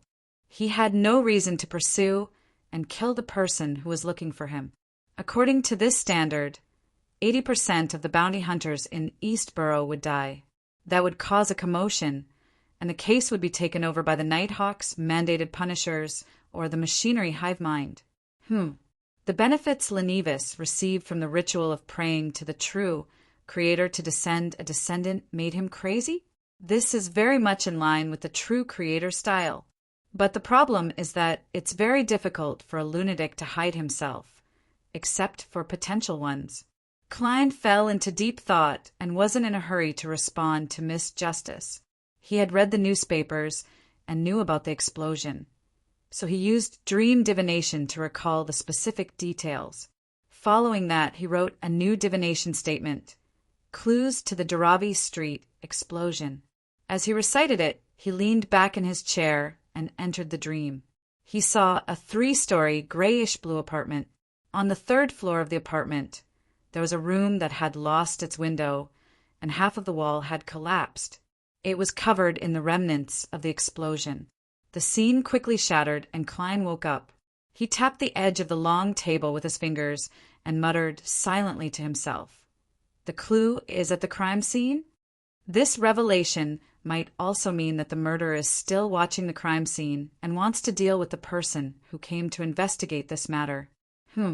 This way, he has a chance of finding the person who recently issued the bounty on Lenevis. I'll disguise myself and go around. I won't enter the crime scene, but I'll circle the surroundings to see if I can find the murderer. Even if he isn't Lenevis, he must have some sort of connection. I can use this to find Lenevis, but he must be hiding very well. How can I find him without attracting his attention? As this thought flashed through his mind, Klein looked at the all-black eye on the long bronze table. This was the Beyonder characteristic left behind by Nimblewright Master Rosago. In the real world, I can't use this item to control those strange threads because of the remnant mental corruption of the true Creator. Exceeding a certain level of contact will bring about irreversible damage. But if it's only for a short period of time, I can still bear to use the threads to find the hidden person. It's just like how I used it to confirm if Miss Bodyguard had left. Klein narrowed his eyes, took off the spirit pendulum, and did a divination on the danger of this trip. The answer was yes, but the rotation wasn't large and the speed wasn't fast. Acceptable. Klein fell silent for a few seconds before returning to the real world. Then he used the method of summoning himself to place the all-black eye into an iron cigar case and brought it back to his bedroom. After changing his clothes and pasting on his beard, Klein, who was fully prepared, stood in front of a dressing mirror and examined himself. The faint scholarly aura had been completely covered by his beard, and his brown eyes were like ancient pools of water, as if they were concealing and sealing something. Compared to the time in Tingen City, Klein almost couldn't recognize himself. He stretched out his fingers one by one and clenched them into fists. Facing the mirror, he said in a low and hoarse voice. He looked at the mirror and said in a low and hoarse voice, "Captain, this is the first step to revenge for you and me." Chapter 283. In the suburbs west of North Borough, in a 3-story house that was about to be abandoned. This place originally belonged to Bakeland Medical College, but the latter's main body had already moved to a better and more suitable place. Only a small number of teaching staff and students who failed to successfully graduate were left behind to guard the area. Audrey was wearing a white coat and a mask of the same color. Her moist blonde hair was coiled up and stuffed into a cold surgical cap. Her eyes darted around and looked at Fur's wall, who was similarly dressed. She had a nagging feeling that she had a special bearing, as though she was more suited for such attire than herself.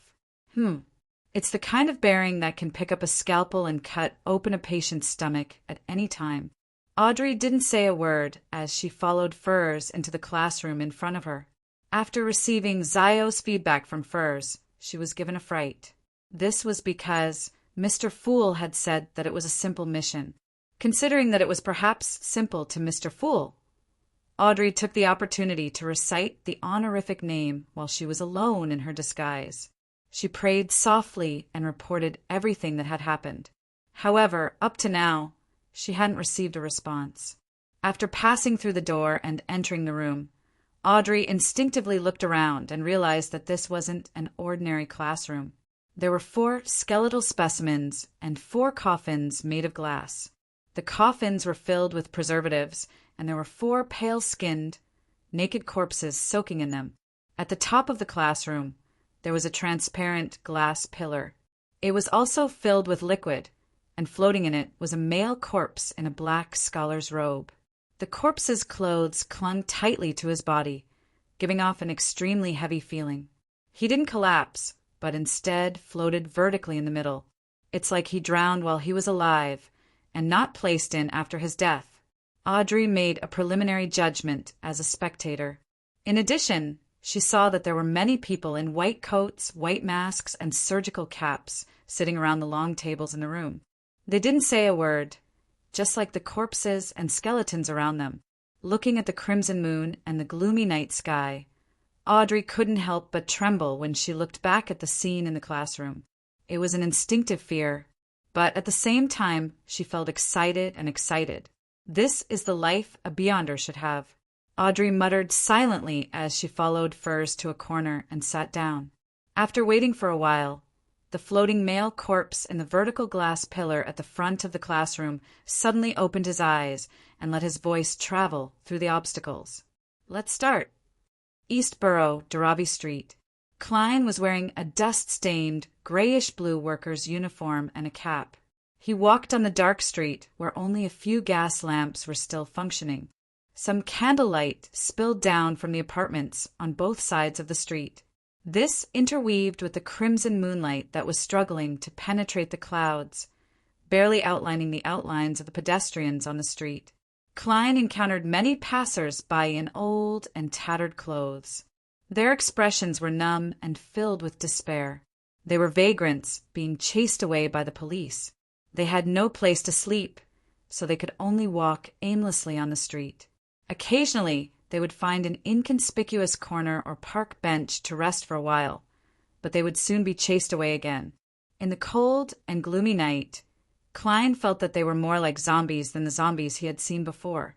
The entire East Borough was more like the abyss than the mythical abyss. He took a deep breath, but his throat was agitated. He couldn't help but cough twice. He quickly reined in his thoughts and used the corner of his eye to observe the apartment at the end of the street. It was an apartment that had obvious explosion damage that had yet to be repaired.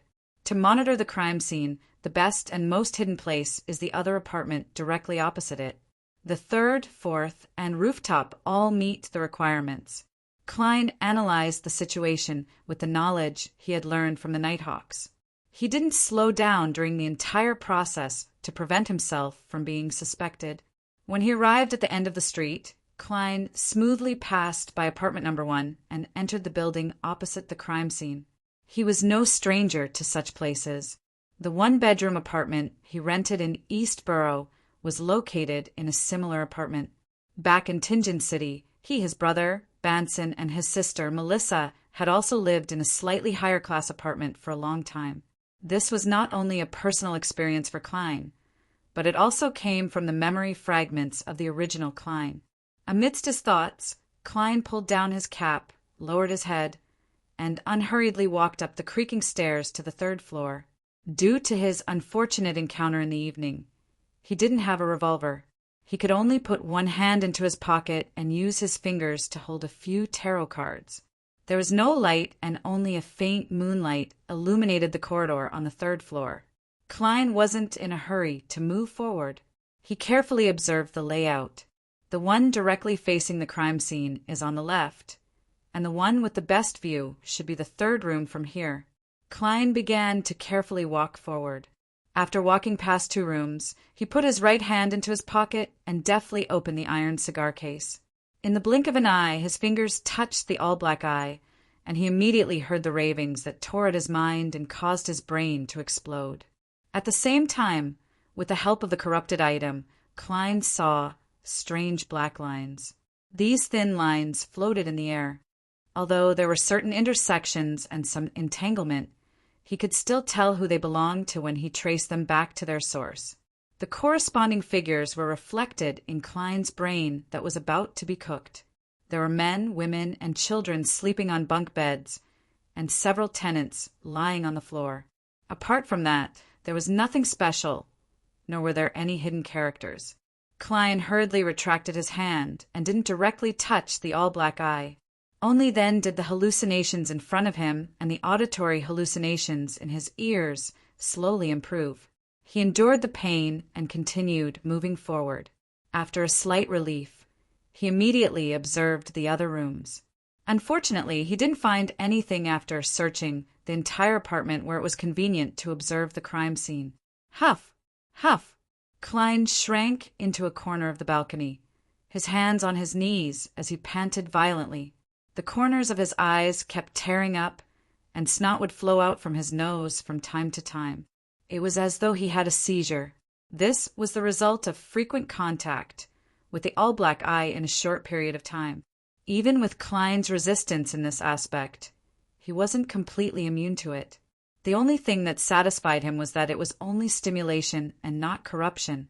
Otherwise, he would have given up long ago and wouldn't have dared to try again. It would have directly led to madness. After resting for a while, Klein finally calmed down. He switched to another apartment that didn't have a good view, but he still didn't find anything. Could it be that my interpretation was wrong? The clue is at the crime scene? Klein returned to the street and sized up the apartment that had traces of an explosion from the corner of his eye in puzzlement. With the mentality of giving it a try, he put his hand into his pocket again, opened it, and reached into the iron cigar case. He wanted to check if anyone was hiding in the apartment where the crime scene was located. With a hum, Klein's head felt like it had been smashed, and his body swayed a little. Like a drunkard, he staggered forward and looked at the apartment that had traces of an explosion. Because he was too far away, he couldn't see the black threads clearly, nor could he trace their origin. He could only barely distinguish where the threads were gathered, and such places indicated that there was someone there. Nothing, nothing, nothing. Klein quickly scanned the area and made a rough judgment. Suddenly, he discovered that there were black threads floating out from the crime scene on the third floor and merging into the air. Klein's pupils constricted as he confirmed it. Then he quickly retracted his hand and stopped touching the all-black eye. There was actually someone in the destroyed room. The murderer is crazy enough to wait for investigators at the scene? Isn't he afraid that there are official beyonders investigating this case in passing? I made a wrong judgment just now and didn't find him because my logic is completely different from a lunatic's, as thoughts flashed through his mind. Klein slowly exhaled. He pretended that nothing had happened and circled around until he reached the entrance of the apartment. At this moment, his adverse reactions had all subsided. Controlling his facial expression and body language, Klein went to the third floor as if he was returning home. His footsteps were quick and heavy, stemming from fatigue. In the dark corridor, he immediately saw the room with no door, and most of the walls had collapsed. Then he casually walked in the direction of the public washroom. As he approached the room, he touched the all-black eye with his hand that had been in his pocket. It was the ravings that made one's brain split again, as well as all kinds of blurry illusions. From the corner of his eye, Klein saw black illusory threads spreading out from the crime scene. Tracing it back, he found a man who had completely blended into the shadows, and his aura was the same color. The man was very tall, nearly 2 meters tall. The corners of his mouth drooped slightly, making him look rather reclusive. His eyes were like those of a wild beast, cold and inconcealable ferocity. "It's not Lenivis." Klein retracted his finger and relaxed his tense body. On the surface, he appeared normal as he ignored the possible gazes. Without stopping, he walked to the end of the aisle and entered the public bathroom without alerting the man. The public washroom wasn't on the same side as the crime scene. He wiped his cold sweat and calmed down a little. Then he jumped out of the window and skillfully climbed down. Then he quickly left and didn't stay any longer. He knew that in a few minutes the man would realize that the person who had gone to the washroom hadn't returned. He would then be alarmed and give chase. Therefore, he had to leave Daravi Street as soon as possible. It wasn't that Klein didn't want to return the way he came, but he didn't know which room he could go to. That would also expose the problem. The clown ran quickly, and after circling around, he entered the one-bedroom apartment he had rented in East Borough. He went above the gray fog and confirmed that there was no danger of being caught. That fellow should have a deep connection with Lenivis. Klein pondered for a moment, conjured the portrait of the man from before, and sent it to the crimson star that symbolized Miss Justice. Then he said in a dignified and deep voice, Chapter 284. In the medical school building that was about to be abandoned, Audrey, who had ended the gathering and was leaving in a circle, was suddenly in a trance. She saw the familiar, thick gray fog and the blurry figure in the middle of the gray fog. This is a clue. Accompanying Mr. Fool's deep voice was a picturesque scene, and it was a colorful picture. A 2-meter-tall man in a black priest robe stood in the shadows. His light yellow hair was soft and slightly curly, and his dark brown eyes were cold but fierce. The corners of his mouth were slightly drooping, and he was as eccentric as a wolf. Clues? Clues to the East End Daravi Street bombing and Gavin's drowning? Was this the murderer? Audrey stared blankly for a moment before understanding dawned upon her. Mr. Fool has a clue, just like that. He's really impressive. No, he's omnipotent. After sighing inwardly, she turned to look at Furs. Just as Furs took off her mask and surgical cap and sat in the carriage, she noticed Miss Audrey's strange gaze. She immediately asked in puzzlement, "Is there something on my face?" No. Audrey retracted her gaze, sat down, and removed her disguise. Furs recalled the gathering from before and asked curiously, "What happened?" "Miss Audrey, why didn't you ask to buy the Spectator formula? Only in this way can you establish a connection with psychological alchemy." She remembered that the generous Miss Audrey had remained silent for almost the entire time, listening most of the time. She had only sold some materials with spirituality and bought other varieties accordingly. Audrey smiled faintly. "This is my first gathering in the circle. I think it's more important to observe and wait. I'm really looking forward to the potion formula, and I'm even more looking forward to the mystical items. But I tell myself that there's no need to rush. It's better to familiarize myself before taking action. This is also a professional habit of the Spectator pathway. Furthermore, there aren't any beyonder ingredients like dark patterned Black Panther spinal fluid or spring of the Elves' marrow crystals that Mr. World wants." Audrey silently added. Furs looked at the girl who was not even 18 years old and suddenly felt that she was more mature than ever. She suddenly laughed at herself. "If I had been like you back then, I wouldn't have wasted such a precious opportunity." Audrey smiled reservedly and replied, "That's right. I'll ask some special friends tomorrow morning to see if they have any clues to the Daravi Street explosion. You and Zio will wait for news at the usual spot." "Okay." Furs nodded without any doubt. Klein didn't return to Minsk Street at night. Instead, he slept in a one-bedroom apartment on Black Palm Street in East Borough. He was afraid that the man in the black priest robe who was suspected to be the murderer had accomplices who were looking for him all over the street. Although the chances of encountering them weren't high, and he had disguised himself, making it unlikely for the other party to recognize him. Since the divination indicated that there was a certain possibility, he decided to be cautious and make do with sleeping in East Borough for the night. At dawn, he changed into another dark blue worker's uniform and put on a light brown cap. He left the room, walked down the stairs, and entered the street. At that moment, a pale yellow fog filled the surroundings. The figures coming and going were blurry, and the coldness of the morning seeped into his clothes. Klein lowered his head and hurried on his way, just like the people around him who had woken up early for work. As he walked, he saw a middle-aged man in his 40s or 50s in front of him. He had white sideburns and was wearing a thick jacket. He was pacing on the spot, trembling as he took out a cigarette and an empty box of matches from his inner pocket.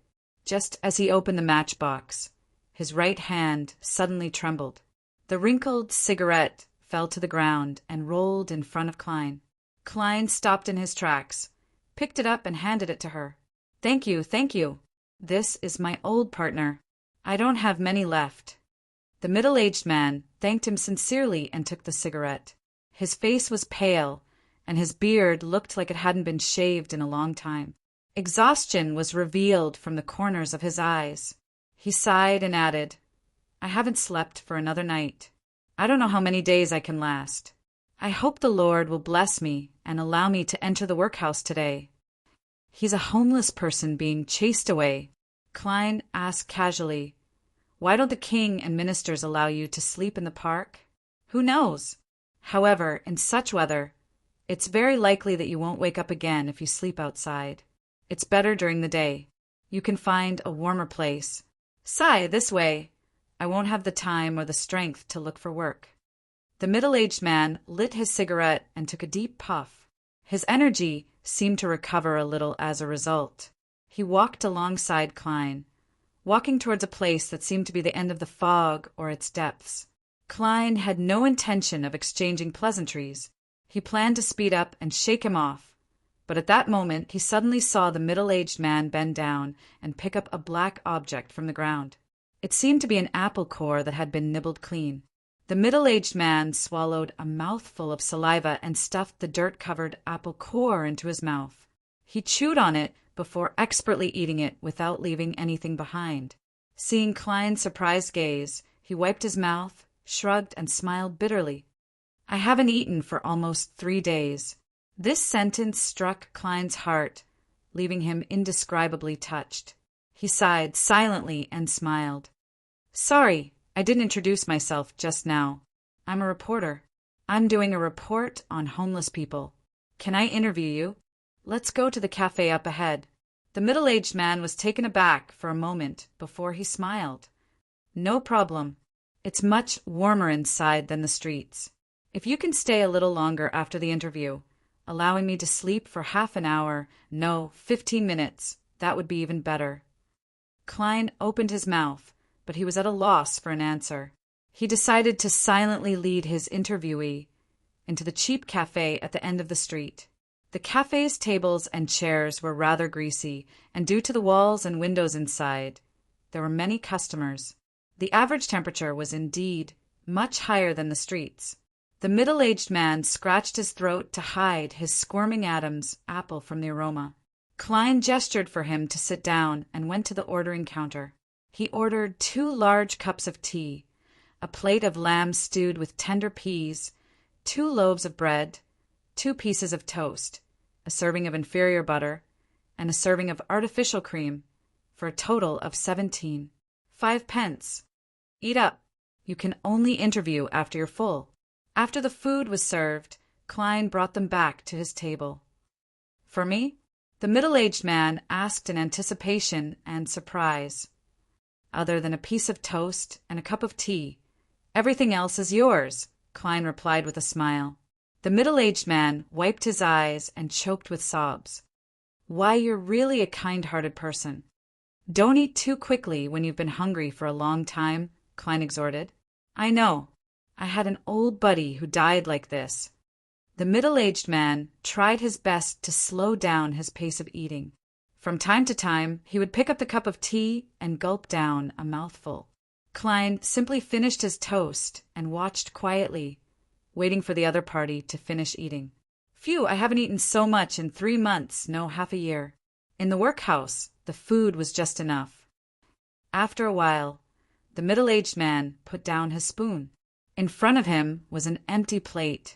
Klein pretended to be a reporter and asked casually, "How did you become a tramp?" But a few years ago, a contagious disease took them away, and I was hospitalized for a long time. I lost my job, my wealth, and my family. From then on, I often couldn't find a job, rent a house, or eat. I could only wander around different streets and parks. This made me very weak, and it was even more difficult for me to find a job. The middle-aged man said with some reminiscence and sorrow in his numbness. He drank a mouthful of tea and sighed before speaking again. "I can only wait for the opportunity to enter the workhouse. But as you know, every workhouse has a limit on the number of people.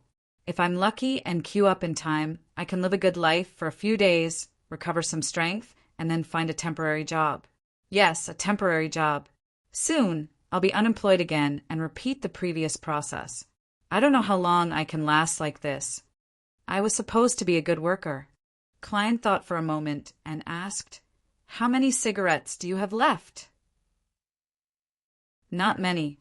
The middle-aged man smiled bitterly.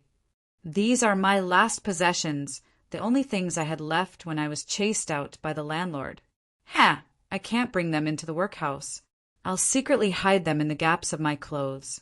Only when I'm in the most difficult situation will I take one out to smoke, so that I have something to look forward to. I don't know how long I can last.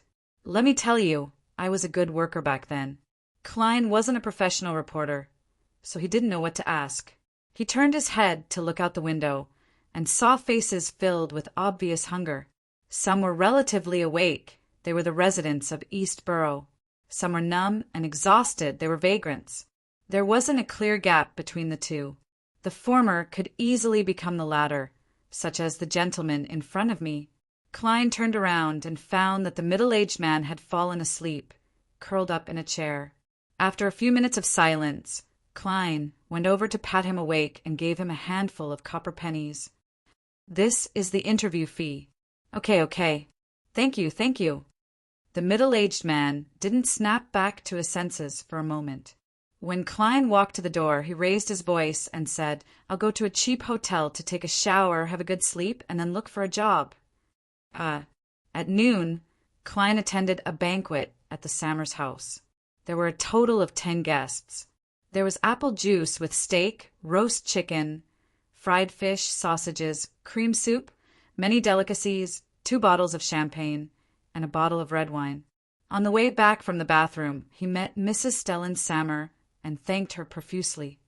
It was a sumptuous lunch. "Thank you for your hospitality. It cost a total of £4, 8 soldi. The most expensive were the 3 bottles of wine, but they're all part of Luke's collection. He has a wine cabinet," the rather pretty Mrs. Stellan replied with a smile. Without waiting for Klein to speak, she said, "Just from the matter with Mary, you earned £10. If you can maintain such good luck, you'll soon be able to hold similar banquets. For people of our class, we have to invite friends once a month, as well as be invited by friends." Klein was already used to her style and politely complimented her. "Yes, but I'll have to wait until I have a stable annual income of £400 before I can be like you." Stellan immediately raised her chin and tried her best to make her smile appear faint. "For £130? You have to have £430. Dock area, East Balham Dock, Workers' Alliance Tavern." Zio wore boots that were much higher than usual and stuck on a thick beard to make herself look like a short man. She recalled the portrait she had seen from Miss Audrey, trying her best to imprint the man's appearance into her mind. If he was the one who killed Gavin, then it's very likely that he frequents this tavern. Zio ordered a cup of rye beer and a lunch. She curled up in a corner and ate slowly. From time to time, She would secretly look around in search of a target. After a while, the tavern's door was pushed open again, and Zio reflexively looked over. Her pupils constricted to the size of needles, and she nearly turned into a stone statue. Chapter 285. Zio had been a bounty hunter for a very long time. There were many things that she didn't need to think about, and she could respond subconsciously. When she saw that the customer who came in was nearly 2 meters tall, she instinctively lowered her head and continued eating the pork sausage and French fries as though nothing had happened. Zio couldn't taste the food when it entered her mouth. She endured it for nearly a minute before she slowly looked up and pretended to casually survey the area. Soon, she saw the customer who had just entered sitting in front of the bar counter, waiting for his alcohol and lunch. Soft, slightly curly blonde hair, beast-like dark brown eyes, slightly drooping lips, a reclusive and ferocious temperament. Details reflected in Zio's eyes as they gradually overlapped with the image in her mind. It's him. It's the suspected murderer. Williams's murderer. Zio lowered her head once again and slowly stuffed the rest of the food into her mouth. A few minutes later, she placed the plate and glass on the bar counter. Then she looked straight ahead and left the Workers' Alliance Tavern without looking back. As her boots were much higher, she had effectively concealed her most obvious features. When she was outside, Zio slowed down and found a secluded spot to observe the people entering and exiting the tavern. After waiting for a while, she finally found a familiar face. It was Burton, a technician who lived in Eastborough and worked at the East Balham dock. This young man liked to give himself a cup of poor quality rye beer in the afternoon. His salary could only afford such beer, and he couldn't drink it every day. Zio nimbly leaped over, patted Burton on the shoulder, and said in a suppressed voice, "Don't worry." She suppressed her voice and said, "It's me, Zio." Zio. Burton sized up the short man behind him and nearly failed to recognize him as the famous arbitrator Zio Derrichaw from one of the streets in Eastborough. "I have something to ask you." Zio pointed to a corner beside her. Burton followed her in puzzlement and only came to a realization when he reached a secluded spot. "Are you doing a bounty mission?" He had heard that Zio was also a bounty hunter. "Yeah." Zio nodded perfunctorily and took out 5 pennies. She tossed them and said, "Do you know that very tall man in the tavern?" "You mean the one that's this tall, has light blonde hair, and is very fierce?" Burton gestured. "Yes." Zio immediately took out the folded portrait and unfurled it. "You have to confirm it completely. That's him. He's been coming to this tavern a lot for the past 2 or 3 months. I've never seen him before. He's very fierce and unreasonable. He's very good at fighting. It's best if you don't provoke him." Burton took a few careful glances at the portrait and sincerely advised, "Yes, when I saw that person just now, I felt like I had encountered a ferocious beast when I was young. It was very dangerous, and I wasn't his match. I had to immediately avoid him." Zio secretly exhaled and asked, "Do you know who he is in close contact with?" "I don't know. He's very unsociable and rarely speaks. No one even knows what his name is. We gave him a nickname, Giant." Borg curled his lips and shook his head. Zio thought for a moment and asked, "Aside from the tavern, where else did you meet him?" "You can ask your friends the same question. Remember, they must be trustworthy friends." Burton thought for a moment. "When I go to the dock union to work, yes, at the dock union in East Balham dock, I'll occasionally see him around." "Zio, why aren't you a member of the union? You're so fair, and those guys not only charge us 5 solely a week, but when the other docks go on strike and we have to support our families, they'll even make us hand over half our salary. Lord, forget it. For a good life, we have to help each other. However, just as they organize a strike, they'll come to an agreement with the lawyers sent by the rich. Our situation hasn't improved at all." Stop. Zio pressed her right palm down. "Apart from that, have you seen that giant anywhere else?" "No, my friends probably haven't either. After all, We often discuss him in private, Burton answered in a very certain tone. Zio didn't say anything else as she handed the 5 copper pence to him. I'll treat you to a drink. Don't tell anyone about what I just asked. It'll be very dangerous. Before she finished her sentence, she had already turned around and walked out of the corner, heading for the dock union in East Balham Dock. About 10 minutes later, Zio saw the 2-story yellow building. She wore her canvas coat inside out, revealing the patches inside, instantly transforming herself from a short worker to a tramp. Looking at the few tramps curled up at the corner of the street, Zio pinched her nose and went over to sit with them. Her gaze swept across the dock union from time to time, when there were people coming in and out. As time ticked by, Zio endured the cold wind and the harsh environment as she persistently observed the situation at the dock union and the surrounding area. She clearly remembered Williams's insistence on drinking, and she also remembered how she felt when she saw the newspaper that day. This kind of mood made her more patient than usual. At this moment, 7 or 8 people came out of the dock union. They formed a group and headed for the coffee shop opposite to have lunch. Zio narrowed her eyes and carefully scanned every passerby to confirm their looks. There's no one suspicious. Zio prepared to retract her gaze and wait for the next batch. Creak. The coffee shop's door was pulled open, and the heat inside suddenly rushed out. A man couldn't help but take off his gold-rimmed glasses and wipe away the steam with his sleeve. Zio took a casual glance, and her gaze suddenly froze. Those eyes, the corners of his mouth, the image that always had a mocking smile on it. Lenivas? Zio turned her head abruptly, not daring to look again. The man from before had bronze skin and short, coarse hair.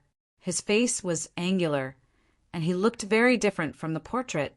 Only his eyes and the corners of his mouth gave her a sense of familiarity. The feeling that he was mocking everyone. Is it Lenivas? Could it be Lenivas? Zio buried her head and stared at the stone slabs by the street, at the Sammers' house. After a sumptuous lunch, the host and guests gathered in the activity room to chat and agreed to play Texas together later. Some interesting rumors and funny stories echoed intermittently. Klein maintained his smile and interjected from time to time. He also saw the 2 children of the Sammers come in and out energetically. Beside him, Jürgen Cooper still had a serious expression as he occasionally provided legal advice for everyone's discussions. Klein smiled, turned his body slightly, and asked in a low voice, "Do you feel bored?" "Do you feel bored?" "No, their topics are very interesting." Jürgen nodded seriously. Klein was stunned and blurted out another question. "Then why aren't you smiling?" Jürgen frowned slightly and looked at him in puzzlement. "Why should I smile?" The corner of Klein's mouth twitched, and he didn't know how to respond. He was about to make a joke about how the other party resembled his cat, Brody, who was always so serious, but he suddenly heard a series of illusory pleas. "Female." Miss Justice found useful information so quickly based on the clues I provided? Klein stood up and bowed slightly. "I'm going to the bathroom." After entering the bathroom, Klein locked the door, took 4 steps counterclockwise, and went above the gray fog. His judgment was very accurate. The pleas came from Miss Justice. Klein suddenly tensed up, half expectant and half solemn. He emanated his spirituality and listened to her words. After the customary honorific name, Justice truthfully described, "They found the clues you provided at the Workers' Alliance Tavern at the East Balham Dock in the dock area. The other party's nickname is Giant.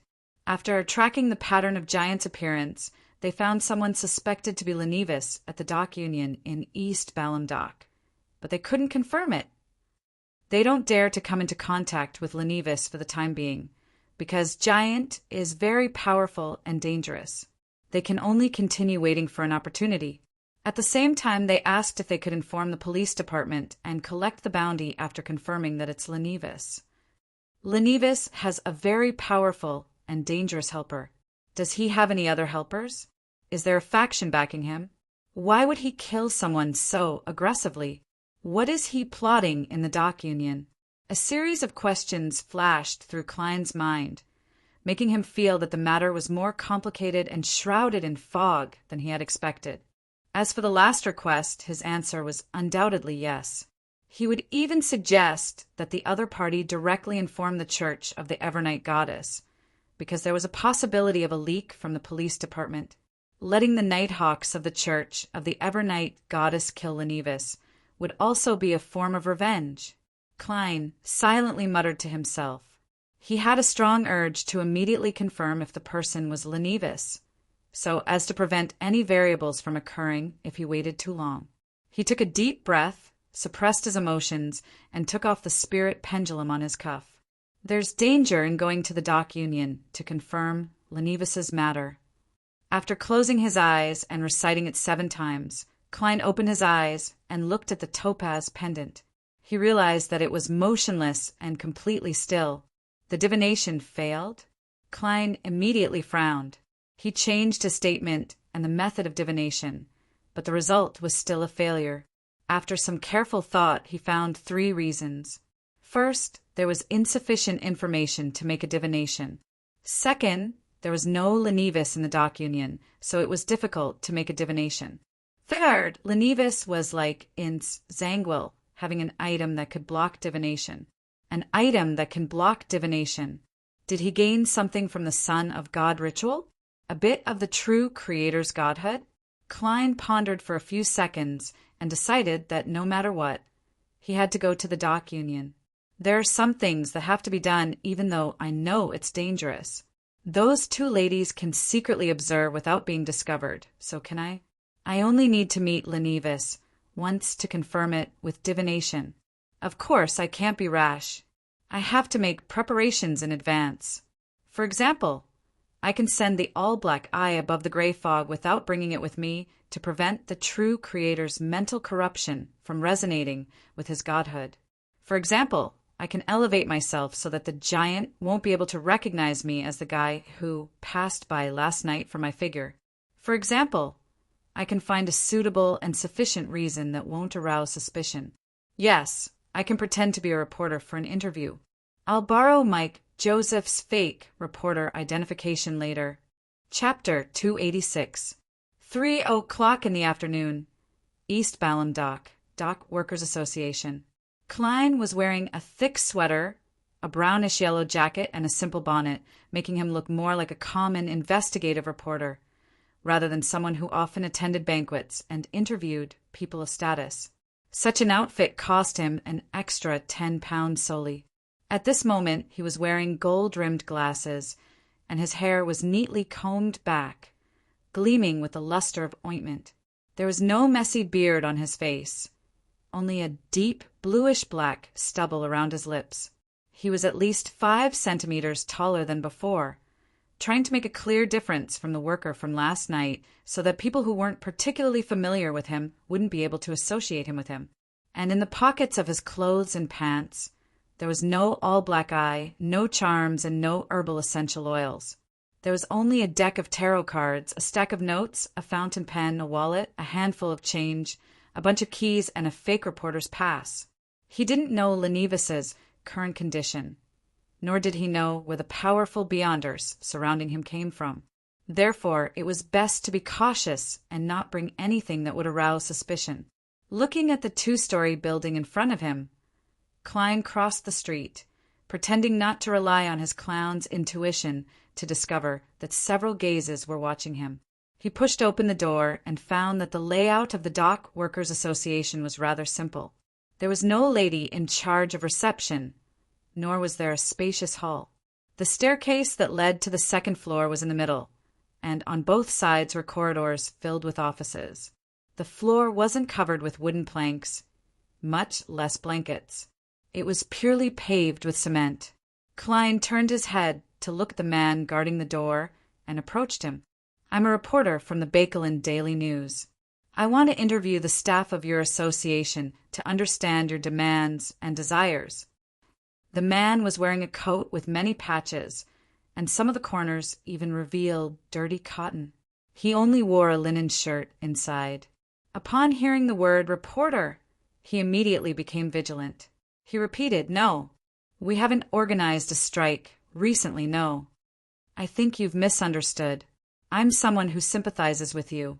I plan on doing a special report, describing what the union has done to help the workers and the actual difficulties they've encountered. Trust me."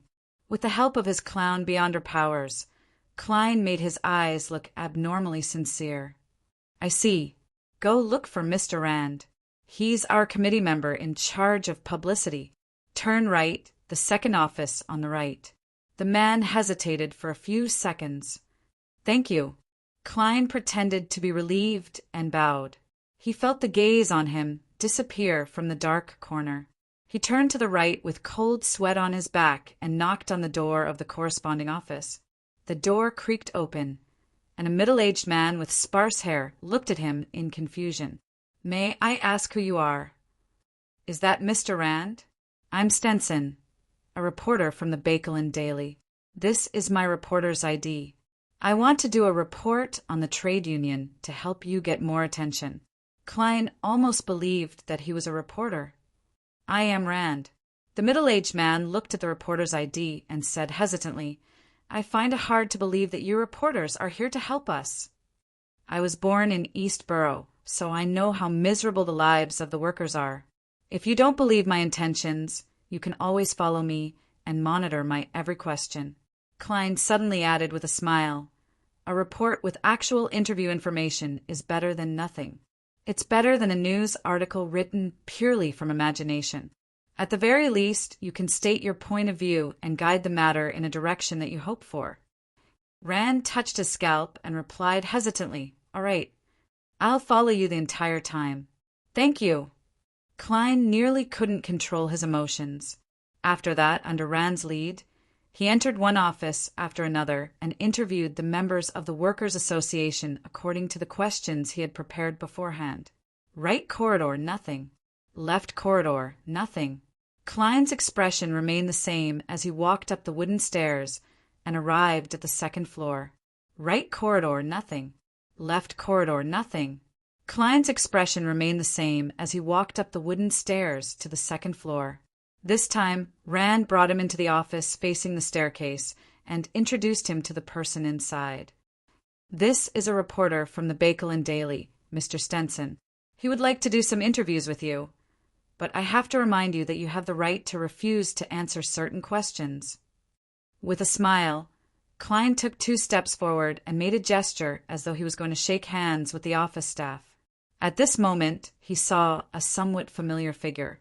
Although the person's skin had turned bronze, his ordinary round face had become angular, and his glasses had changed from round-rimmed to gold-rimmed. Klein still discovered a baffling sense of familiarity with the person, with his spiritual intuition as a seer. Following that, his body trembled as he nearly lost control of his smile. "I am sorry. I suddenly have a stomachache. May I know where the washroom is?" Klein asked with an awkward smile as he held his abdomen with his hand that wasn't holding a pen or a note. Rand and the staff in the office didn't suspect anything as they pointed outside the door. "Go out, turn left, and walk to the end. You'll see the sign." Klein smiled apologetically as he left the room and rushed to the washroom. After entering, he chose the cubicle closest to the window, sat on the toilet, and locked the wooden door. He bent down, and the corners of his mouth widened as he laughed silently. He laughed so hard that he couldn't even straighten his back.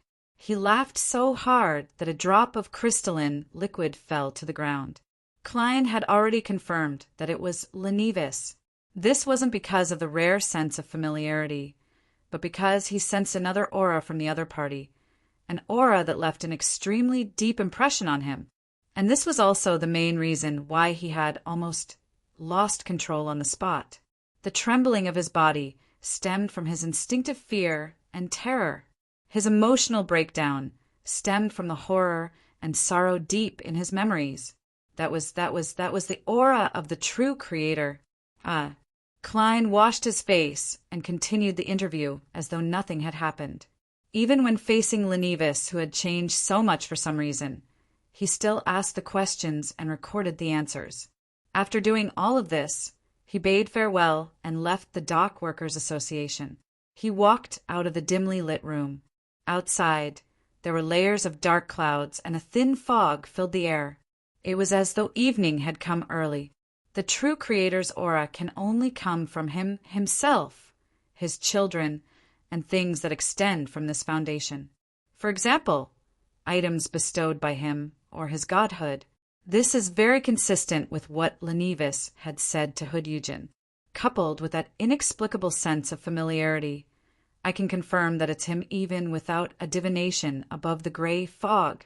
If I hadn't interacted with the true Creator several times and often come into contact with his mental corruption, I wouldn't have been able to recognize that the aura that doesn't contain any power or status belongs to him. Klein's heart was heavy, but he looked very relaxed on the outside. He stood on the street and deliberately sorted out the interview notes. During this process, he caught a glimpse of a slightly familiar figure among the tramps opposite him. "Ma, I'm Zio." Klein instantly made a guess after combining the events that had transpired. He didn't stop. He put away the notes and walked towards the public carriage stop. At that moment, a carriage suddenly stopped in front of him. "We meet again." Sitting in the carriage was a thin but elegant middle-aged gentleman. His graying sideburns gave him an air of elegance. He was none other than the great detective who could assist the police in their investigations, Eichinger Stanton. As for Klein, he didn't look much different from usual.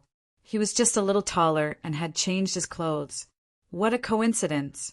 "I was just thinking about the last time I interviewed you," Klein deliberately replied. Eichinger immediately understood and changed the topic with a smile. "I'm here to investigate a case. Siebel's death has been removed from the investigation, and I'm mainly in charge of it. The location of her death is very close to the East Balham dock." "Is it really a copycat crime?" Klein pretended to be the only one who knew. After exchanging a few pleasantries, he got on the public carriage. He didn't go straight home, but instead took a bus to the Quelleg Club in Hillston Borough. In the club's lounge, he quickly went above the gray fog and confirmed that no one was following him. At this point, Klein completely relaxed and felt a lingering fear. The true Creator's aura was like a nightmare that lingered in his mind. It made the clothes on his back dry, and wet, wet, and dry. To be sure, Klein conjured a piece of yellowish-brown goatskin and a dark red fountain pen in front of him. Then he wrote down the divination statement he had long thought of, the source of that baffling sense of familiarity from before. He put down the fountain pen and leaned back in his chair. As he chanted, he entered a dream. In that hazy and illusory world, he saw a figure.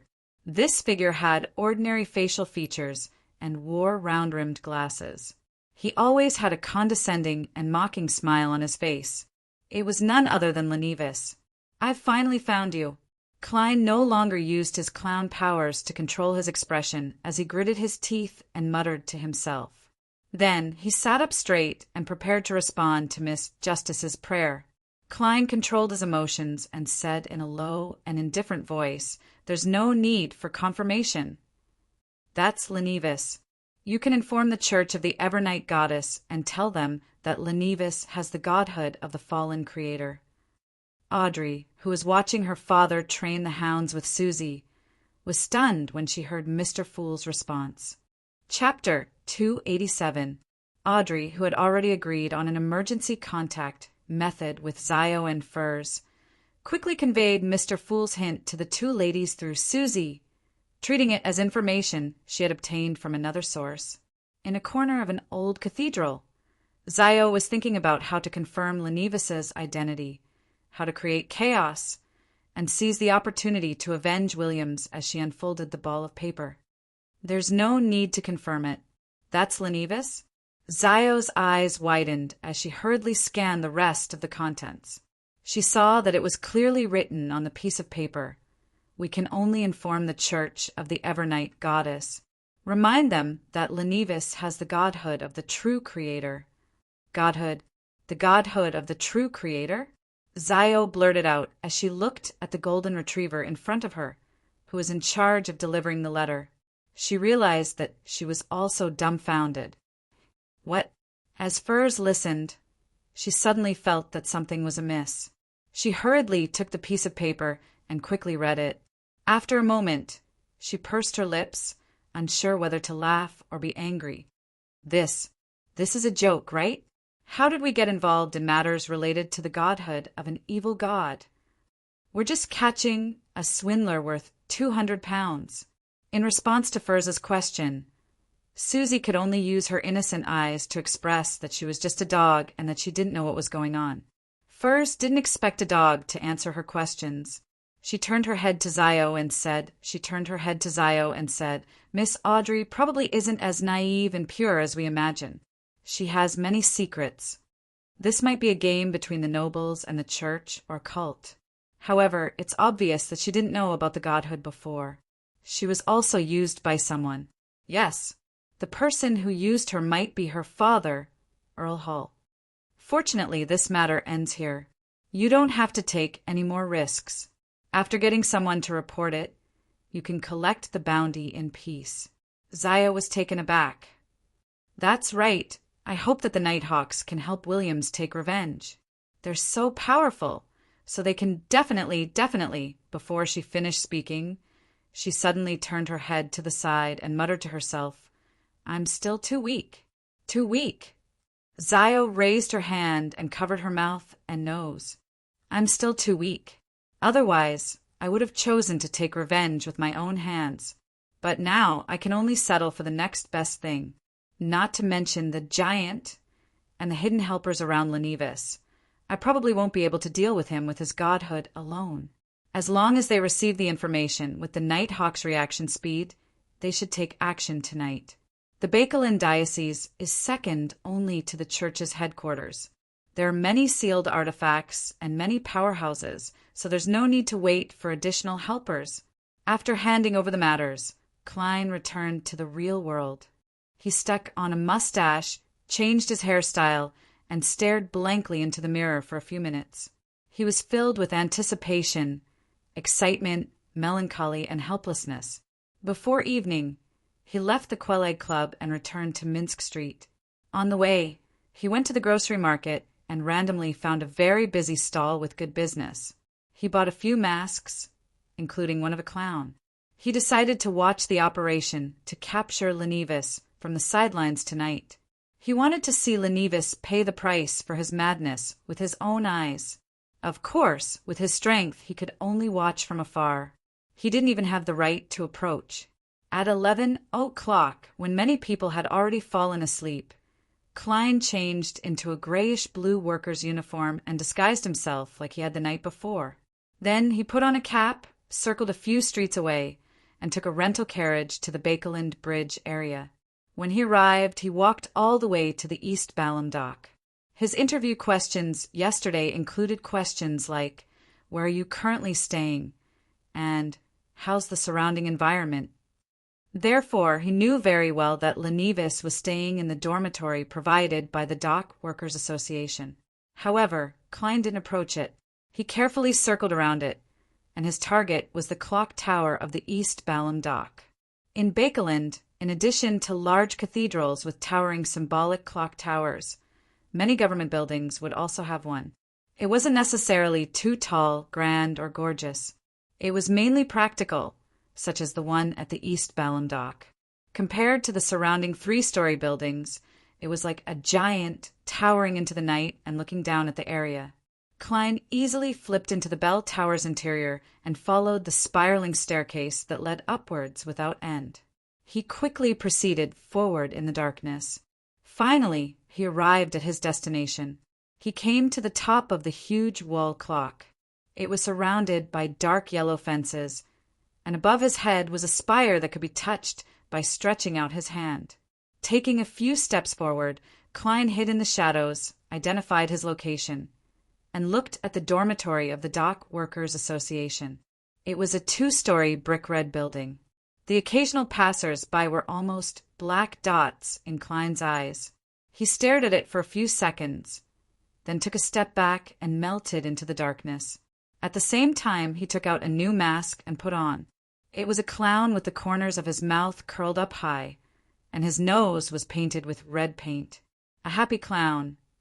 With the clown mask on, Klein stood in the thick darkness, patiently waiting for the show to begin. This wait lasted for 2 hours. When the hands of the large wall clock below him passed 1, he suddenly saw something flying in the distance.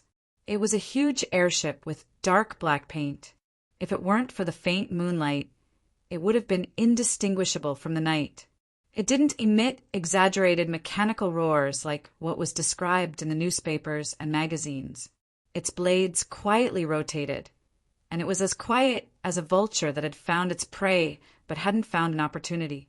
Strong and light alloys propped up the cotton frame, and below it hung a box with machine gun muzzles, throwing ports and cannon ports. It looked intimidating at a glance. There's no sound. Did they use beyonder means to temporarily deal with it? Wearing the clown mask, Klein looked at the slowly descending airship and had a guess. At this moment, what he was most puzzled about was that an airship had been sent out for a small-scale beyonder battle in a densely populated area of the city. Weren't they afraid of accidentally injuring the surrounding citizens? Weren't they afraid of causing panic? Soon, the airship floated about 10 meters in the air. This way, Klein didn't have to worry about being discovered. His position was much higher. As he observed the situation below, he suddenly had a guess. It was likely that the airship wouldn't enter the battle. Instead, it would monitor the scene from the sky, providing the operatives with a better view to prevent accidents from happening and the target's possible escape. At this moment, 3 figures in black trench coats appeared in front of the 2-story red brick building. The leader didn't wear a hat. He had a head of short, golden brown hair, and dark green eyes that were as deep as a windless lake. The collars of his shirt and trench coat were raised high, and his palms were covered in a layer of blood-red gloves. And a silver-white metal suitcase was wrapped around his left hand through a chain of the same color. This was one of the 9 high-ranking deacons of the Church of the Evernight Goddess's Nighthawks, Christet Casimir. He was also one of the 3 powerhouses of the Red Gloves team, and he happened to be in Bakelin. Casimir looked ahead and turned his head to the subordinate on his left. Using sealed artifact 163. Yes, Your Excellency. The Nighthawk half squatted down and helped Casimir untie the chain around the silver suitcase. Throughout the entire process, Christet Casimir's muscles were extremely tense, as if he was resisting something. The Nighthawk on the left drew a silent breath and suddenly pressed down, causing the surface of the silver suitcase to crack with illusory ripples. The surrounding light suddenly disappeared, as if it had all been sucked into the suitcase. A bone sword that was less than a meter long emitted a lustrous, pure white glow as it slowly floated up. Its blade was supported by a simple and unadorned, silver-plated mirror. The images reflected in the mirror were layer after layer, stacking on top of each other without an end. The Nighthawk on the left picked up the mirror and aimed it at the red brick building. The small building was clearly reflected in it, and nothing seemed to have changed. However, Casimir slowly exhaled, stretched out his left hand, and grabbed the bone sword that was less than a meter long. The surrounding light was restored a little. Let's go in. He took a step forward and approached the entrance of the red brick building. The 3 Nighthawks opened the door and entered the dark house, heading straight for the staircase that led to the 2nd floor. At that moment, a tall but thin figure appeared in the shadows in the corner. He wore a black priest robe, had light yellow curly hair, and had beast-like dark brown eyes. "You're the goddess's sword," the nearly 2-meter-tall giant said in a deep voice. At the same time, he clenched his right fist. Bang! Bang! Bang! The guild members in the red brick building exploded one after another in their sleep. They didn't even have the time to scream. Their bodies were torn apart, turning into thick, viscous flesh and blood. Half of it surged towards the giant to weave a cloak that could resist spells and reduce damage. The other half condensed into a hairy carpet that covered the 3 nighthawks. Crestet, Casimir only watched silently without doing anything. Silently, the flesh and blood dissipated and collapsed. They fell like raindrops, but they didn't dye the floor red. In each of the rooms, human figures reappeared, still sleeping soundly. This is the world in the mirror that only targets Beyonders. The flesh and blood bombs you planted in the bodies of ordinary people are all illusory here. Casimir held the holy artifact bone sword in his right hand and raised it. There was no more light in the surroundings. Humph! The giant suddenly grabbed his left shoulder with his right hand and tore off his entire arm. Then he threw it forward with blood and bones. Boom! His arm exploded like a bomb, turning into a rain of blood that rained down on the 3 nighthawks. At the same time, the flesh at the stump of his left shoulder began to squirm crazily, and a new arm slowly grew out. It was a bloody arm that didn't have any skin yet. Pa! Pa! Pa! Sizzle! Sizzle! The blood-colored raindrops accurately avoided Casimir and the others and landed on the floor, quickly corroding deep and black marks. But no matter how hard they tried, they were always a hair's breadth away from the 3 nighthawks. It was as if they were fated to be. My enemies are often unlucky. The corners of Casimir's mouth curled up slightly. With a slip of his foot, he instantly appeared in front of the giant. The giant's eyes narrowed, and his body suddenly melted like a candle, turning into sticky flesh and blood that quickly seeped into the floor. Casimir knelt on one knee and stabbed the holy artifact bone, sword into the ground. No. In the thick darkness, a roar filled with pain and fear erupted, but it was immediately swallowed by peace and silence. Casimir straightened his body and pulled out the bone sword. A drop of dark red blood slowly dripped down from its tip, and on the floor, flesh and blood seeped out, solidifying into a face of despair. It was none other than the giant, with the corners of his mouth slightly drooping. Pa! Pa! Pa! 3 shadows appeared one after another around Casimir, but all of them inexplicably fell to the ground, forcibly pulled down by many invisible things. Bang! Bang! Bang! Another nighthawk fired. The surface of the silver-white bullet seemed to be engraved with the Evernight sacred emblem. The 3 attackers hiding in the shadows in an attempt to assassinate Casimir revealed themselves, twitching as they lost their breath. Rose, bishop, hermit, ascetic, people from the Aurora Order. Casimir frowned and said in a low voice without turning to his companions, "There's something wrong with this matter. It's very strange. All of you have to be careful." Before he could finish his sentence, he heard the sound of footsteps echoing in the peace and silence. Then he saw Lenivis, who was wearing a linen shirt and had a sharp face, walk down the dark stairs. His expression was indifferent and calm, without a hint of fear. "I'm very puzzled. To the Aurora Order, you should be a blasphemer. Why would they send someone to protect you?" Casimir asked casually, as if he didn't notice anything amiss. Lenivis revealed his trademark mocking smile. "That's very simple. Because I'm no longer a pure Lenivis." He paused, and his gaze suddenly turned cold. "I'm now even more so the true creator."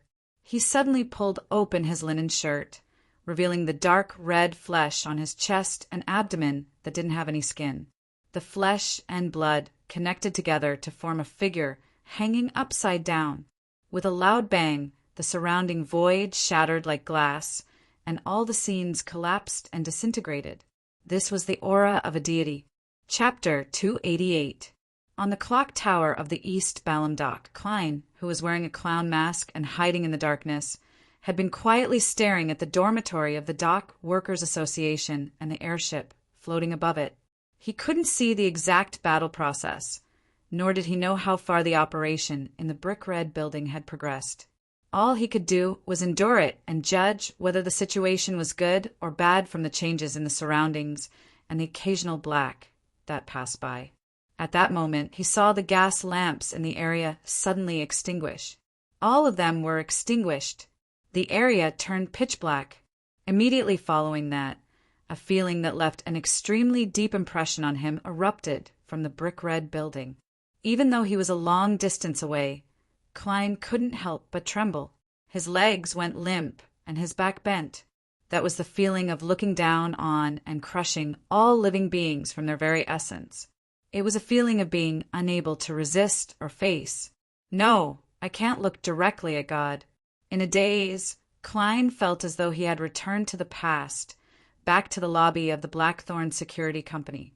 It was as if he had activated his spirit vision to pry into Magos's mental state and the baby in her womb. That feeling was exactly the same as it was now. No, it's even more extreme and terrifying now. How did this happen? Didn't Lenivis only have a little bit of the godhood bestowed by the true creator? At most, he would have one or two corresponding items. Why does it feel like an evil god is descending? Before Klein could shake off the trembling of his body and his thoughts, he suddenly felt a deep, serene, and deep darkness engulf the feeling that he couldn't look directly at, pry into, or resist. The two were extinguished at the same time, and the surrounding gas lamps lit up with a relatively bright light. The airship that couldn't stop itself from plummeting floated up again. Everything had returned to its original state, as if nothing had changed. However, Klein didn't think so. He stood up with all his might, knowing that something important had happened in the brick-red building. There's no longer the feeling of surpassing beyonders in terms of essence and level. There's no longer the feeling of an evil god descending. This means that the true creator's, or Lenivis's, plan has failed. However, the Nighthawks should have suffered a serious blow as well. They might not have any strength left. At this moment, Klein's heart stirred as he hurriedly removed the spirit pendulum from his left sleeve. The current Lenivis is no longer dangerous. After repeating it 7 times, he opened his eyes and saw that the topaz pendant was spinning counterclockwise, but it was neither fast nor large. This meant that Lenivis was still a dangerous person, but to a lesser extent. Klein was more concerned about something else. The divination did not fail again. This meant that Lenivis had already separated from the godhood bestowed upon him by the true creator. He was essentially separated. As the bone-chilling cold wind blew past, Klein suddenly shivered. He felt as if an electric current had instantly drilled into his brain from the soles of his feet. Maybe I can do something. This thought suddenly flashed through his mind. Without any hesitation, he took 4 steps counterclockwise from the top of the dark bell tower and went above the gray fog. Without wasting any time, he sat down and conjured a piece of yellowish-brown goatskin parchment. It conjured a divination statement, Lenivis's escape route. Klein leaned back, quickly recited the words, and entered a deep dream. In the illusory, fragmented, and misty world, he saw a ditch with flowing sewage, a dark and dirty passageway and rusty metal pipes. It was cramped and sealed. It was a sewer. Klein woke up and immediately covered himself with his spirituality before falling into the gray fog. As soon as he returned to the real world, he immediately took a few steps back and came to the side of the bell tower that had its back facing the airship. Klein didn't walk down the spiral staircase. Instead, he flipped over the dark yellow fence and used the platforms, protrusions, and decorations on the building's surface to jump down 1 floor at a time. His body was so balanced that it was as if he was walking on the ground. In a short period of time, his feet landed on the thick stone slabs of the street. Inside the red brick building, 2 red-gloved Nighthawks collapsed by the door unconscious. The ancient silver-plated mirror had rolled to a corner, but it no longer looked special. It was impossible to tell that it was a Grade 1 sealed artifact, but one could clearly feel that it was recovering bit by bit. Christet Casimir knelt on one knee at the intersection, a stream of liquid that resembled blood and tears rolling down the corners of his eyes. His short, golden-brown hair hung limply, and the collar of his trench coat and shirt had become tattered, revealing his sharp chin and thin, stiff mouth. As he panted, a distorted, illusory, translucent face appeared above each of his teeth. Sesamir's red-gloved left palm supported himself on the ground as he struggled to straighten his neck and look forward. Directly in front of him was the staircase that led to the second floor. Standing on the staircase was Lenivis, whose linen shirt was completely unbuttoned. Lenivis stood upright, with the pure white, glossy, holy artifact bone sword stuck between his chest and abdomen. The skinless flesh and blood that outlined the hanging man's shadow had all disappeared, leaving behind an empty hole. Vaguely, one could even see Lenivis's back through the hole. Lenivis moved with great difficulty. Then he suddenly laughed loudly and maniacally. "Ha ha ha, thank you. I really want to thank all of you. Really. Look at my sincere eyes. I really want to thank all of you. If you hadn't discovered it in time, I would have truly become a vessel for the true Creator to descend in a few months. When that happens, how different would my state be from that of a dead person?" Sesamir was clearly stunned when he heard that. He couldn't believe that the person he had destroyed with all his might would be so happy. He wanted to stand up, but he couldn't. He wanted to resist, but he was powerless to do so. Lenivis saw his confusion and coughed with a smile. "Do you know? For a person like me, it's the saddest thing to have no one to share it with after doing something that's worth being proud of. Ahem, when I was in Tingen City, I was deceived by the true Creator. Not only did he return by creating a child, he also secretly planted a sapling in my body. No, I even believe that Magost's child was just his cover. He didn't even request the members of the Aurora Order to protect her and divert attention. He seems to have known from the beginning that this matter would fail. His true descent was set up in my body. The godhood he bestowed on me suddenly merged with the sapling in my body after I arrived in Bakeland. Haha, can you imagine it? I'm being replaced bit by him bit by bit. In the end, I'll become the true Creator. Before I could think of a solution, the people from the Aurora Order found me based on the godhood senses. Thankfully, they're all simple-minded lunatics. Haha, there are always so many foolish people. Cough, cough, cough. Lenivis spat out a mouthful of extravasated blood and seemed to regain some mobility. He took a step forward with great difficulty. For some reason, his chiseled face suddenly softened, looking more like his original self. Lenivis pressed his palm on the handrail of the staircase and laughed mockingly. Thankfully, the true Creator needs a large amount of pessimism, despair, numbness, resentment, and primitive evil to completely descend and replace me. Only Bakeland, East Borough, the factory district, and the dock area can satisfy his requirements. This gave me a chance to interact with others. I know that it's unrealistic to call the police purely through the people I interact with, because the people I interact with are likely members of the Aurora Order. At first, I wanted to instigate a strike to get the police to notice me, but I was warned by the Aurora Order and tortured. I could only end it in a hurry. I pretended to lose control and got the chance to go to the sewers to vent. In the process, I secretly used my blood to contaminate some of the creatures living there, turning them into ferocious, mutated monsters. Unfortunately, before you could investigate, this matter was discovered by the Aurora Order. It seems that one of their members died at the hands of a mutated monster. Sigh, now that I don't have any godhood or sapling, my blood no longer has such an effect. After that, I was placed under even stricter control, but I still found an opportunity. I killed a prostitute and used the cruelest method to attract the attention of the police, who knew that the Aurora Order would disguise this case as part of a serial murder case. I still didn't manage to wait until I was rescued. I no longer had such an opportunity, so I could only use a more ingenious method. I took the initiative to request the most ferocious, craziest, and most radical members of the Aurora Order to watch over me, and this was in line with their thoughts. Hee, can't they use their brains to think? Such lunatics can cause trouble at any time. As expected, you're here. Phew. At that moment, Lenivis exhaled and stretched his body, as if he had finally shaken off the residual effects. He pulled out the holy bone sword that was stuck in his chest and said regretfully, "What a pity. I can't take it with me. Otherwise, I'll be quickly locked onto and found by you." After the pure white bone sword completely left his body, the exaggerated wound didn't leave a single drop of blood. The part that disappeared didn't seem to belong to Lenivus. Lenivus pressed his right hand to his chest and bowed to Crestet, Casimir, and the others. "The people on the airship outside should be recovering soon. I can't stay any longer. Thank you from the bottom of my heart.